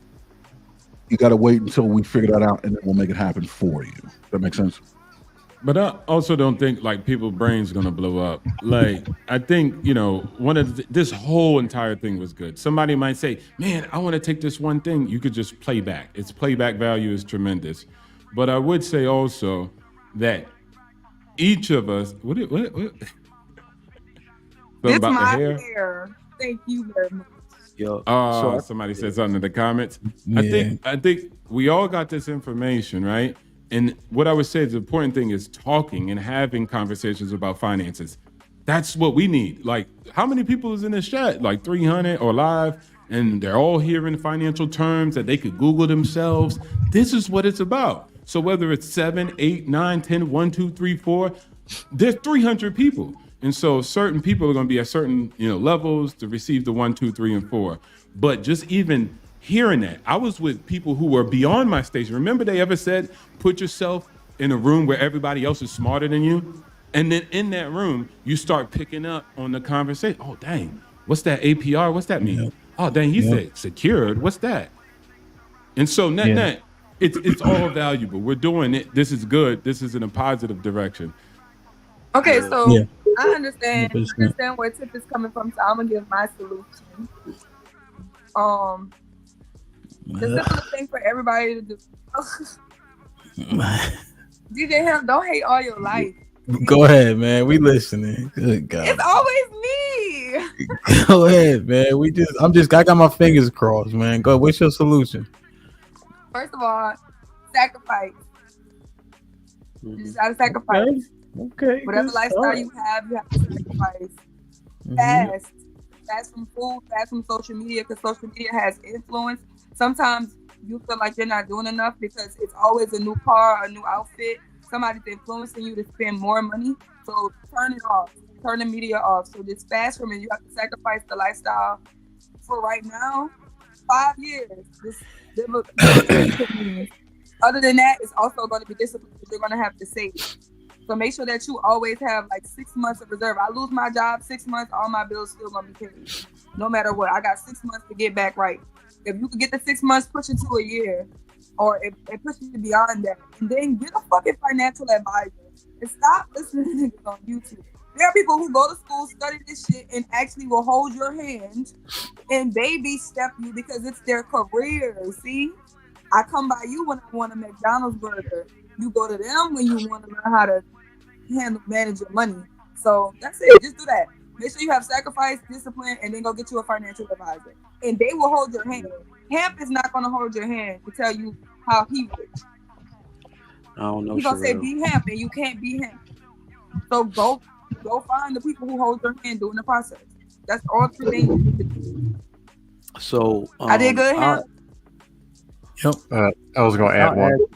Let me add. Sacrifice, that's the key, man. And then get with somebody who knows more than you, and then listen and heed instruction, right? I think that's the key. Everybody think they know, be humble. So I like that. I like that message. I think I want to tackle some of these. I don't know, Tiff. I think I understand what you were saying. So I want to try to come at it from some of the issues that I'm noticing in the households. Let's say a woman lives with a dude. I realize there's no financial transparency in these houses at all. You don't even know the debt that your counterpart got. So I think we putting the cart before the horse. A lot of people are gonna end up getting broken up when they talking about getting a house and that credit get ran and that realtor putting them sheets down. Like, why didn't you tell me you had $30,000 from Navy Federal? What you mean? What happened? Oh, you got a car discharge. I didn't notice that. I thought all couples were transparent about their finances. In this day and age, they are not. So financial transparency can help a lot. I'm telling you for real. I honestly do not understand how any woman is broke. Any working woman is broke. If you have a man that can at least pay the bills, meaning he paid the bills or you move in with him, any debt you have, you use your money to pay that off. I do not understand how a working woman is broke that lives with her man. I don't. That means you're just irresponsibly spending. Hey, Trigger Mike. That assumes some circumstances that we Trigger can't Mike. confirm. Have you ever seen life factors mess up people's money? Say that. Meaning depression, somebody dying and them not getting over it, them being overweight, a breakup. I've seen it. Yeah. Like their mentality. Yeah, I've seen it. That's just a thing that I don't hear in a lot of financial conversations. People not addressing. I got you. You can have a disciplined person blow their money because they go through a depression or a phase. But what Mike was doing was providing a tangible solution in ways. No, I'm not pushing back on him. I'm just throwing that in there. But what is the value in what you're saying as it pertains to what we've been talking about in terms of solutions? So what are you suggesting? No, he was saying, I don't see how these women could, or I don't see how these people could. There can be an outside factor of why they're blowing the money. And if it doesn't get addressed or fixed, it's going to continue to happen. Yeah, well, I think it's valid a bit. Let's do the number one, though. I understand what he was addressing, but I think the majority of people are selfish as fuck. Selfish and that too. That's a life factor. That's the life factor. The irresponsible part, lack of discipline, is the can't believe you said that. Life factor. But let me address something that the chat's going to say. Every time I say that, they say, well, men don't pay all the bills. Well, what the hell was he doing before you got there? That's a myth. If a dude paid his own car insurance, right? And he did all of that. I know couples that live together where they only got one car because the other person don't need it. They work opposite schedules just to be able to save money for their first house. Right, so Sherelle, you said the best part: sacrifice. Are you willing to sacrifice rolling around in your used Range Rover with 175,000 miles on it? Are you willing to give that up? Right, and take Uber. In fact, I heard that you can Uber everywhere for 30 days, and it will cost you less than your car note and car insurance combined. It's not in Houston. No, like think about it. Bro. Think about it. Think about it though. Everywhere you go on a 5-day work week, I could Uber everywhere. I didn't need to buy that car last year. You know what I'm saying? Like, damn. The bus is cheaper though. Yeah, it's cheaper. So that's all I'm do saying that. is that people need to understand, like, look, we got real stuff. Like, if you're wondering, I know what people are going through, especially like when they want to improve their lives. They're wondering where the money comes from. That's where it comes from. If you don't sacrifice a little bit, you won't have a lot later. So if you willing to move in with a dude, like, stop saying men don't pay the bills. We already paid the bills in our own crib. So if you get a promotion, he get a promotion, They gonna don't keep scale saying your that. life up from there. That overage that you're getting in any capacity needs to be saved. It needs to be saved. Just tell Don't them go stop buy a new having car. sex with men who don't pay the bills, because men, there's a bunch of them, but not too Hey, hold on now. Don't do it, Mike. Hold on now. Uh-oh. Stop You were watering saying- down the market. I know Nah, some let- women who have been with men who don't pay bills. Public service announcement. If you're in a pre-owned Range Rover and it doesn't provide any lucrative advantages, get rid of it. Get a pickup. Well, just to circle it back around the smaller government, right? And getting rid of the Department of Education. Typically, having a base level, right? So just think about it. I went to school in California. My husband went to school here in Georgia. I got that credit lesson in econ class. I got certain things from government class. It was not required at that time for him to have those classes. Therefore, his knowledge was way more limited than what mine was when it came to credit and all that kind of shit. So people are starting off on various points and everything like that, and you can't just necessarily just blame the parents. Well, if the parents are going to school in that same system, they're learning to get by with the same amount of with the same limited information, so they don't have that to pass it on. So when it comes to like getting rid of Department of Education and shit like that, I think that's one of the things where smaller government wouldn't necessarily be a great thing. Well, Callie, he had that circumstance with large government. What you mean? You saying that getting rid of it? Oh, you say get rid of it would it be a great thing? No, it would not. What I'm saying is, you guys had different experiences with the Department of Education as it stands, so they weren't policing it in a way. So what would be the remedy? Well, reform it, yes, but not seeing a need for it, no. I don't think that's there. Yeah, you think downsizing it would be helpful?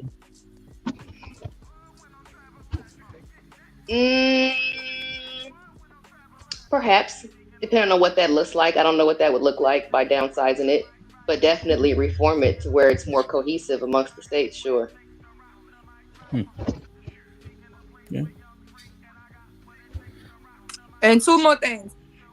Don't let people borrow money, and don't let nobody put nothing in your name. If they don't care about their own credit, they're gonna mess yours up too. And $20, people borrowing $20, $30, $40, that shit add up. Like your cash app. All the people that ain't paid you. Well, let me hold something. Sure, let me hold 20.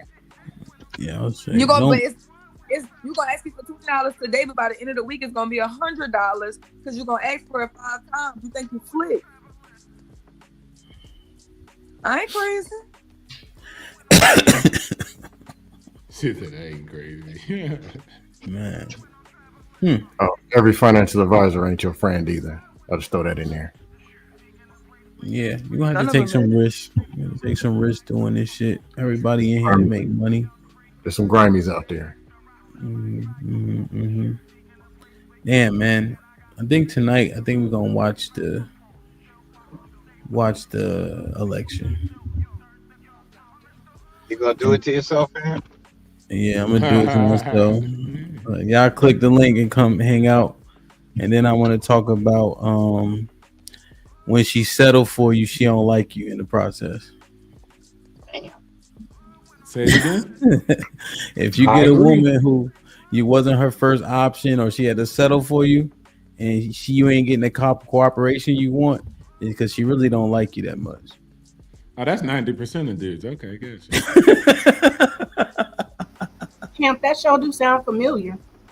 Mm-hmm. He be stealing your ideas too. From where you think? Where are they? Where her ideas laid out at?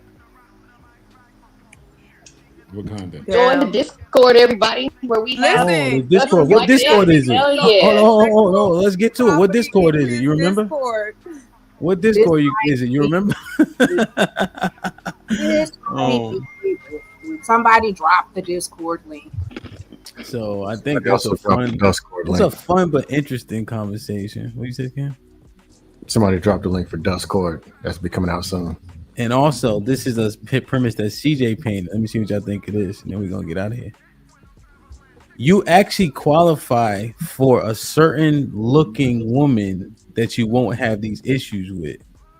So, like for instance, if I take That's my idea that he stole. Just to let you know, y'all know CJ can't come up with his own shit. all right, well, shout out to CJ. So Shout now, out to me. so this is how it works, right? If I'm a 5, I can get a 4 or a 5 that will cooperate, right? Because she sees herself as below me to an extent, right? And so she's gonna aspire to make me happy. Now I could get with a 7, but that 7 don't even think I got no business with her. So she gonna have an attitude and think she could talk to me any kind of way because she had to settle for me while I actually kind of got I leveled up fucking with her because a woman's look, she's arm candy, right? But I'm gonna get more attitude from the 7. But if I just would have got with the 5, I would have got the things I wanted in terms of behavior. But a 7, like, nigga, shut your ugly ass up. In which case, I'm not getting the cooperation I want. It's crazy. You got to get a woman that's just happy to be there. She's just happy to be around. She's gonna do whatever she says, whatever you say. Like, That's fuck. the premise. Just because there are 2, 3, or 4 doesn't guarantee cooperation. It doesn't always don't mean always, but the logic is interesting. If she wants you, she's more It's like attracted it's called to the adored and the adorer. So if your woman adores you and you're adored by her, then in those circumstances, those things can hold to be true. So if you're not that girl, she's like, oh, she's so happy and she's so excited to be with you, versus the other way, you're happy to be with her, like, man, I'm the most luckiest guy in the galaxy. And it goes more that way, then it might not turn out to be quite, because she like, I'm just with the one I'm with. But This sounds like tools of the desperate. Yeah. Dudes need to listen. because if you a man and you want a woman too much, if you give off that puppy vibe, Yep. you don't want You need to learn to listen to your father's wisdom, man. Go with the girl that like you, not the one you like, nigga. Like exactly. Man, attraction. Pops Attraction is serious. Pops never gave me a better. You know what I mean? You trying to get the baddest joint out there? My dad was like, "What about these guys? What about these guys? These guys love you. Everywhere you go, she go." I was like, "All right." Everywhere that's you go. Funny. She go. Yeah. Yeah, man. That shit is So interesting. you like? Go So ahead, you Gabby. liking her is not a requirement? No, so I think more so when I try to explain that, what it is a mature version of how love can develop. I think that's why when people talk about arranged marriages, they'll be like, "Oh, they don't like each other." Nah, your parents hooked you up because after all that lust is over with, you still got to be married to the person, and this is the person you're going to love for a lifetime versus a little bit of time, right? Callie, you know what it is? Yeah, you know what it is, Colonization.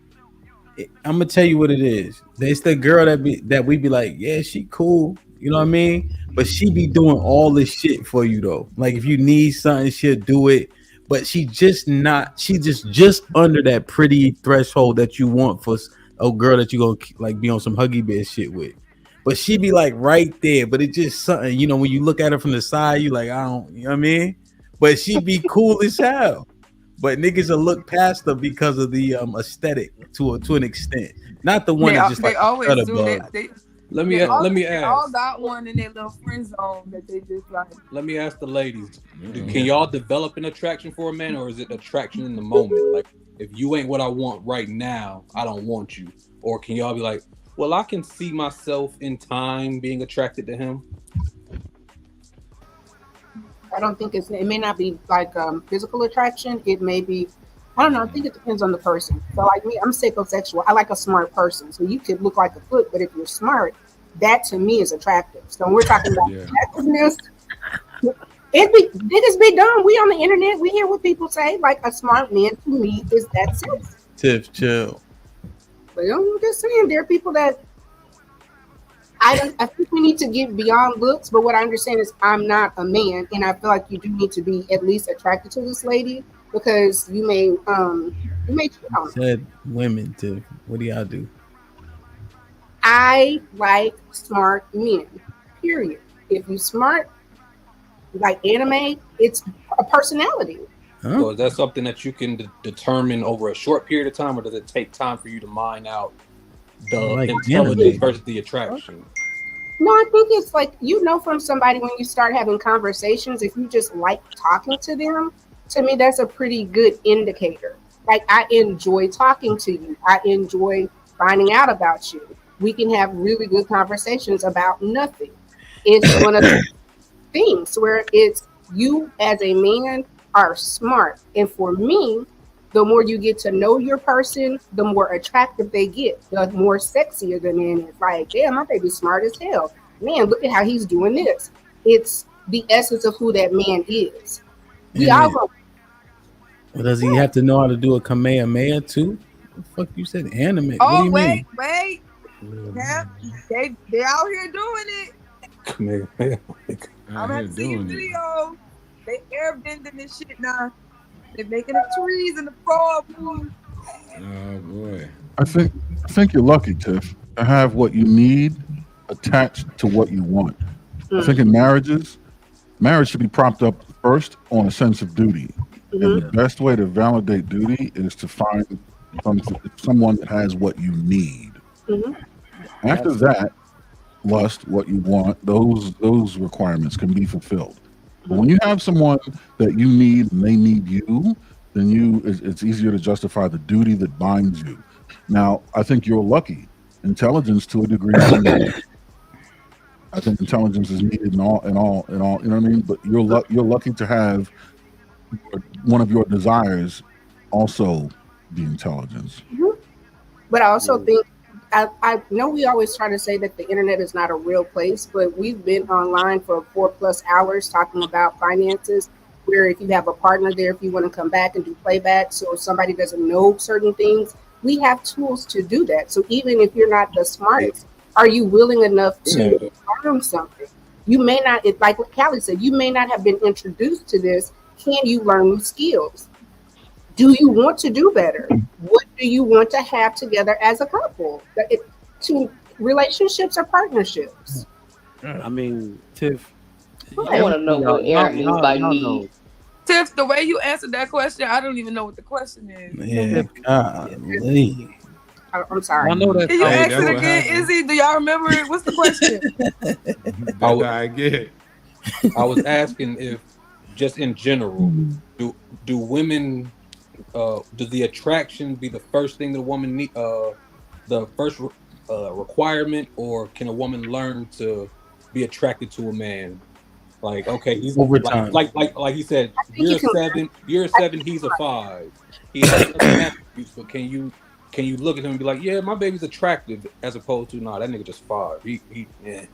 No, I don't think women ever learn to be attracted to a man.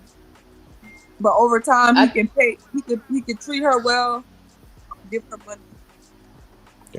Give her money. I think that women are attracted to men over time. It could be some mediocre looking nigga at work or something like that or whatever. And the more you talk to him, the more attractive he looks. I mean, that's the gist of it. That's the gist of it, is that it's a very mature thing to know that's what you need, or to be patient enough to develop that type of attraction. I don't think that's the problem we got now. People don't want to wait. They don't want to be attracted to the things that they need. They're going after the lustful experience. They're going after pure aesthetics only. I like the way this nigga dressed. I like the way her ass looked. Like that patient type of, hey, let me, you know what I mean? Let me figure this out. And I think this is why a work is a damn place, like a very good place to find people. That's why I can't stand women or men. They be like, I don't date people at work. Like, you know these people really well. Like, you get to know them over hours and hours a day. Yeah, you know what I mean? So you should be dating people at work, or getting to know them well, because I know a lot of women at work. Like back in the day, like, Mike, I thought you was some little arrogant ass nigga, but you actually kind of cool. Do you know what that means? That means you like me. And if I was single, I'd be knocking that ass to a wall. So you know what I mean? So I really think that some people need to be patient enough to let those feelings develop and have a more mature love experience. Right now, everybody's chasing lust. They only want to be with the people that think they can knock them into the headboard. Yeah, but Trigger Mike, that's not. Wait, hold on. Let me say. That's I not. don't Wait, think everybody. Go ahead. that's not gonna change ugly. If you're ugly, you're ugly. Nobody's gonna change your genetic coding, bro. You're ugly, and my kids are probably gonna be ugly. But you make a lot of money and you treat me well. No, it makes okay. sense to be with you. Sherelle, But also you're probably Bro, I know I'm ugly. about to fuck my daddy genetic code up having kids. All right. How many ugly niggas got kids, Sherelle? A lot of y'all. I win. But it don't change the fact that y'all ugly. So I win. I don't care. I'm ugly, and my wife is bad. So check me. Hey, Trigger Mike, you can't force somebody Shit like that. It don't matter. You can't. Bad cities, the whole It shebang. don't work. I'm ugly as shit. Well, I can just say this. I am lucky. My husband is over 6 feet. He hits the 666 marks, yes. But a lot of that we built together. So I think, again, I just don't understand, if all you are is pretty, 6 feet, you are not going to be attractive all the time. Like, you're going to get old. I feel like people are very dense. Looks and who you are will change. Is this person a person of character? That is attractive. A man that has morality is attractive. A man that knows how to run a household is attractive. There are attributes of manliness. Like, that shit is sexy as hell. I don't care if you look like Denzel Washington. If you can't budget your money, you ain't got shit to show for it. You just a good looking dude. That's it. You're not a man. You don't care after he clapped them cheeks. Yeah, probably when she was younger too. But I think it's good to look at it as a marketplace, and people exchange goods and services in relationships based on where they're at and what they want. You know what I'm saying? At a certain point, women develops, and she says, "I'm not looking for the guy I used to look for. Now I'm looking for this guy." Now other guys are probably in the marketplace like, "You mean a sucker?" And so net people are just exchanging these deals on the marketplace of what they got: looks, money, combination of intelligence, all this other factors. So I think it's complex. It's not something easy where it could be like, here's the prescription to get women across the board. You're going to have to figure it out yourself. But I think it's about people aligning those goals together and figuring out what they're willing to exchange. And things can change too. People change in 10 years. That's why they get divorced, because they're like, I'm not the same person that I was. And some people are not able to bridge that gap, and they split. You also got to make a connection, Tiff. The things that you hold in high regard, it's obvious that you do, because look at the way you act. I sat here and watched the Friday, podcast that you get, your interaction with people in the house. You made sure those men were straight. You made sure they did things, even if, look, you're drinking water here. I saw you made Arnold's, you gave him a sandwich, his fork, make sure he was good, right? And in return, the men made sure you were good, so much to the degree where your husband felt it necessary to come on and thank the gentleman for making sure you were safe and that you had a good time in his proxy. But see, these are the things that, because you hold them in high regard, you develop them in yourself, making yourself a needed asset to the man that you need. I think that's the part that's missing a lot of women today. It's not recognized by men. But because you hold these things in men to a high regard, you hold yourself to a high standard, and you live to that. You execute. I've seen it with my own eyes. My wife is the same exact way. Mm-hmm. Thank you. I don't know if the market is full with a bunch of men that are not looking for it and seeking it. I think men, and then somebody said they're trying to swat everything. I think a lot of men are missing intimacy. That's something they don't want to admit. But that's why girls be rapping now. Like, I'm just trying to hook up, but a guy's trying to have a relationship with me. So a lot of men, they have the least amount of platonic friends that they ever had. Y'all got no male friends. Y'all got nobody who really cares about you in general. So one of your relationships are only the biggest things that you got as far as a bond in a relationship. So I don't think men are like, we just trying to hit and we looking for the lust and the big booties. Like, nah, most people are just normal, just looking for a normal exchange, and then somebody that could be loyal and be with them. That's it. Or you saying the majority are really looking for girls with big boobs and duck lips? Like, come Yeah, on. the second one, definitely. Yeah. Cat. All men, majority are looking for that. Majority, bro, and they want that to turn, and they want listen, hear me out. They want that to turn into the first part that you said. So the part is you want the fine bitch, but you want the fine bitch to turn out to be the bitch you really like, and that really likes you back, and you don't get fucked over. That's the problem. The plumber? The carpenter? No, that's the problem. That's the problem. That's a problem. Like you said, nobody wants the girl that's just alright. She's the perfect girl for you. She's right there. Right? She'll fucking, she'll give you a kidney if she had to, but she's not fine enough. And because social media has bled so much over into reality, everybody on both sides feels like, okay, well, if she ain't bad, you know what I'm saying? I can't take pictures with her on Instagram and fucking and Twitter and shit. So but that's just most people are. Wait, how many people are married? Like out of the population? What? It's less than 50% now. Okay, let's say 50 or 49. Is you good with that? Yeah, I'm cool with that. All right, cool. And then let's say how many Americans across the board are overweight and obese? The majority, right? Yeah. So they're overweight, and then they got the BBLs and the duck lips and all of that, and they're bad. These? No, they're just regular people. Oh no, but no, right? the bad bitches don't have the BBLs and the duck lips for the most part. No. Okay. No, that's totally separate. Okay, so the bad bees, right? At least for the first 2 years. Maybe you could say it a little bit different. Well, no, I think that's that's an interesting correlation. 50% of motherfuckers is married, but 80% of niggas is overweight. so who's looking for anybody bad? That's what I'm saying. They look only like 30% of the population. No, that's what I'm saying. So they settling. So the thing is, they settling. You come to understand that, hey, but either it's fantastic. But if you can't, you're saying they're settling. That's the norm. Yeah, I know. But that's what I'm telling you. That's why marriage used to be over like 70%, hemp. So it's the reason why it dropped so low is because everybody has what do you call it? I guess motherfucking advertisement disease or some shit, or social media disease, whatever the fuck you want to call it. Everybody wants their wife to be a 10 or as close to it. Every woman wants their man to be 6 feet, 6 figures, 6 pack, and the other 6. So that's what I'm saying. Because of that, more people are more worried about the aesthetics of it and the public appearance than the happiness. Because, like you said, most people, like you said, they both big though, Mr. Finn. They both big. How do you correlate that with everybody? I don't think settling. They both big. They both settling. Yeah, but you said, what do they want? What do they want? Yeah, what do they want? What do you want? And what you end up? Yeah. What do you want? Don't mean until you rich. Brother. They say it, but the actors don't back it up. Exactly. Yeah, because they can't. Like you said earlier, they can't. So there we go. Fantastic. What dude is really going to get on social media and say, "Man, I'm looking for a masculine 468-pound Wigosaurus that's just going to stay there"? Nobody's going to say that.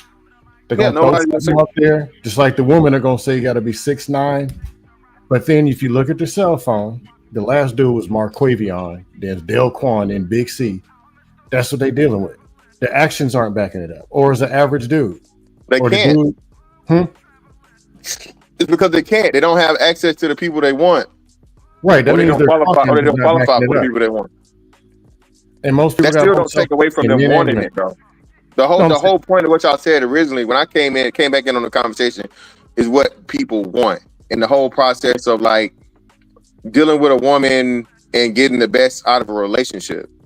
You're never going to get the best out of a relationship if the woman is not like madly attracted to you. It's more important for a woman than it actually is for a man, because a man can deal with and look over and be like, okay, she's a good woman. Hey, she if I need something, she's there. She's dependable. She's loyal. She's loving, caring, all those different things. A man can take that into consideration because most dudes know, hey, I'm not going. The bad bitches are usually problems. They're probably not good. They're not good relationship material. You know what I'm saying? They good for for only for one night. but for the long run, it's probably not gonna turn out right. So niggas mature and understand, okay, if I'm gonna get an old lady or a wife, she probably gonna be mid, adjustable 6, and they accept that. A woman, on the other hand, is always, that hypergamy shit is real. The grass is always greener on the other side. Some bitch just divorced a billionaire. I don't know who she was. I think it was some African dude. Dude's a billionaire. She got up out of there. Hell, Gisele Bündchen left Tom Brady for a jiu-jitsu instructor, for a Pilates motherfucker, bro. She got a baby on the way. His personality. Yeah, that means she wanted women are always fucking looking the monkey branch, bro. Men don't work that way. But Mr. Fantastic, that's not hyper. I thought they went down, not up, right? Well, she didn't go either way. She was like lateral because she got his money and she already had money, so for her it don't matter. Now she can basically operate like a man and pick strictly off genetics and and physical desire. She's clearly attracted to the new dude because she publicly got out here and started dealing with Brady before the divorce was even final. So because she don't have to worry about, she doesn't really need a man for money and whatever, because her husband just supplied that with the divorce, she can just go get the man she wants based off of fucking genetics and purely that. Have money on her. But that's what I said. That's like him. She still got more money. But Ham pointed it out. He was like, but didn't she kind of date down destroying the hypergamy thing? And then what I'm saying is, yeah, y'all forget women are humans too. Y'all bite into that too much hypergamy. If they secure the bag, they'll do as they please. Yeah, that's what I'm saying the same. I'm saying the same thing. Yeah, I'm saying the same thing. So like I said, it's still hypergamy, but on different means. So she got the guy that was, regardless of how good Tom Brady is, as a quarterback, so he was never a physical specimen. We all know this. The dude was never like, an Adonis of sorts. He was just really, really good at football. The dude she got with is a guy that's like, a fitness guy, and he matches more of the I guess the attractiveness aesthetics or whatever. So that's what I'm saying. So now she gets operating hypergamy from not necessarily a financial standpoint, but genetically, because like I said, she's pregnant. See, I don't think they've been divorced. I was getting ready to ask you, but I've rarely heard of hypergamy related to in a non-financial way. Well, that's what I'm trying to tell you. She is there because it's extremely rare. So it's extremely rare when a woman is in a position where she doesn't need money to move around. But if and when she has it, she can move however she wants to because she don't have to depend on a man for money. But you said he had the looks that she wanted to have the genetics with, so boom, that's hypergamy, right? Yeah. She still got a better man from the standpoint of the primal aspect of it. Yeah, that's what I'm saying. I got it. And the same would apply to men when they do it, when they get with a woman who's better looking than them, and like you said, the bad bees. That's hypergamy too, right? For men when they do it, right? If he's traded in, if he's getting a woman, he has a woman that's okay, and he gets rid of her for the better looking woman. Yeah, like a bad bee, like you said. That's the one they really want anyway. I mean, I guess. I mean, you can't. It would be the same thing, but like I said, that's rare. Most dudes don't. I mean, only thing I can think of off the top of my head would be like Swiss Beats and Alicia Keys. I guess I don't know. Yo, but for the most part, go ahead. Fantastic. This dude looks regular as hell. But Tom Brady looked like a vampire. But Tom is 4 inches taller than boy. The boy don't got no muscles for real. What? I don't know how that worked, but maybe he's nice.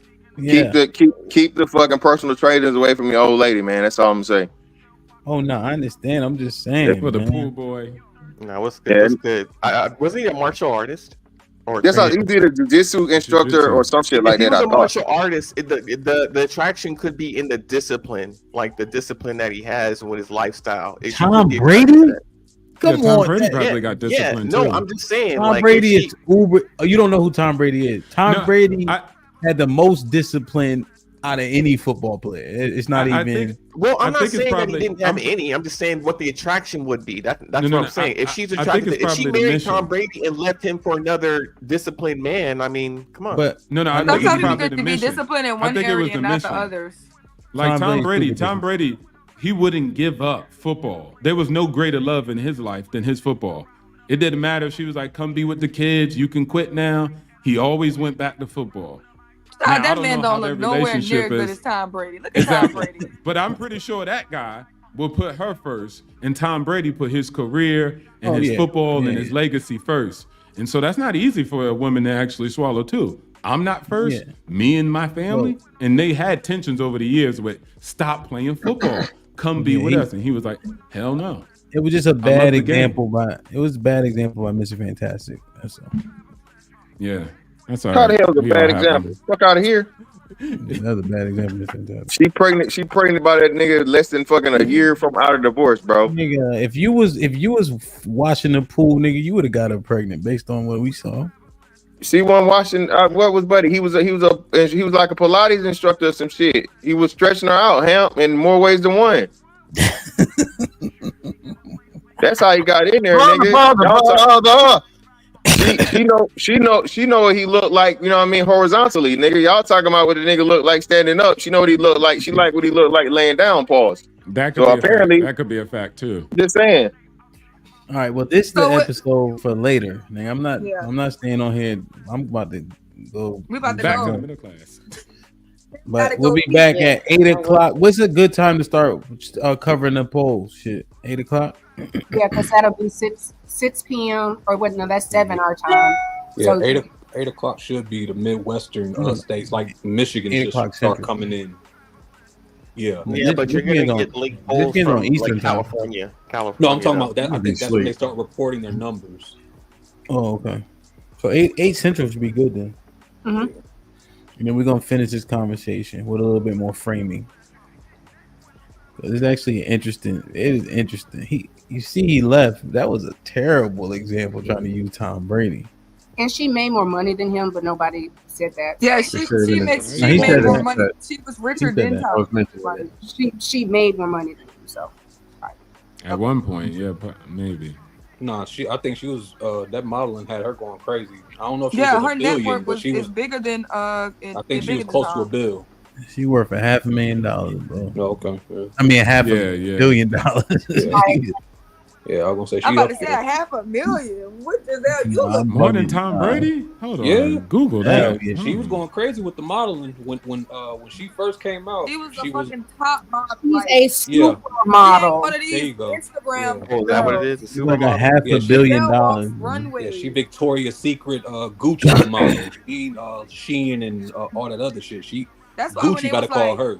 It was like, oh, Giselle. No, not before. That's her career. Not before. Now. Not before, but now. Oh, he got 300. She got 400. She's still up. Yeah, she's still up. She has more money than Tom. She made more when she married him. That was a running joke. Well, Tom you think her making more money affected the relationship then? They were married for how long, EDB? About 20. I mean, I don't know, but I'm just saying as far as it could be a factor. I'm not saying it's 100%. It's not the end all be all. I'm just saying a contributing factor is from what you said, because we don't know these people. The reason that it happened was he had an agreement for him to retire. He did not uphold that, and at some point, you can only tolerate so much. So if she wants to be with somebody that she wants her family to be a proper unit, and he still has the love of a game, he didn't keep his word as a man, and she was probably over it. A lot of times you will see the problem, and then you see the reaction to the problem.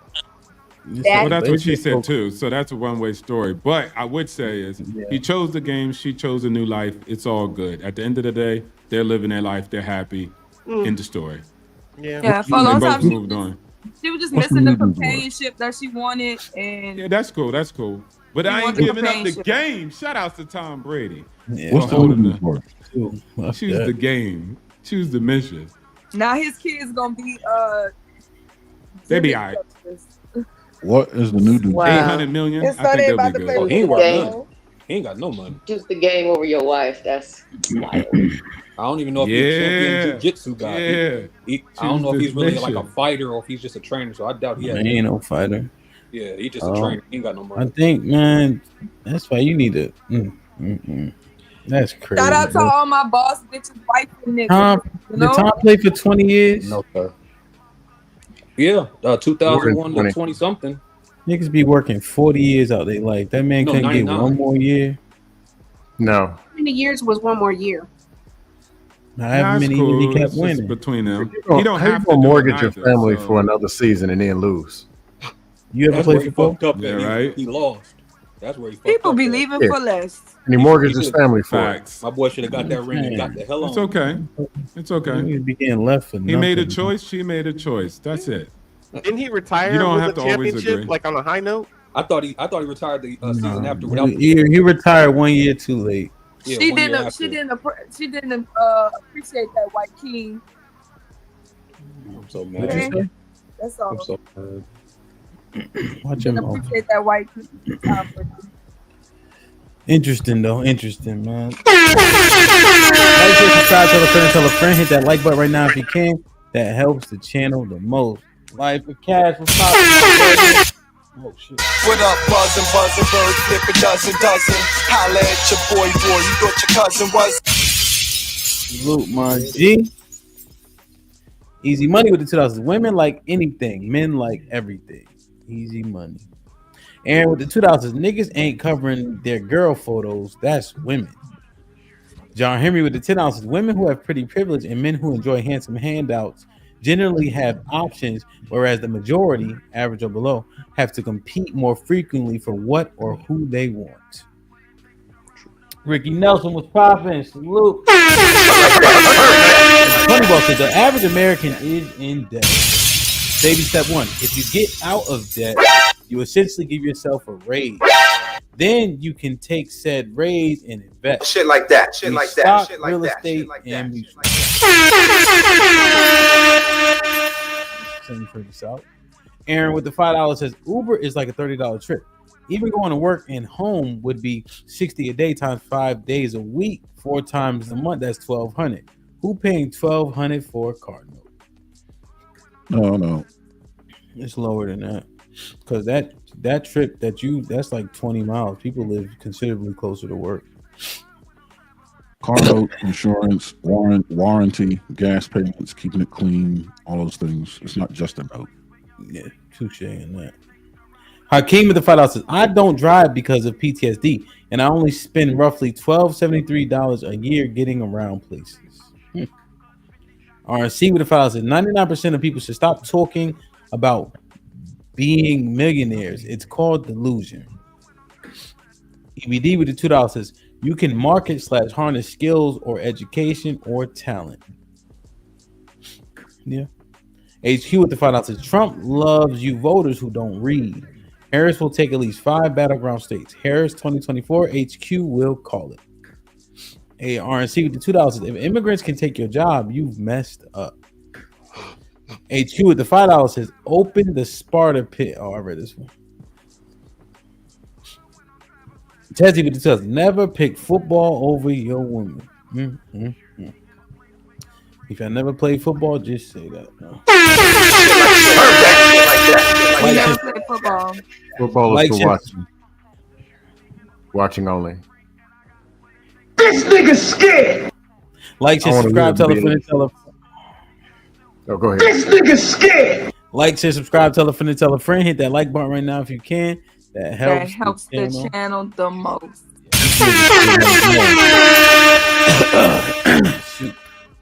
Hey man, so tonight should be fun. So we're gonna watch it and then we're gonna expound on this conversation. If you don't qualify for Shorty, that's a big part of why you getting that attitude for her, because she really don't like you that much, and vice versa. You know, so it should be interesting in dialogue. Tiff will be there to expound on her premise. Is that the whole caption? What you mean? Like if you don't like that whole sentence you just said, is it going to be like, what would be the caption on it? If you don't qualify for her? You have a caption? Do I? No, I don't know. I was asking. Yeah, I don't know the caption. I'm gonna condense it down though. Oh, okay. Marital qualifications question. Final thoughts. Marriage? Hell no. No, is it marital qualifications ? Yeah, get that marriage things up out of here. Maybe it should just be called qualifications. It's not qualifiers. That's a conversation we often have. It's if you aren't a 7, if you're a 5 and she's a 7, you ain't getting that cooperation and you're getting attitude because seemingly she had to settle for your ass. If you would have just gotten a 5 because you were 5, she would revere you in a different way in which you would get that cooperation men want so bad. That's really what, yeah. But they think because they got a Google job, that's going to help them secure it. So that's an interesting theory. I don't know if that plays out so much. It's an interesting theory, though. It is qualification equity. So that's good. So salute to CJ. I guess Sherelle said she gave him the idea. I did. And see, they're not understanding. They're not actually understand. They're not understanding the premise. It's a different premise than like, what do you qualify for? It's not that. It's how does she act? Like, how do 9s act when you ain't a 9? That's a nigga who be having a fucking chain around his neck, being walked like a dog. I've seen it. Qualification equity. Yeah. I like when you date someone that's like far more attractive than you are, I mean, there's insecurity right out the gate. Like, but as time goes on, because you really can't kind of fathom this kind of woman that desires you as much as she actually behaves. There's that too. There's just an exposure of insecurity that's already there. Yeah. Yeah, but it's to a greater degree. When you play within your field of women, like you're fine with, you take your L's and you take your W's, right? But when you start actually considering someone who's that much more attractive, that's the thing. I'm going specifically live. what I say is get a woman that looks like you, and she'll Sherelle, that look just like you. Yeah, I'm too ugly. I can't do that. One of us got to be good looking. That's true. So put your leash on. Will y'all let Hemp in the show and stop giving all the bullets for later on? Boycott football. Shooting all they bullets, man. This is a good preview. That's it. Boycott football. What? Basketball. Boxing. I'm taller than him. You want everybody to be gay? Track. Not gay. Jiu-jitsu. Play football, shit. If they don't play football, they gay. Him. You got a propensity, much more if you didn't play football. They ain't got no gay football players. Nah. Yeah. Remember that one boy tried to be gay? Kicked his ass out. What happened to him? That nigga played 2 games. That nigga played 2 games. They was like, nah, he ain't tackling me. Yeah, Michael Sanders wasn't that good either. Carl Nassib is gay. He might still be playing. Yeah. Damn, man, this was a good conversation. Though. Y'all did a hell of a job today. That's for damn sure. I thought for sure we were gonna end it like 3 hours, but the whole thing was fruitful for sure. So, and it was my idea. The topic. Glad to be a part of it. Nah, you barely help with much of anything. You just kind of show up, and then I do the rest. So this wasn't my idea. Nah, I built upon it so well. The little bit you gave me, I mean, shit, we could have. You gonna hate on me for the rest of your life? You should get minimum wage for the amount of work you just did. So. I'm retired. I'm not. Damn, man. Lex said we did all right. That's what's up, man. EBD, any final thoughts? You was late, man. You was working for the white man today? Yeah, you know what it is. Small business issues, though. Getting it together, putting together a plan, all that crap. But no, it was a good topic. I was here for most of it with y'all. Middle class issues, y'all talking politics and shit. But no, it's cool. I can't wait for I'll see if I can be on the next one. Couple hours. Yeah, it's gonna be cool tonight, man. I'm gonna sit back and let it flow, man. Kind of like the Discord. Yeah. What's up, Scam? Any final thoughts? With the money, look at people's behavior, their thought pattern, their value system. That'll show you how and why they're spending the money they're doing. That's the thing. That's a high percentage of what needs to be corrected before even creating a plan. Don't play football. play basketball, swim, martial arts, other stuff, and run track. Football players got deformed bodies and they checking out of here in their 40s. It's worth it. Hemp and scam next fight. No. I'm fighting real fighters. I'm gonna stab him. Get it over with. Yeah, nigga a little too big for fighting. Yeah, I'm fighting real fighters. I got to fight in February, so yeah, I'm trying to drop weight. I'm trying to gain none. I'm gonna drop down though. I need to. You ain't lying. Your daddy. Tiff, any final thoughts? Have a good night or good evening. See y'all later for the election coverage. That referee shirt looking like the Hamburglar. And I was top 5 in the best shape in that motherfucker too. I was like, I know what was hiding, that shirt or that ring. They was both pretty compact. You gotta go to war in that ring though. Hey Ham, you ran a 7:15 mile for real. Mm-hmm. Hey, that's pretty damn good. Yeah, but I was dead though. I was dead as a doorknob though. But yeah, hell yeah, I can come to fight in February. Cause I was trying to. I feel like we were talking about it on a thing. I said, Hemp be doing final thoughts. Wrong with that? You cross-eyed anyway. Callie, any final thoughts? Yerp, great show as usual. As far as the middle class goes and everything, I'm still of the belief that there is a requirement for people to be at the bottom, the squeeze of the middle class over the last 30 years up until now. Well, shit, 40 now, I guess. Well, yeah. Anyway, 30 plus years is a result of more people being needed at the bottom in order to keep this thing going. They have plenty of volunteers. That's true. Z, any final thoughts? Yeah, take these conversations to your family over the holidays. Don't just let this be a panel discussion. You got some folks that don't know shit in your family. Drop it on them. Whether they like it or not, these conversations are good on the internet, but they better in person. Word. Real shit. Obstacles, any final thoughts? Yeah, man. Financial literacy, start today, guys. We had a lot of information. Watch the playback for value. You'll get a lot of good information. Make America great again. I say make Americans great again. Let's do better so we can get better performance and better rewards. And like they said, if there's a bottom, hey, crawl your way to the top. We got your back. Let's get the information and get financially literate. Arm yourself. Much respect to everybody. Hey, one of the moderators drop obstacles to opportunities link in the chat too, so we can all get familiar. You know, we're gonna keep building too. Aaron, any final thoughts? Well, since the commander-in-chief has tasked the moderators with dropping your link, obstacles, I'd like to welcome you to the TMBR family. As you can see, we're a family of friends, cousins, and loved ones. You know, sometimes we might look like we're reprobates, but we're not. The intelligence is real. The conversation is real. I love everybody, and I'm proud of everyone. This past weekend was an example of what can happen when that love manifests into reality.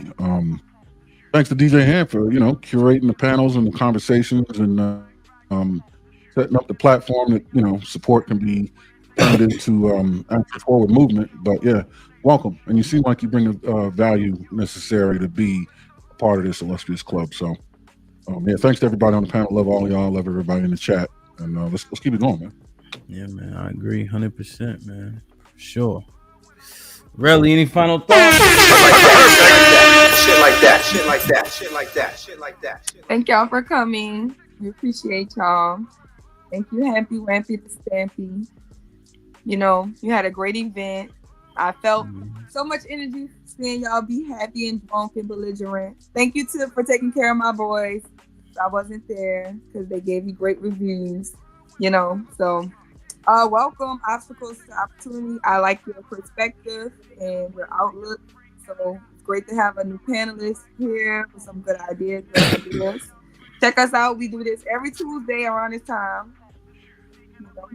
And then we got some other stuff all throughout the week except Thursday. But thank y'all. We love y'all. Thank y'all, everybody in the chat. Shout out to the chat gang. And Yeah, man. join the Discord. Yeah, join the Discord. It's mad funny, And like man. the stream. Yeah, hit the like button, please, man. Please. That's what helps the channel the most, man. Now, this conversation was great. It was very fruitful. I was proud of everybody in attendance as well. The misnomer, I'll characterize it as such, is that people don't like conversations that aren't visceral and divisive and only about relationships. But the truth is, I think we prove it, time and time again with 450 people in the chat today that is not the case. People want to listen and learn. There was somebody cool named Dawn in the chat said, I'm too dumb for these conversations, but I'm trying.